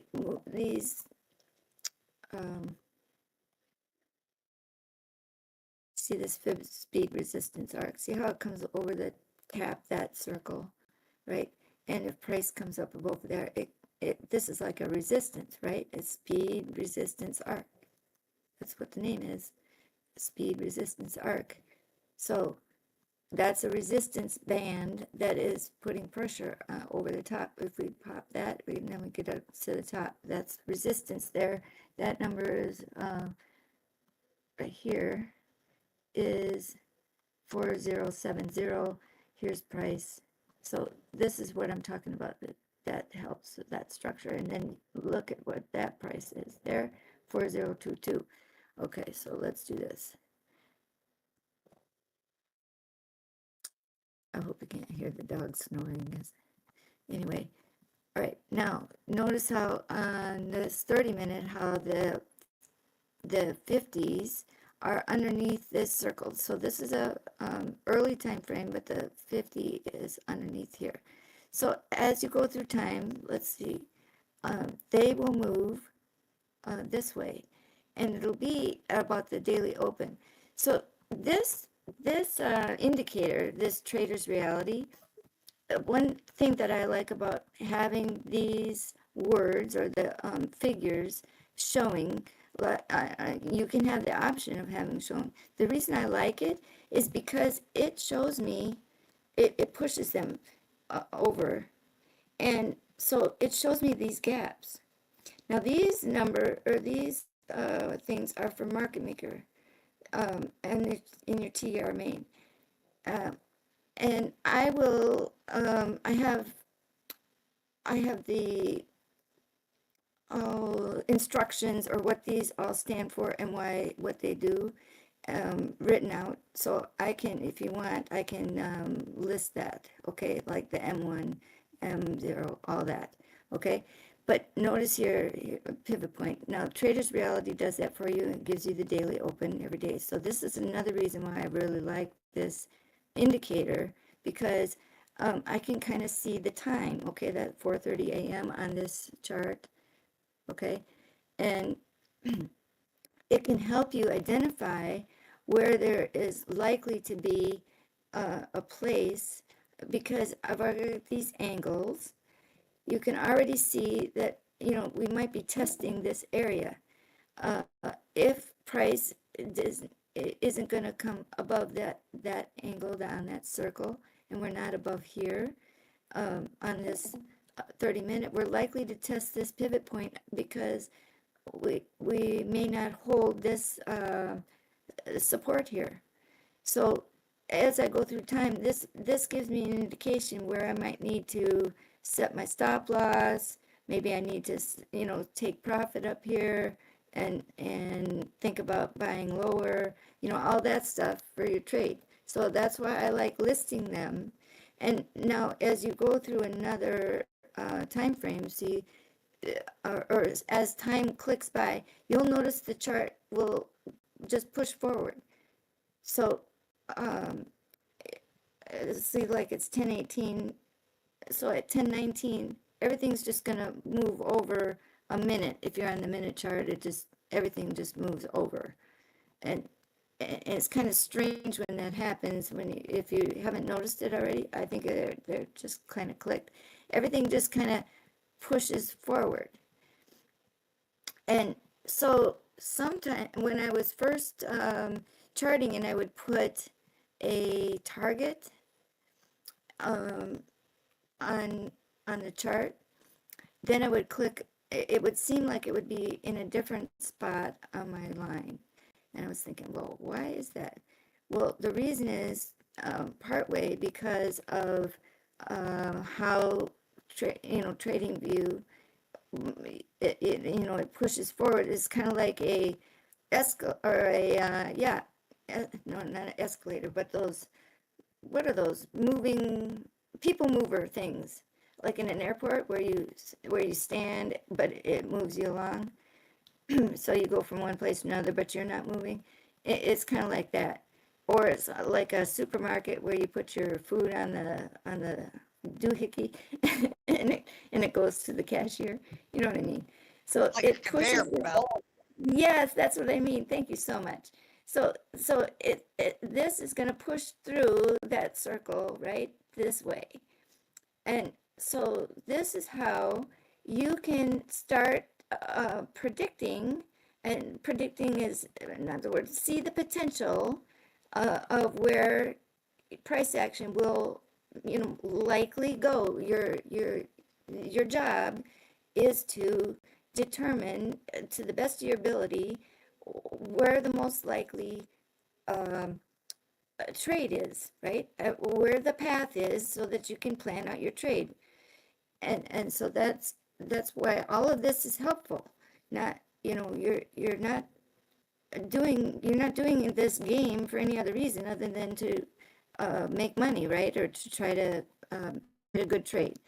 So anything that you can do to see beyond the here and now, you don't want to, look backwards, you want to look forward, the better. So if I can see that the likelihood of price coming from here to here and how long that will take, that's only going to make my job easier as in trading.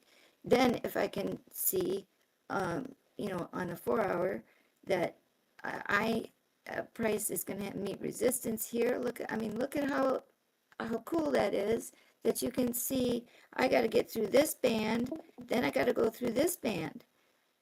If you already can have that laid out, what a deal that is. And look at how cool. Look, see, it's fitting there like a puzzle. So there. I have a question. Yes. How do you get the circular resistance band? Okay, you go right here on fib tools. This one. Okay, you have fib retracement, trend-based fib extension, and then you click fib speed resistance arc. This one. Then you just start like this.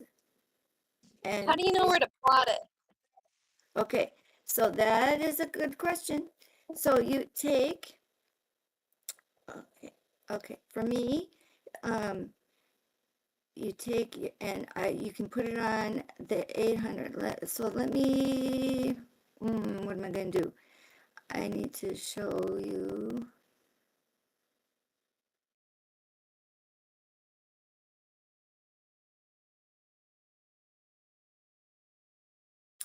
Okay, so on your midpoint, and that, what what time frame was that I showed? 5 minute, wasn't it? Okay, first things first, while I have this here, notice how when I do this, it goes from, it's like a bat, it goes from upward to lower. Okay, now what I'm moving is this, you see this, this dash line, you see that? That's making my zero line, like here, see, and I'm doing this, and that expands and contracts it. So you play with that when you open it up. So that makes the how big it is. Okay, you can have it really little, but so then the next thing you do is you put it on your angle. All right, so now I'm gonna drop that, and let's put it, I'm gonna erase this one. How do I get rid of it? Where's my little garbage pail? Right there. Okay, so let's go to the 5 minute. Okay, here's my square and my circle. So this is a good example where you have a center, and then you want to see, okay, how long, or what's my arc going to be to over this point. Okay, so I'm going to get my right here. So you kind of do it where the current price action is? Yes, you can, or but I would do it on a large time frame. I'm just showing on this because the setup is already kind of here. You know what I mean? But you could do it on a small time frame just for a small trade. So now, if I were to do it like this, see, this is my 90-degree line, that white line that I did, right? And so this lever, see that, like the windshield wiper? You see what I'm doing? Yeah, that dashed line that I'm moving, right? It's either this way or this way. All right, now you see how if I put it on this red line here and extend it to that target, see that 48.56? So if I follow that angle like this, that here's the 90 degrees. So now I'm putting it up to that that upper resistance line that I already have there, and I'm doing it on a straight line.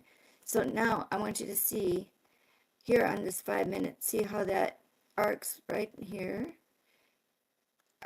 arcs here. It's actually framing out the resistance, how long it's going to take on this angle to make these points. But I may have to bring it down lower, right, to start it at the 800 on the 5 minute. And the reason is because if we want to include this old to hit those arcs, but actually I don't want to. But do you understand what I mean by that? In other words, if this is our floor, I could start it down here. Yeah. Let me show you the difference. Okay, so I'm gonna stop this and take this point and put it here. Right. Where is it? It would be right here. Now, look at here. That's perfect because this is showing the path of that 800. Look at that. It's going right through the tunnel. So price action, this is already fitting. It's already doing the job of the speed resistance fan, right? Price could have gone here had we moved up through this. This is already our potential right there. So it's already worked out. However, this won't last very long. Let me see, because the major is already there. You understand what I mean? Because let's go to now that's a 5 minute. Here's the, well, maybe it will be perfect. Let's see. Yeah. 15, here's 69. Shoot. By goodness, I think we have it. See how they overlap there? My goodness, that's showing the new structure build. And what a deal. Look at this. Here's the top, here's the next one, and here's where they meet and overlap. Okay, let me see if it's gonna hit the, yeah, so basically we just found it, and look at it, it's the snowflake, perfect. Okay, that line matches this. Well, what do you know? Okay, so now let me show you where I put that again now. This matches the tunnel. Okay, so here's the theory. You got price, when it goes through the tunnel, then it gets compressed. All these arcs from this side act as compression, and then you get the bloom out this way. And so then you have the potential of hitting 46.32. And so this is a bullish case with these resistance arcs, though, right? Because if it got pushed downward, then you would just put the arcs on the bottom. Yep, you can also put them on the bottom. So where's my lever? Right here. Okay, so let's say, look at that. You do the same thing this way, because your zero line is here.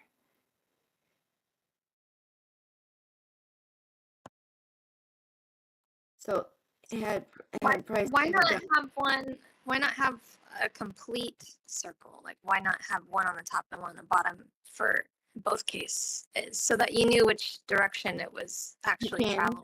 You can, and you can put one color and one the other. And look, that gives you your, it already draws out your potential curves on the bottom.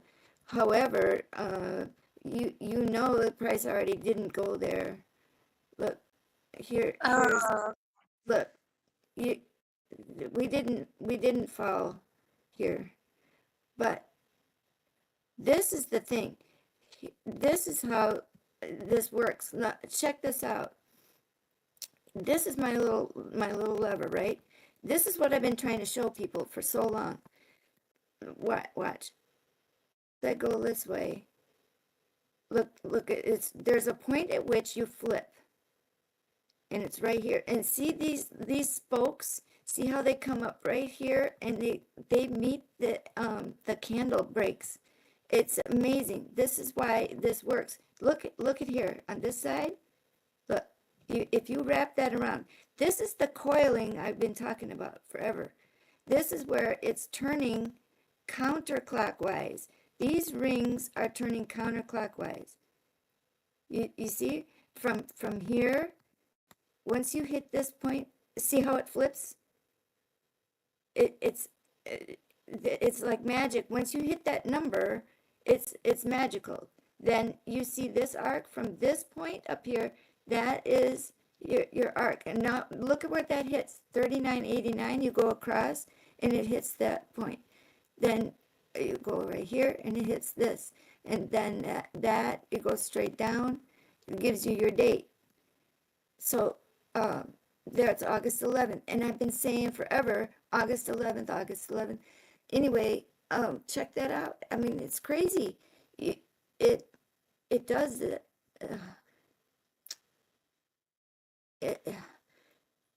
When certain when certain points hit I have it on candles. When certain there's price right there. Oh, we hit our number. When certain points hit on the chart, it does that movement, that flipping, and it's like the whole thing lifts. And I get these it just comes over me sometimes, and I have to come on and say, "Oh my gosh, you guys, you aren't gonna believe it." It's crazy how it happens, and I don't have to have these things on there. It's like the whole thing just. It's basically a bullish trigger. Yes, yes, and the chart changes, and all of a sudden you see it. It's like it moves, and you get a floor. I mean, look at it. You can see it through going through the tunnel. It's amazing. When you have this placement and you can place it ahead of time, and then you will see how it happens. It's really something. It's beautiful. Thank you for I'm glad you asked me that. And look at what we just did. We just now found Ethereum, and it's kind of validating the targets and everything. Look at here, it's 76. Anyway, let's see how this works. Okay. But it helps you see the channels. That's another thing. It helps point out the channels where you're going to have a likelihood of price rolling down, and where you have the gaps. It really helps. That along with this, I mean, look, you got the moving averages coming up through here. Now, granted, I already had a lot of this framework already there, but I guarantee you your charting is going to become just so much more clear when you know these tools. I guess I don't quite. There's something missing. A link in my brain about the placement of it. But I could put it anywhere. I'm not sure where to put it. Okay. Just like I don't have any of your crosshairs or anything like that. Like 90 degrees circles. I don't have any of that. So if I just had the fib circle arcs, I'm not sure exactly where to place it. Where it pivots? Like where it decides not to go down? So I don't know. Honestly, I don't know what's in my brain. I need to pull that out, because it's like I can see it.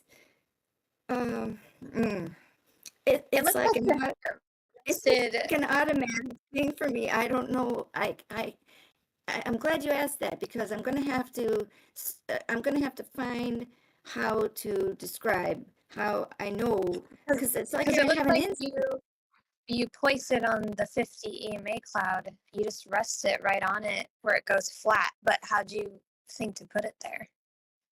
Why not put it at the very bottom where it pivots on the very bottom of your black line with the white line? Like why not put the fib circles down there? So I did not put that on there. I put it on the 800 from back. Okay, so I was on the 5 minute, and I put it on the path of the 800. See right here.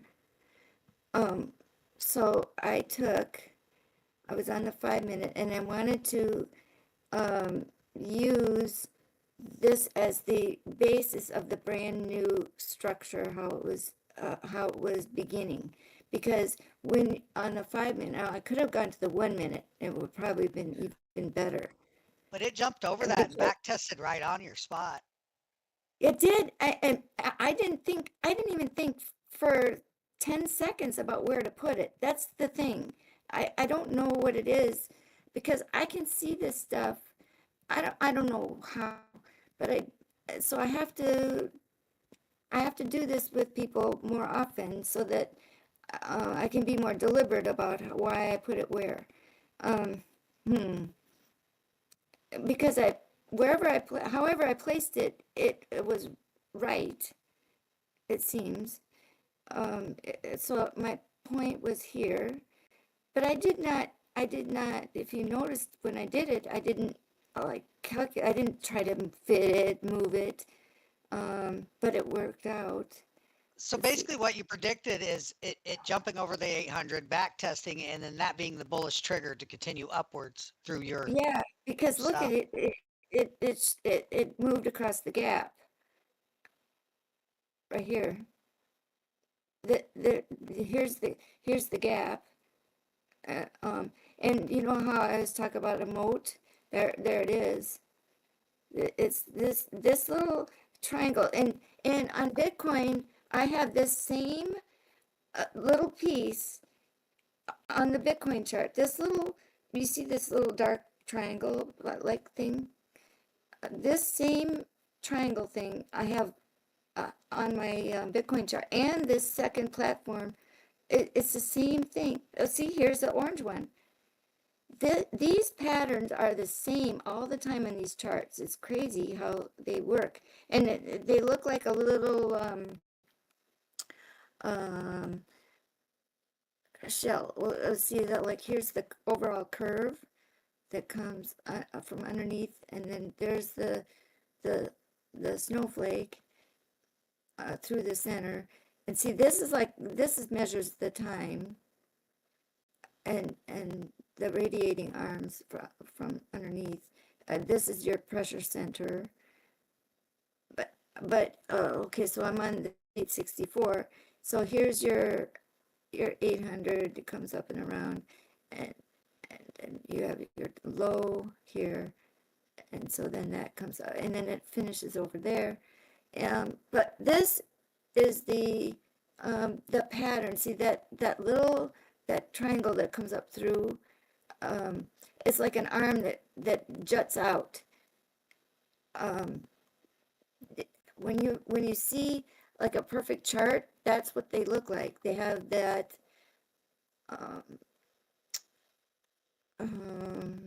radiating an outward radiating arm. Yeah, you need to make it the color of sunshine. Yeah, but what's the name of the? I'll have to come up with the name of the guy, but that was talking about GAN, and he deals with stocks and time base and stuff like that. And somebody sent me his video, and I watched that, and I was like, oh my gosh, those look like my charts.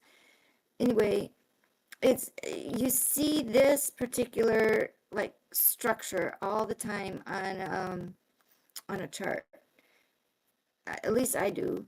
I don't know where you come up from over this side, then you can rise through the middle, then you come out, and then you have this expansion, compression, expansion.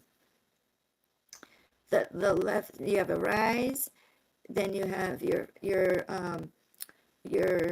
drift, and then you have your tunnel compression, and then you have your expansion up, and then you have again your drift, and then you have another expansion, or you have bloom to the downside, because your bloom can either be up or down. It's just the direction isn't in a chart. It's not it's not the important thing. It's the result of the compression and expansion. So it's not right or wrong, or positive or negative. It's the result of the compression, whether or not you expand downward or you expand upward. You follow what I'm saying? It's like, it took me forever, and it still does. Like the idea of shorting, right? It's not, to me, it's like we're failing. It doesn't mean for making money, you can expand downward or you can expand upward. The point is that from your midpoint or from your center, if you're expanding downward and your bloom is downward, you wanted to know when that's going to happen so that you can take advantage of that movement this way, or you take advantage of from this point to this point. That's what you want in a trade. You want to buy here and sell up here. when that's over, and then sell here and wait for the bottom and then buy again. You know what I mean? So this is the trade you want from here, ride it all the way up over here, and this might not be done yet. This might be the next expansion. You see, look at the movement. That's beautiful. This is beautiful. That's going up to 4,800. There's no question. I mean, well, there is a question because right here is where you could fail, right? You see that? You can come back right down here. Now, this is what I was going to show you. Okay, so I can pull this like this. Where is it? I'm on 864. Okay, so here's our 50 EMA. Here's our angular. Oops, I grabbed that. Okay, so if we don't move from this point and come up over here, then and be in this arc, right? That arc has that pivot right there, right? And then right, as you come up, your 50 EMA goes this way, right? So if I draw a line from here to here and 50 follows it, now you go like this, your support line moves up this way, right? So the candles are going to be closing above this line, and then it moves up to here. So let me show you what I mean. So if I take a arrow, this, and this is my 50, and it's from here to here, and it's moving, it's going to turn and go up this way.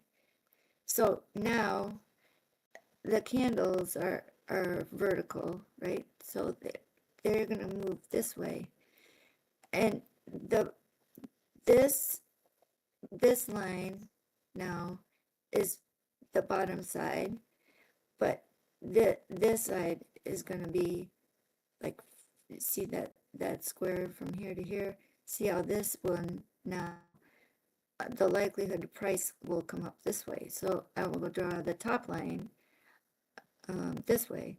So from here to here, see how there's the potential, and then so your space for your candles, it goes from here to here, and the dip down doesn't dip underneath here anymore because we're going to be over the 50 on the macro. So now have these two arrows in your mind, and then have your midline this way.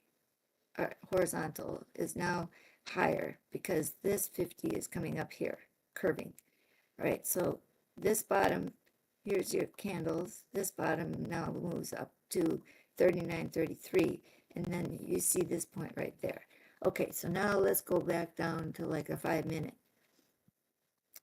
Notice that the whole structure of the 5 minute is grouped right in here, except for the 800 is down here at 38.65, right? Right here. So all of the other moving averages are up here. So let's look again. Now that's 38.65, right? This line. So let's go back. 38.65. See, here's 38.65. So the 800 on the what did I have? 5 minute is here on this line. Now, as the time goes forward, see how this is going to come up to that line, but meanwhile that 5 minute chart is going to go this way, and so the new space is between here and here, and so the candles are going to be up this way. They're not going to close below the 5 EMA and the 13. So let's take smaller arrow, just for whatever, and let's take it from this, see that little dent right there? Look at that. This is another reason why I like this art too. It helps to show this. So I'm going to make that yellow for that 5 EMA yellow. All right, and then the locket. And then I'm going to do the 13. So let's take an arrow and put it on the 13, I think is, where is it here? Like that. Okay, so there. Now check that out. So there's the 5, there's the 13. And this is on the 864 minutes, so like a daily. Okay, so now let's go back to the 5 minute. Where are those arrows? Look at them. So the 800 is in between them. Now look at where the structure of the 5 minute is. It's way up. It's way up there. The whole thing. See? It's inside that circle.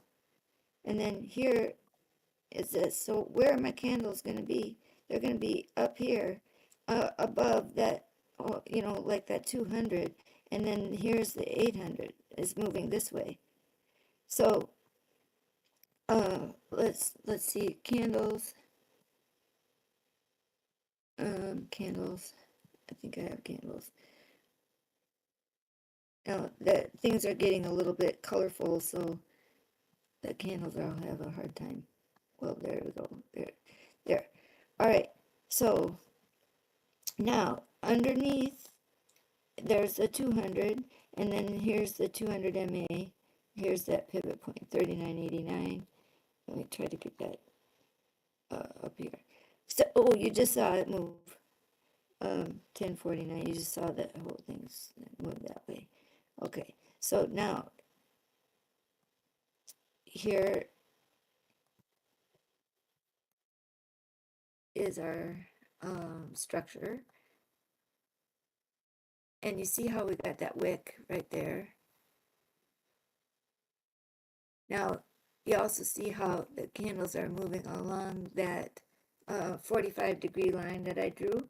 And you see how this little cluster happened right there in a smaller little circle. But we're within this main one. And let me scrunch it up, try to highlight those candles again. Finance, time. Here we go. So now they look really skinny, but they're grouped right up here, and the time frame is moving this way. Now this Bollinger Band is encompassing, you know, more of that range between, here's the top, 4,048, and then the bottom where you would lose out there at $4,005. Okay, and then coming up underneath is that 200, and then here's the time bar. Okay, I don't know where that time bar came in. I must have made that one without putting a date on it or a time. Okay, so now remember, this is now the that 864 minute time frame, and you see how that's making our ascending, okay, ascending support lines, because I used, what did I use? Oh, geez. Oh, the 5 EMA. Okay, so 864, 5 minute, minute 5 EMA, and then the bottom one was the 864 minute, and that is the 13 EMA. Okay, so now you see this ascending channel, and then through the middle of that ascending channel is the 5 minutes 800. So we need to maybe depict that. Okay, so what we'll do is we'll just make that line starting here, and we'll just do this. Okay, so, and I'm gonna color this one. I'm gonna make it black, okay, so we can see it better. So this is the 800 EMA 5 minute. and then we'll color that one black. I think that'll show up, but maybe not. We'll see. Okay, so it does. And we'll do thick dotted lines. Okay, that way we can see the difference. Okay, so and then notice that the arrowhead is right where it's at. Okay, and then right here we'll just remember that the 200 is inside the circle above the daily open. All right, so and there we go. Now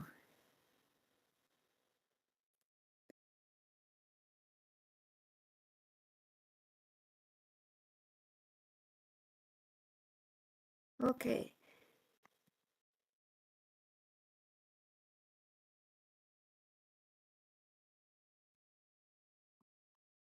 Hey, BJ, can I ask you a question? Yep. I've been dying to ask. So it seems to me that you have a really good roadmap of everything that's going on, all the, the channels and resistances and, all this stuff. My question is it's like you got a roadmap and the chart or the, the actual candles are the cart, the car, so to speak. So if you could put some math on, like I'm coming from like volume in real time. At certain points, could you put math to it to know by this volume it should turn this direction on this line? I would think volume's maybe what you could almost maybe predict at the points of interest where it's going. I think you're right. And so let's do that. All right, what would you suggest I would use? I mean, seriously. Well, I mean, if so, this come up earlier. If it's something that maybe we can't predict in the future, we could back test it on that entry where we saw it back test the 800 we were talking about earlier. Yep. It went through the 800, back tested it, and then that was the trigger, the bullish trigger for the liftoff. Maybe can we look at that? That'd be a great spot. Sure. So put volume on. Is that what you mean? Just look at and then see what happened? Yeah. Can we discern anything from the volume if it would give us predictive abilities to know which way on the line it was going to bounce? I don't know. I'm not a big time charter or anything like that, but it just seems to make sense to me that it's volume that could tell you where this is going. So you need the volume. You need the momentum, right? Because the structure is there, you need the momentum. But I also think that there are certain pressure points where it occurs. I guess what I'm betting is that if volume does not reach this amount at this trigger point, it goes down. If it goes over this amount of volume on the buying side, it triggers the other direction. And if you could predict that in real time, it may be able to give you a quick entry on your longs and shorts. Yes. Now,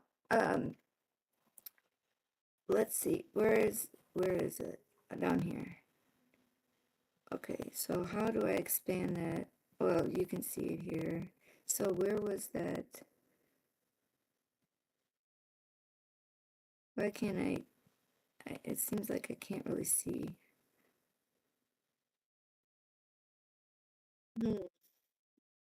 I need to be able to pull that up farther on my screen.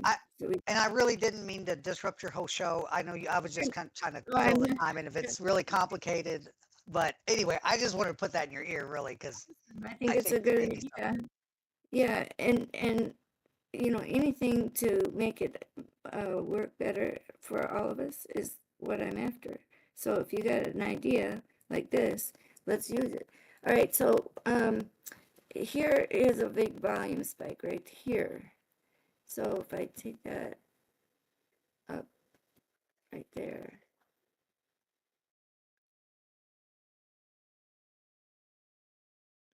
I'm assuming that this is correlated, that I don't have it scrunched up somehow. So is the volume, do I manipulate it somehow to make sure, or is this,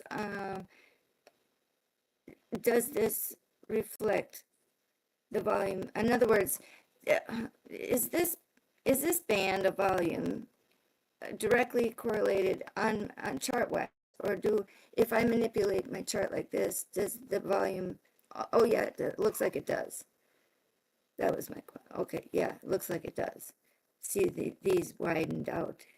Okay, I just didn't want to have it be not moving at the same rate of speed, or I didn't want it to be distorted, in other words. Looks like it's not. So somehow I did something. I want this to be where I can view it easier. I don't know how. Do I right click? I don't know. Volume. Okay, so what do I do with it? Settings.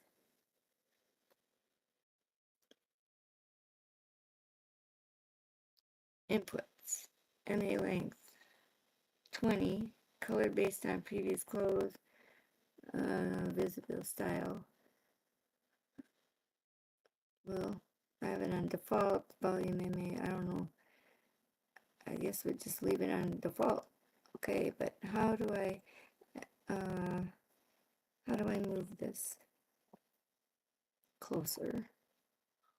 It seems like I just did something so that this part of a chart is now up higher. I don't know what I did.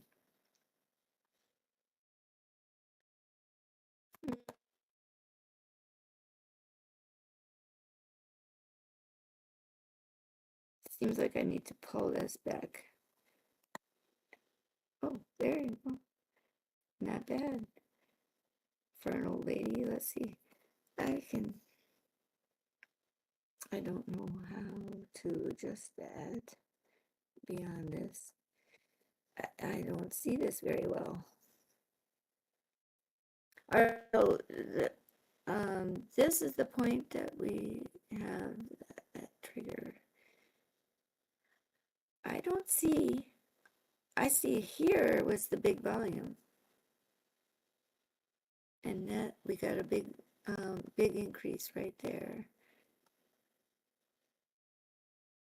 So it matches. Right here and right here. That was the second rise. First rise. See? And the second. Let's go. Oh, I have it on which time frame do I have it on? 30 minute. Let's go to the 5 minute. Because this is where.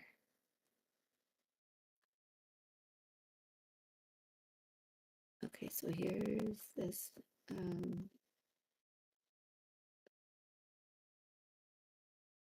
This is so small down here. I wish I could have it larger. Yeah, that matches right there on that.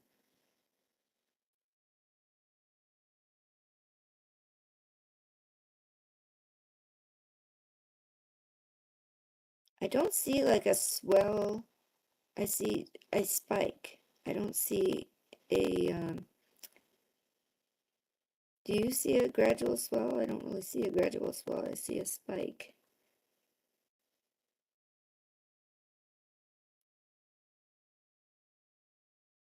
And then I see a decline, and then I see another spike right here.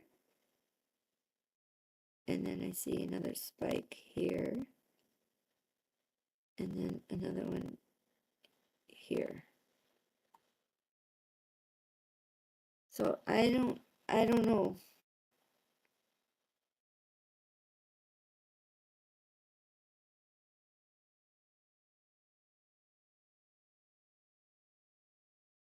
Are they along that fib line?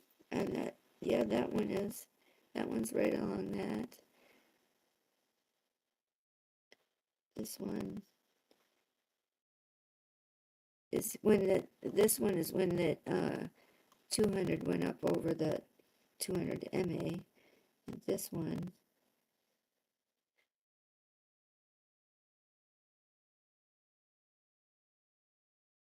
And notice here, these rows of liquidation bubbles are strong.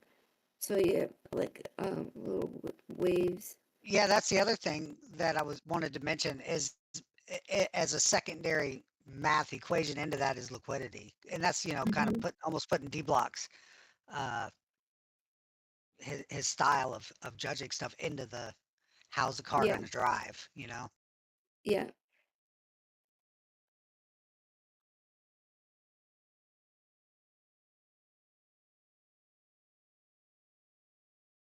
But you see this this line pretty clearly from. It's And definitely here's on a the trend.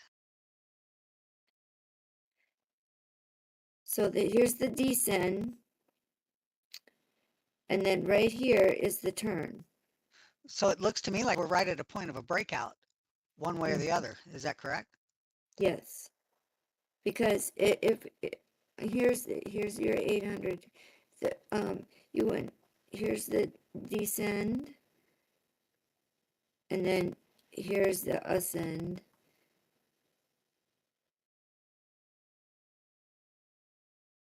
And now we're literally right at a decision point. Correct. And you can see that in this, that's why the butterfly or the snowflake is so important, because it can go all of these directions. In other words, you can go sort of up and then halfway back, or you can just level off here and then come down this midway, or you can drop all the way back down. This is the point of like a huge decision. It's not just a minor one, it's a huge one. Because we're in see what I'm talking about, how we're midway between this huge space on this resistance arc. See, from here to here is the wide space. So it's this one to this one. See how much space there is? But so let me ask this, BJ, yes.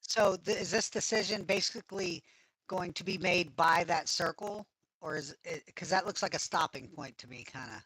No, the outer ring of the inner of the circle ring. There. Yes, because this depicts the edge. You either come to a new, you build out a new one, and in other words, you find support here on this edge of the 50. See how we're at the middle? This is the bottom 13. Here's the middle, the 800 on the 5 minute. Here's the 5 EMA on the this acts like a daily. Notice how it's a bottom here, and what we're trying to do is go from this line to this this line. Then we went from here to this one. So now we're trying to establish whether or not we can rise beyond this arc to the top of this one, because the next top is up here. That, get your money ready, boys. Yeah, that line. Financial advice. Yeah, that line is established here. This is the 6 hour rise, right? That angle. See, now it was at this point that we had the decision, right? And we could have arced this way and made it up here, but we did not. So you see the potential is from here to here, and the rise is above this point. This is the 1618 right here. So this is the star point right there. That number is 4415. If I draw a horizontal at that point, it comes to here. If I draw a straight line down, okay, that's August 8th. That hits this particular point of 38.95. if I go straight across there, it comes to this arc. That line is 39.16. So we are in the middle of, okay, so that 38.23 is here, right? So this is what I'm trying to say. These arcs make a difference. You from the left, this is the symmetry that I'm speaking of. You either how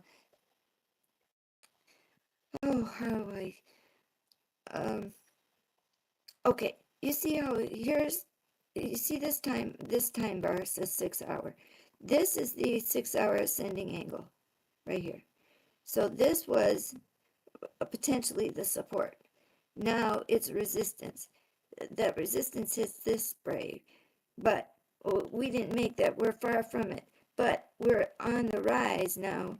You come over here, and then you have this under one. Okay, what did I say? 6 hour. Then the top line is this one. 6 hour. This was the potential, like from here to here. So from here to here. So if we rise, remember I just did these arrows. This is from the 864, right? That's what this was.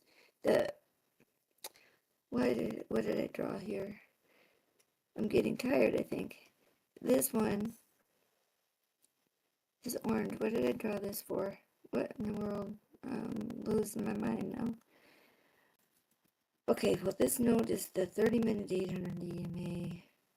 That point. What did I draw these orange ones for? Crap. This is why you have to label things when you're old. I did this. Oh, I know. Okay, yeah, it was for the 50.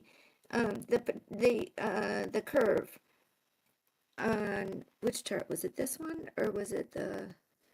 Where's the second line? Oh, yeah, here's this one and then this one, but it was from not from this chart. It was from the 69-minute. Yes. This is working out already, by the way. It's following this deal. Look at the perspective now on this chart on the what do I have it on 864? I have to do this before I forget. This is 69-minute. 69. And this is 69. And I did that for 800 EMA. No, I clicked the wrong thing. What was it? 69 minute. There's a dance between the 69-minute and the 864-minute. But look at the perspective on this versus that, what were we on, the 5-minute of this arc right here. And this line. And at this point, here's 5,100. And then the swing up here is 46.29. And on the low end, it's here 44.18. So the line from here to here is 43.27. And then from there to the top of that resistance line for the 6 hour is 45.19. And then where is this? This one. That's the 6 hour. What was this one? This one doesn't have a number. Gee. What did I? Oh, this one is a 6 hour. What is this? That. Well, we're gonna call this the this is the angular resistance for 864. So that's what I'm gonna write. 864 ascending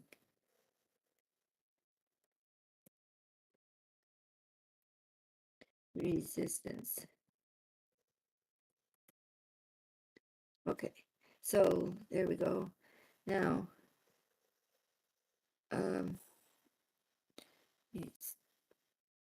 look at that. Look at how beautiful that is. Oh, that's it. Okay, 39.89 up here. And that line is 42.39. Come across there, 42.39 right there. Come down August 11th. Oh, that August 11th.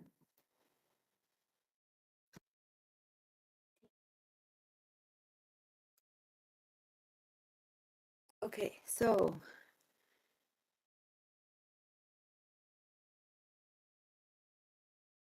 close that. Now let's go to 6 hour.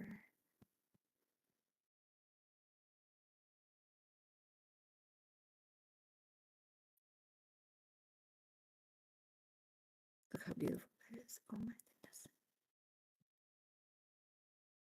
It looks like it's going to ride right up that 50 between those two lines you were with the arrows by them. It sure does. It's a second red arrow, right? This, which one do you mean? Which red? Yeah. Oh, well, the red actual that arrow right there that you know the one that's kind of there's two of them, two big red arrows. One's pointing more straight up, one's more pointing up and to the right. One's 2 o'clock. I'm saying it looks to me like it's going up the 2 o'clock arrow, right up the line. And those intersecting lines are the 50, right? That are entangling. Is that what you said? Mm-hmm. I think that's where it's going. Am I wrong? I'm really just putting it out there because it really does look like to me. Isn't this beautiful? Do you think that's where it's going?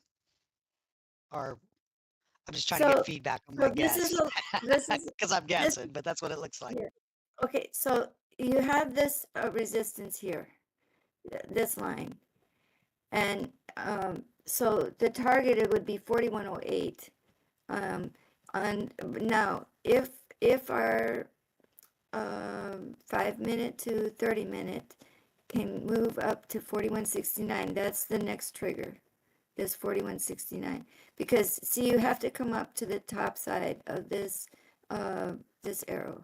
So this, when I mean the top side, the left side or the top side. So when I say left, I mean this way. This is the right side. So this would be falling forward, this one. Okay. So the arc down would be to come to lose this this overhead and roll this way, back this way towards the 50, right? So here's the 50 EMA on the 6 hour. So if price cannot go this way, right, up to the 42.72, then the rollover will occur quicker, and we have the potential of hitting this line of back over 38.93 and then falling at this angle. This is our support angle right now underneath the 6 hour or above the 6 hour 50 EMA. So that would be at 38.15, and then you would break from there. So we're trying to establish a new like angular support arm this way. So I would take now and see how, oh shoot, I'm gonna just move that. See how this line and this line I wrote as the 864.5 EMA. We're trying to establish these lines as our bottom line support. If not here on that circle, right? That's our bullish circle, that small one that's right there. Then this is our next one. Which is what I think is going to happen. Basically, is what I'm saying. I guess. Yes. Right. So the low point should not come below 39.67. We should be ascending this way, right? And then what the rollback would be come up, and then you come back down to here, this point, and then you wouldn't break under until here, which would be the 9th of August, which is tomorrow at what time? 8 p.m. So we have we have to try to make a new high, which to come up to this point, which is 40, like between 41 and 4,300, and hopefully, or most bullishly, to go to 45.50. However, you have a lot of resistance. You have all of this resistance up here to manage, to get through. But you have this angular right here. So this is the bullish angular on the 6 hour. So let's draw that out. And that will give us our angular midpoint there on the 6 hour. So I'm going to take and do that. I'm going to use that dotted line. So that, look at how that makes that be. So this one was, what did we call that one? The 800 EMA. So if the 800 EMA is established and is left alone, okay, that gives you this point right here along that arc as the fulcrum spot, right? And then this is our bull run line on the 6 hour. This is potential. And so then that makes this, remember I drew this as a 90 degree on the 5 minute. So we have now a triangle from here to here. So you see that. So this is our potential high point here at 43.71, because this would be upward angular resistance on the 6 hour. And that meets this point right here on this edge, right there. So I would put a price target right here. And then the next one would be about right here at 41.97. Then underneath would be here at 41.02. There's that 5 minute line, and we are respecting that and staying above it on to the left. So let's go back to the 5 minute and see where we are.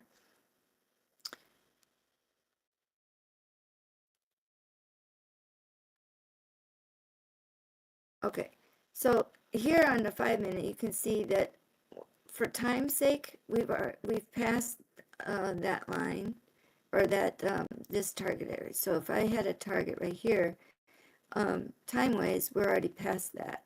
But we can, if, let's say we got just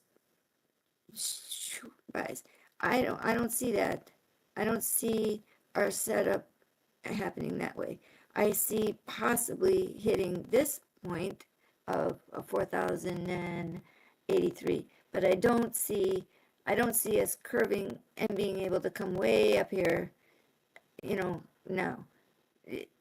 So I would make a horizontal here, and then I can see that we could possibly hit that target there, which would be tomorrow 7:20, which is what we were just talking about, that about 8 p.m. on Saturday. So do you follow what I'm saying? That unless we get a lot of buys and we're up in here by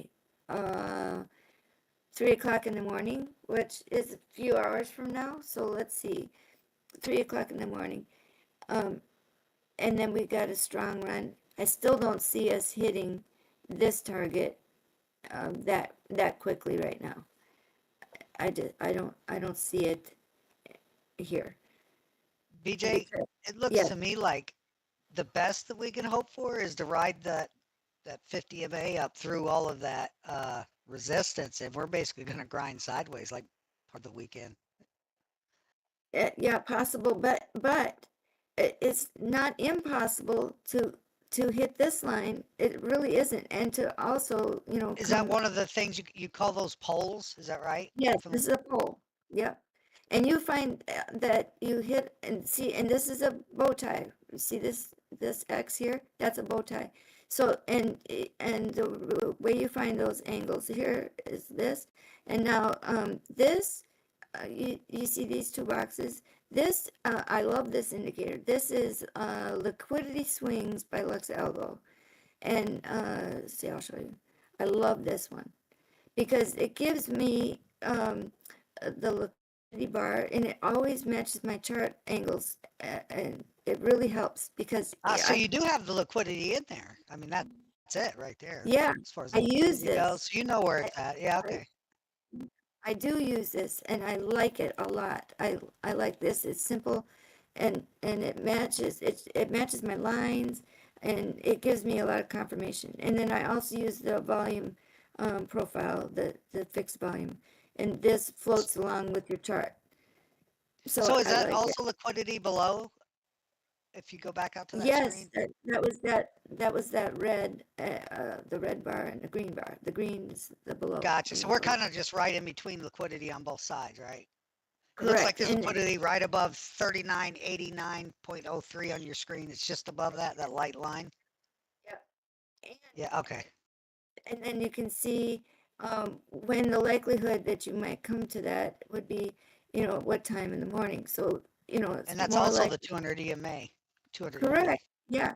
And it helps you decide when you have to, when you might get a buy, right here.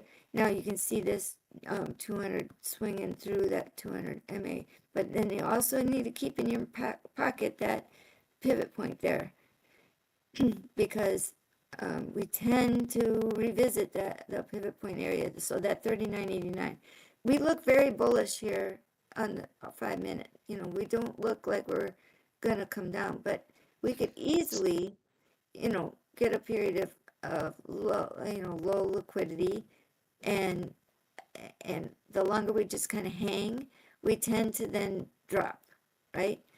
When you just kind of go sideways, then all of a sudden you just kind of go. And usually you'll see this on the small time frames or on the 1 minute where. Can I ask you, BJ? So this Yeah. coming up here, basically there's not a lot going on there. We're kind of just riding the 5 EMA.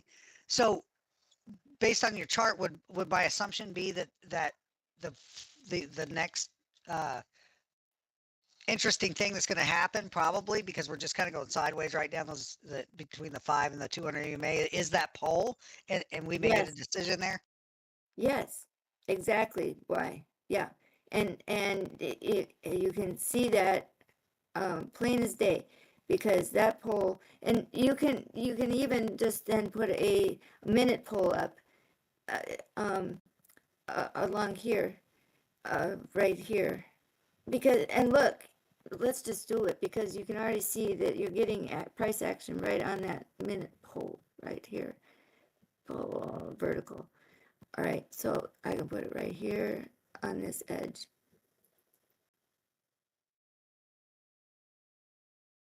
And oftentimes you'll hit,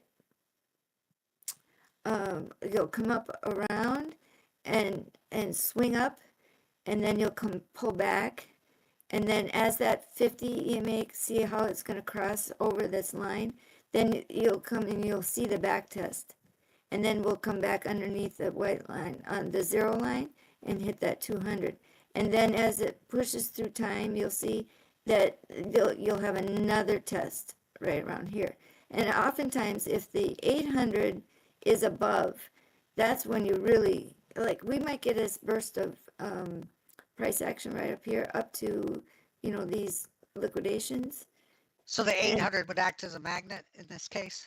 Yeah, kind of more, well, if we're real bullish, we'll leave it alone as it moves through here. And it might be later after there's exhaustion. So we might get a bullish move up to this area of over 4,000 and then a pullback. So see how we're curving? Boom, like that. So let's look at the 15 minute. So see how the 15 minute is got like a the orca coming out of the water type scenario, where the face is sliding up that pole. This is what I'm talking about. And here's the arc. What does the orca represent again? I'm sorry. That's okay. Okay, so you see how we're the tip or the this is the like the face. You see how it's right against the pole. Yeah, I remember you explaining it like it's jumping out of the water. It's headed Yeah. up, jumping out of the water, and it's force, right? Or Yeah. momentum. Momentum up. Okay, but because you have to because of the way it's angled here, it's really got to stretch up its neck and get over this line. And because of the way that the 50 EMA is looking, it's got to swing up, and then you know, if you've ever seen an orca jump, it jumps up and then it falls back, right? So you can just Right. see, you can see that price is going to come up here, probably get right close to 4,088, 4,089, even, you know, a little bit higher, like over this arc right there. And then it's going to slide back because of the direction, because of the angle on this 15-minute. See, like it's just inevitable here, the stretch. See how you come from here, you've Yeah. crossed this line, now you've crossed this line, now it's stretching up again, okay? And it's got to stretch from here all the way here to avoid this whole band of EMAs, right? Yes, Or EMAs. this is resist. It's got to have a lot of momentum to push us up through here. So unless we get a lot of momentum, it's going to exhaust and just kind of roll down on this side of the circle. Like even if we come up here, it's just going to roll back. Now the rollback, remember this is that a 5 EMA. It's likely to stop here, and then if it doesn't, remember we have that. This is the 800 on the 5-minute chart. So if I draw a vertical line right here, notice what is the EMA that's coming up from the bottom? It's the 200. So this 200 will be up in this position in a little while. After price moves up, it'll be there. So the back test, it'll be a swing up and then a roll over, and then in a little while after that, it'll be a rollover again. You follow me? So you're going to have price action just kind of bounce in and around here. And that's what forms this, when you say sideways, it's not, it's kind of sideways, right? It's until you can swing up over the left side up here to get a new high that we would avoid that. So let's see about the 30 minute. The 30 minutes even is similar because here is your structure of the MAs. The MA is down here, the 237.64. So you see that's what this orange arrow is about. So you have this span of an arc.